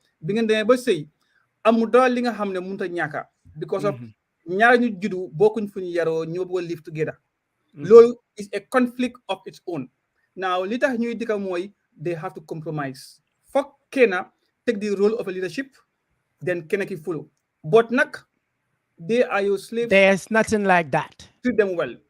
What loo mean kenn ki follow jikara jabar mu ñoo ñaay jikar mu nga nekk si kaw kër si benn kër o ñaay jabar foog nga am jikar am jabar foog jikar xam ne jikar la waaw jabar xam ne jabar la right now so there must be that lead and follow let's understand the rhetoric that I'm speaking also ne kenn lead kenn follow does not mean ne kenn dafa abuse the other kuy follow or kenn dafa look at the person as an authority bi nga xam ne is supreme so loolu is wrong right now so but again wujja yi nga xam ne ñu ngi dem pour sëy nañ xam ne fi ñoo fekki am na ku fa nekk te dara tax gaay toog fa dañ toog ñu toog sëy yow mii dem la fa war mooy be part of the peacemaking process and be part of the sëy te demuloo pour wujje mooy dem pour defante at pour seet lu mu am at bu amuloo soo nekku ci yow mii toog ku ñoo fekk si yow duty at that point mooy welcome and open arms and lay down li fi nekkoon te ñaar ñu bokk a jikar te di dox seen jaami jikar every single day góorgóor su dee fa am ajana jigéen ñooyu ñoom ne ku ci nekk li nga am lu baax laa nekk right now liñ dee wax ne is religion moo define who we are moo ñu teg tey fii nii some realists they di say ne religion destroy the world what loolu is to those who abuse it for example terrorists they say soo demee dem society boobu soo dee da nga am 7 virgins those are wrong concept let's look at always the positive side of things and li bon buñ ko talk about. Let's look at the good things and trying to make men's in the things that are very good. Te xam ne àdduna bi fii lu fee des rek mama mooy nettali. Tey next 5 years tey or ëllëg tey ji su fi deewoon tey osan o yow yenn yi li ñu fee def mooy xay su naan toogaan li naan wax duñ ne kenn lu naan sàggane so nettali moo fee des te ne su fekkee ne xam ne nettali moo fee des right now kon tey na rafet pour ëllëg su ma fi nekkutee ñu ne pas de mis nañ ko because moo fi defoon lu baax lii mama nangam dañoo ni nangam nii so ba pare YouTube gars yi ñoo déglu we have good numbers there we appreciate you and we love you all te foog naa this what we can do man duma ustaas jànguma waaye yaa dafa ne ut leen xam-xam yonent bi dafa dénk ne ko jàngel ma ne sa xam-xam mut na sa xam-xam mut na set mag ji man dama passé dama dem ba ñëwaat yow naram nga yow waaye bi lay nan si waroon na fee nekk sort leen out yéen ñaar yëpp nan si daw cooli waaye comme ni ma doon wax rek Pa o Zanu Saturday Zanu dina fi nekk with stress free with Zanu ngeen enjoy very nice music Amina Jane mu ngi del si waat moom itamit with the boss show new look inshallah that's also coming up and we will try as much as possible tamit put ñëw one more day in the week put a show like we said next week we want to talk about men yi nga xam ne dañoo nekk si diaspora bi bàyyi seen jabar yi gannaaw in Gambia and li nga xam ne moom la ñuy jànkantool whether it's negative or positive dinañ ñëw ñu waxtaanee ko fii parce que ñoom itamit contact nañ ñu te am nañ lu bari loo xam ne wax nañ ko si li nga xam ne mooy li ñoo dunda so we'll definitely come and talk about that as well di wax rek like we always do ne you know women as us women surtout parce que ñun ñoo gën a am problème si polygamy ñun la suñ njaboot gi dee tas ñun ñoo dee nekk si yenn situations yoo xam ne mooy loolu di ñaan rek ñun jigéen ñi ñuy dawalante yërmande suñ biir it's very important boo ñëwee itamit nga fekk nit si sëyam joxal nit ki cër bi nga xam ne moom nga ko war a jox bu fekkee ne sax kooku noonu mu ngi indi ay fitna ay yeneen trial as much as possible li nan si waxoon teg dafa am solo pat dafa am solo ñaari jaalu du keleng ñu bàyyi li nga xam ne mooy nekk si Facebook bi di xuloo ak pour góor nekk si Facebook bi di xuloo pour wujje nekk fu nekk daal di ko def ñu ñëw seetaan ñun jigéen ñi it minimizes us as women it doesn't do anything to educate our kids wonewut itamit image bu baax pour ñun jigéen ñi wonewut image bu baax pour suñ doomi ëllëg so baax na ñu ci bàyyi xel bu baax li nga xam ne itamit mooy li nga xam ne mooy ñun jigéen ñi li ñoo defante si suñ biir loo xam ne suñ doom yi ñu ngi siy jàng surtout loolu dafa important polygamy is a reality boo xam ne ñun ñëpp si ñun kenn mënu cee génne sa boppa kenn mënu cee ne mënu xëj na du am ñun ñëpp xëj na ku nekk dangaa ne man suma jëkkër dama ko bëgg on my own waaye li xew xamuloo ko so baax na torop ñu try as much as possible ñuy rafetal si suñ biir surtout ñun jigéen ñi I always say ne you know góor yi gisuma leen ñuy xeex si Facebook bi gisuma leen ñuy defante si Facebook bi so ñun jigéen ñi ñoo am pour ñaaxante waxante waxtaan am sometimes these uncomfortable conversations pour ñu mun a understand boo ñëwee dugga si sëy sa tamit sax fekk kooku noonu tas na ak exam ñëwuloo di wujjee exam parce que ñaar ñu tas nga ñëw di wujjee kam tasal it doesn't make any sense it's very stupid and it's very childish boole si tamit xale yi si wujje bi def xale yi ñu nekk sa ay wujja di toroxal xale yi wala di seetaan góor gi muy toroxal jigéen bi di toroxal doomam yi in the process because jigéen bi soo ko toroxalee sa doom yi nga toroxal by extension because xale yooyu itamit part of xale jigéen boobu la li seen yaay di fiil loolu la ñoo fiil so baax na torop góor yi itamit di bàyyi seen xel di dawal yërmande surtout su ñëwee si yëfi wujje kenn ñëpp xam nañ ne ñëpp kenn mënut a émale moom kenn mënu ko def waaye at least nga rafetal yow góor gi ba nga xam ne nit ñi dinañ respect sa jabar respect ki nga xam ne itamit moom nga jël teg ko si sa kër parce que loolu am na solo torop kuy ñëw ku ees itamit won ko de kafe nekk kooku noonu am na solo war nga koo jox cër boo ko defee yow góor gi respect jigéen bi jox ko place am kay ñëw dina ko jox place am dina ko respect dina ko teg fi mu ko war a teg te njaboot moom famille surtout ay doom waruloo leen a teg wala toolaale leen ak kenn si kaw suuf benn jigéen buy ñëw waruloo ko toolale ak njaboot bi nga xam ne moom nga am ñoom nga gis gannaaw yàlla am na solo torop so di leen wax ne jërëjëf as usual ñu ngi leen a thank yéen mi nekk si di ñu seetaan si comments yi on YouTube di leen ñaan ngeen like ngeen share the page ngeen like page bi or both on YouTube and on Facebook as well because noonu la ñoo mun a ju dooree di generate revenue su ko defee team bi tamit ñu mun leen a support def yi nga xam ne moom lañ bugg a def pour indi more team members and better programs as well tamit so ñu ngi leen a ñaan ngeen a share ba pare di like page bi both on YouTube di kontaan itamit di wax jërëjëf ñi ñoo seetaan on YouTube ñoom Pauline ñoom ñëpp ñi nekk YouTube di seetaan ñu ngi leen a wax jërëjëf yéen tamit di leen wax thank you ba inshallah ëllëg ak Zanu stress free weekend Mama, before you go, for now, on many times, yaa ngi def a PayPal thing, the support. Luma jahal, sa bu ñu am programme right now, li is the Gambian attitude, and waxuma ko pull anything. Ñun, whether you give or not, we still do it from our own will. Li is luñ bëgg suñ xol la. Ñu ngi ko def right now. And ñun ñëpp ñu ngi liggéey right now, ñu ngi am. Why for now, Mama wants to expand this to Gambia. Election bangi ñëw gis ngeen election bi passé right now. We spent 24 hours. Paos du loolu sa election bi passé the amount of money that we spent just to get the results on the ground because ñun soo ko seetee ñun we were the first people to announce ne Barrow win na and we could have done that because dañ am ay nit on the ground ñoo xam ne dañ leen fay ñu nekk si polling stations yeeg yooyu noonu. Yes, it's coming out of our pockets for you, but I think it's also good na yéen itamit ngeen support su ko defee liggéey bi gën a dem kanam. Mama 24 hours nelawuñ ñaakuñ ko right mun nañ ko te we will continue doing it because lii is what we love. But the Gambian nañ fi am so tey 35 hours 1 billion nit nañ dëkk di comment good so but good so dafa dañ ko togo si suuf you know if people can appreciate what we do and support through this PayPal, how is the moment code is the young men, young women and men in the Gambia, young boys, we want to create them employment and opportunity to have a daily bread. We don't want them to be dependent on charities right now. We can do it.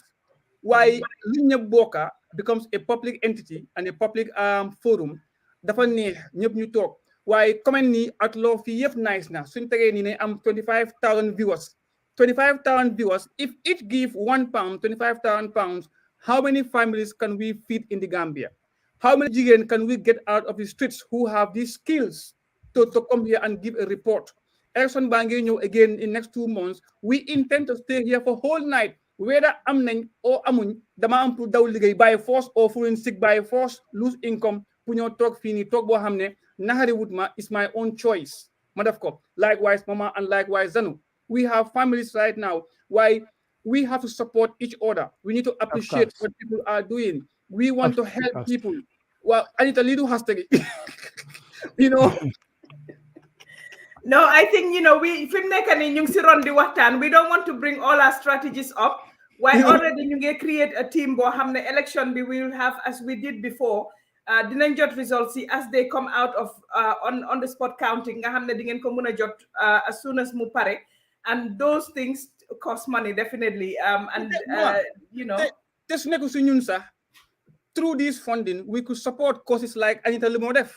Yes, we could nominate and help every day nit ñëw Fat Sow ñu ngi laa wax jërëjëf yow moom amuñ sa fay anga so far so moom man li ma ci moom definitely no Mama first so lima yes or no su ko yes or no si account bi ni ko tay ñu wone fi there's food there mas wow why thank you very much of course Paos Lowa has a lot of important which is ne ñun ñep ñu ngi bay suñ soxla we are coming over here and this is just to support to make sure this platform keeps surviving.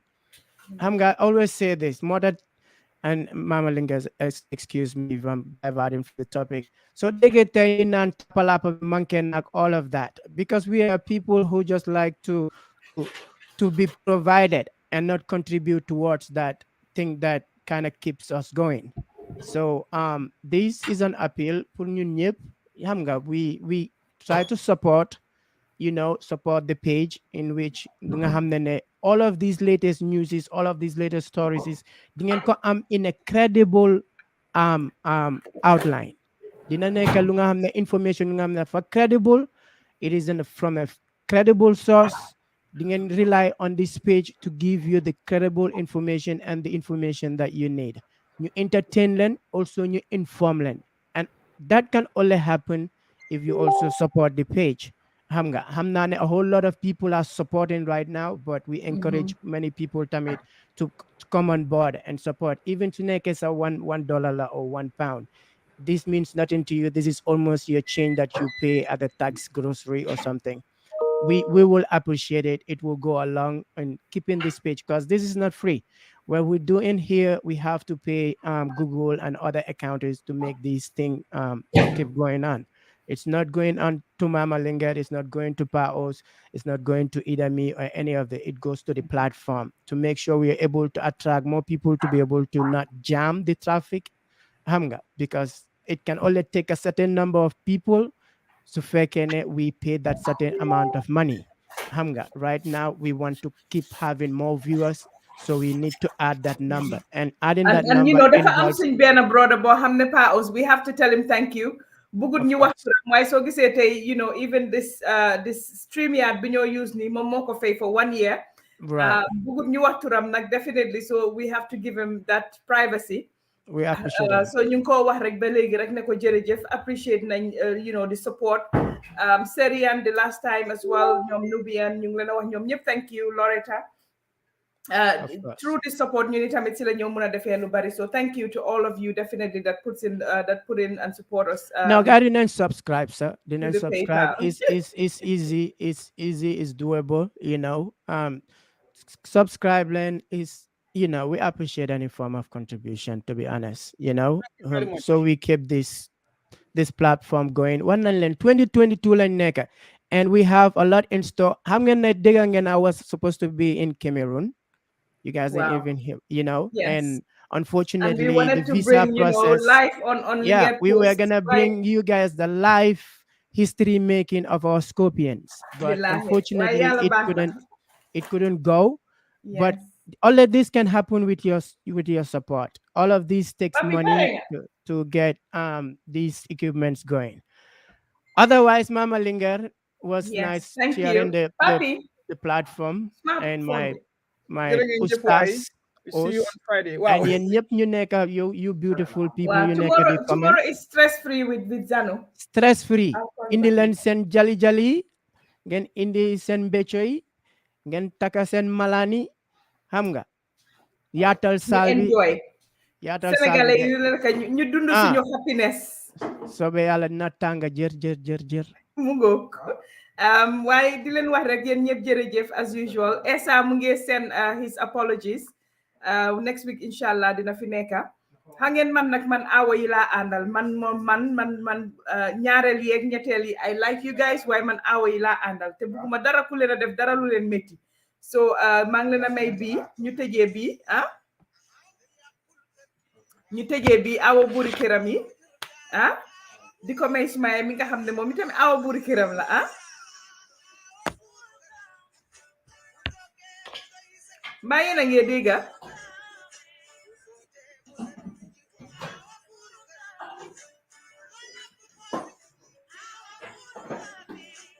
mbaa yéen a ngi dégga woy bi sax it's very low de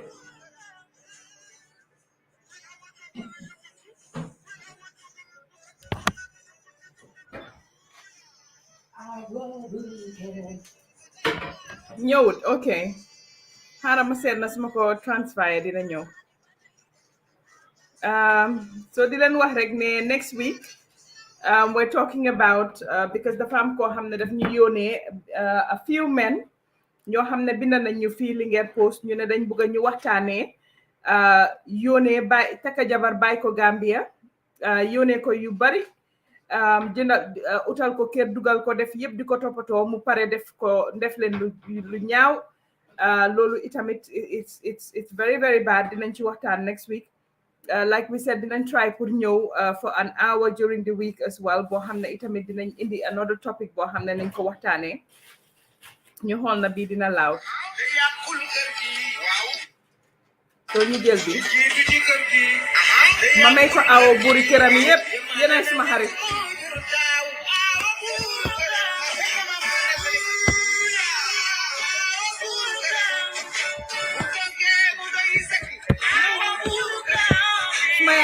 man awa yaay sama xarit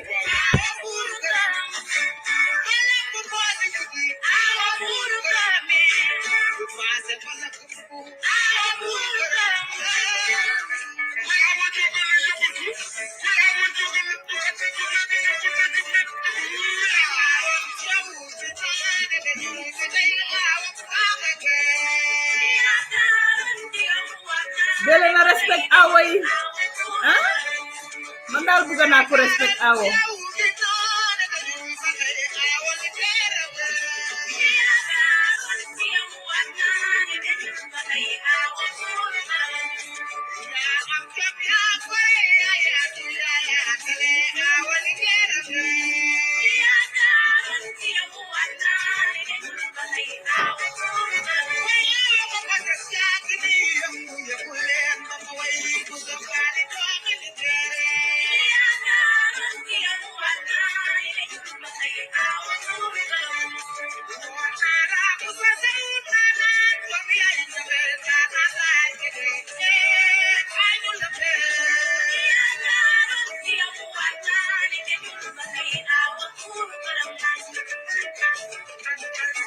Ibrahima man suma waroon a nekk ñaareel te dama respect awo man dama bëgg a yëfi awo man awo yooyu suma xarit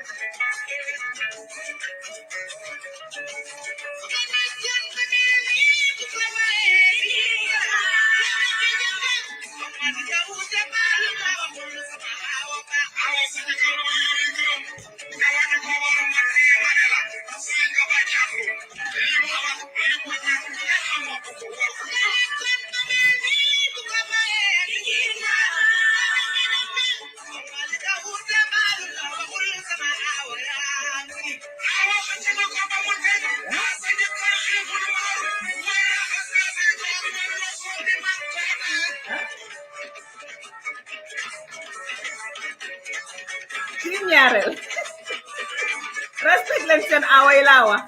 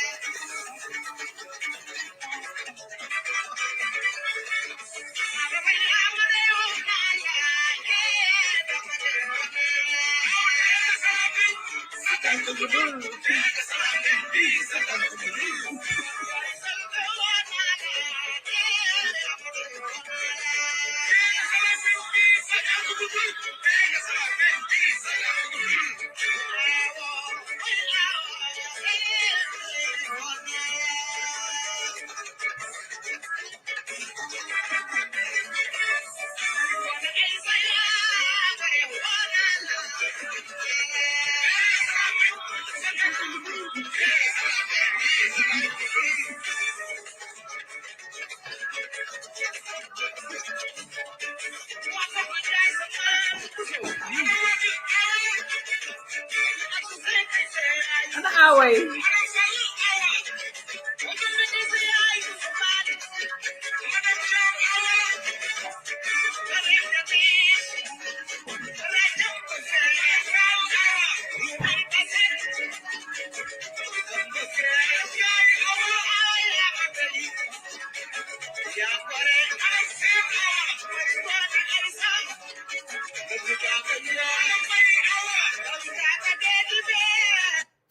waaw ok so ba next week inshallah di ko may awo yu rek lay yëpp nag awo yi nga xam ne duñ coow duñ noise xam nañ seen place ñu ngi def ba mbaax awo yooyu la ñu wax nag waxuñ awo yi nga xam ne moom dañuy defante rek déedéet awo daal awo yaay ah kon ñu ngi leen wax thank you ba next week inshallah same time same place ni leen ko waxee ëllëg Zano dina fi nekk with stress free and of course li nga xam ne itamit mooy man awo yooyu suma xarit de Binta awo yi daal man ñooy suma xarit di leen wax rek ne dinañ ñëw si biir week bi inshallah dinañ choose another day to come with another topic waaye next week Friday topic bi ñooy waxtaan mooy long distance relationship yi nga bàyyi sa jabar gannaaw wala sa jëkkër gannaaw ak yi dee xew yoo xam ne whether it's negative or positive we'll talk about that as well.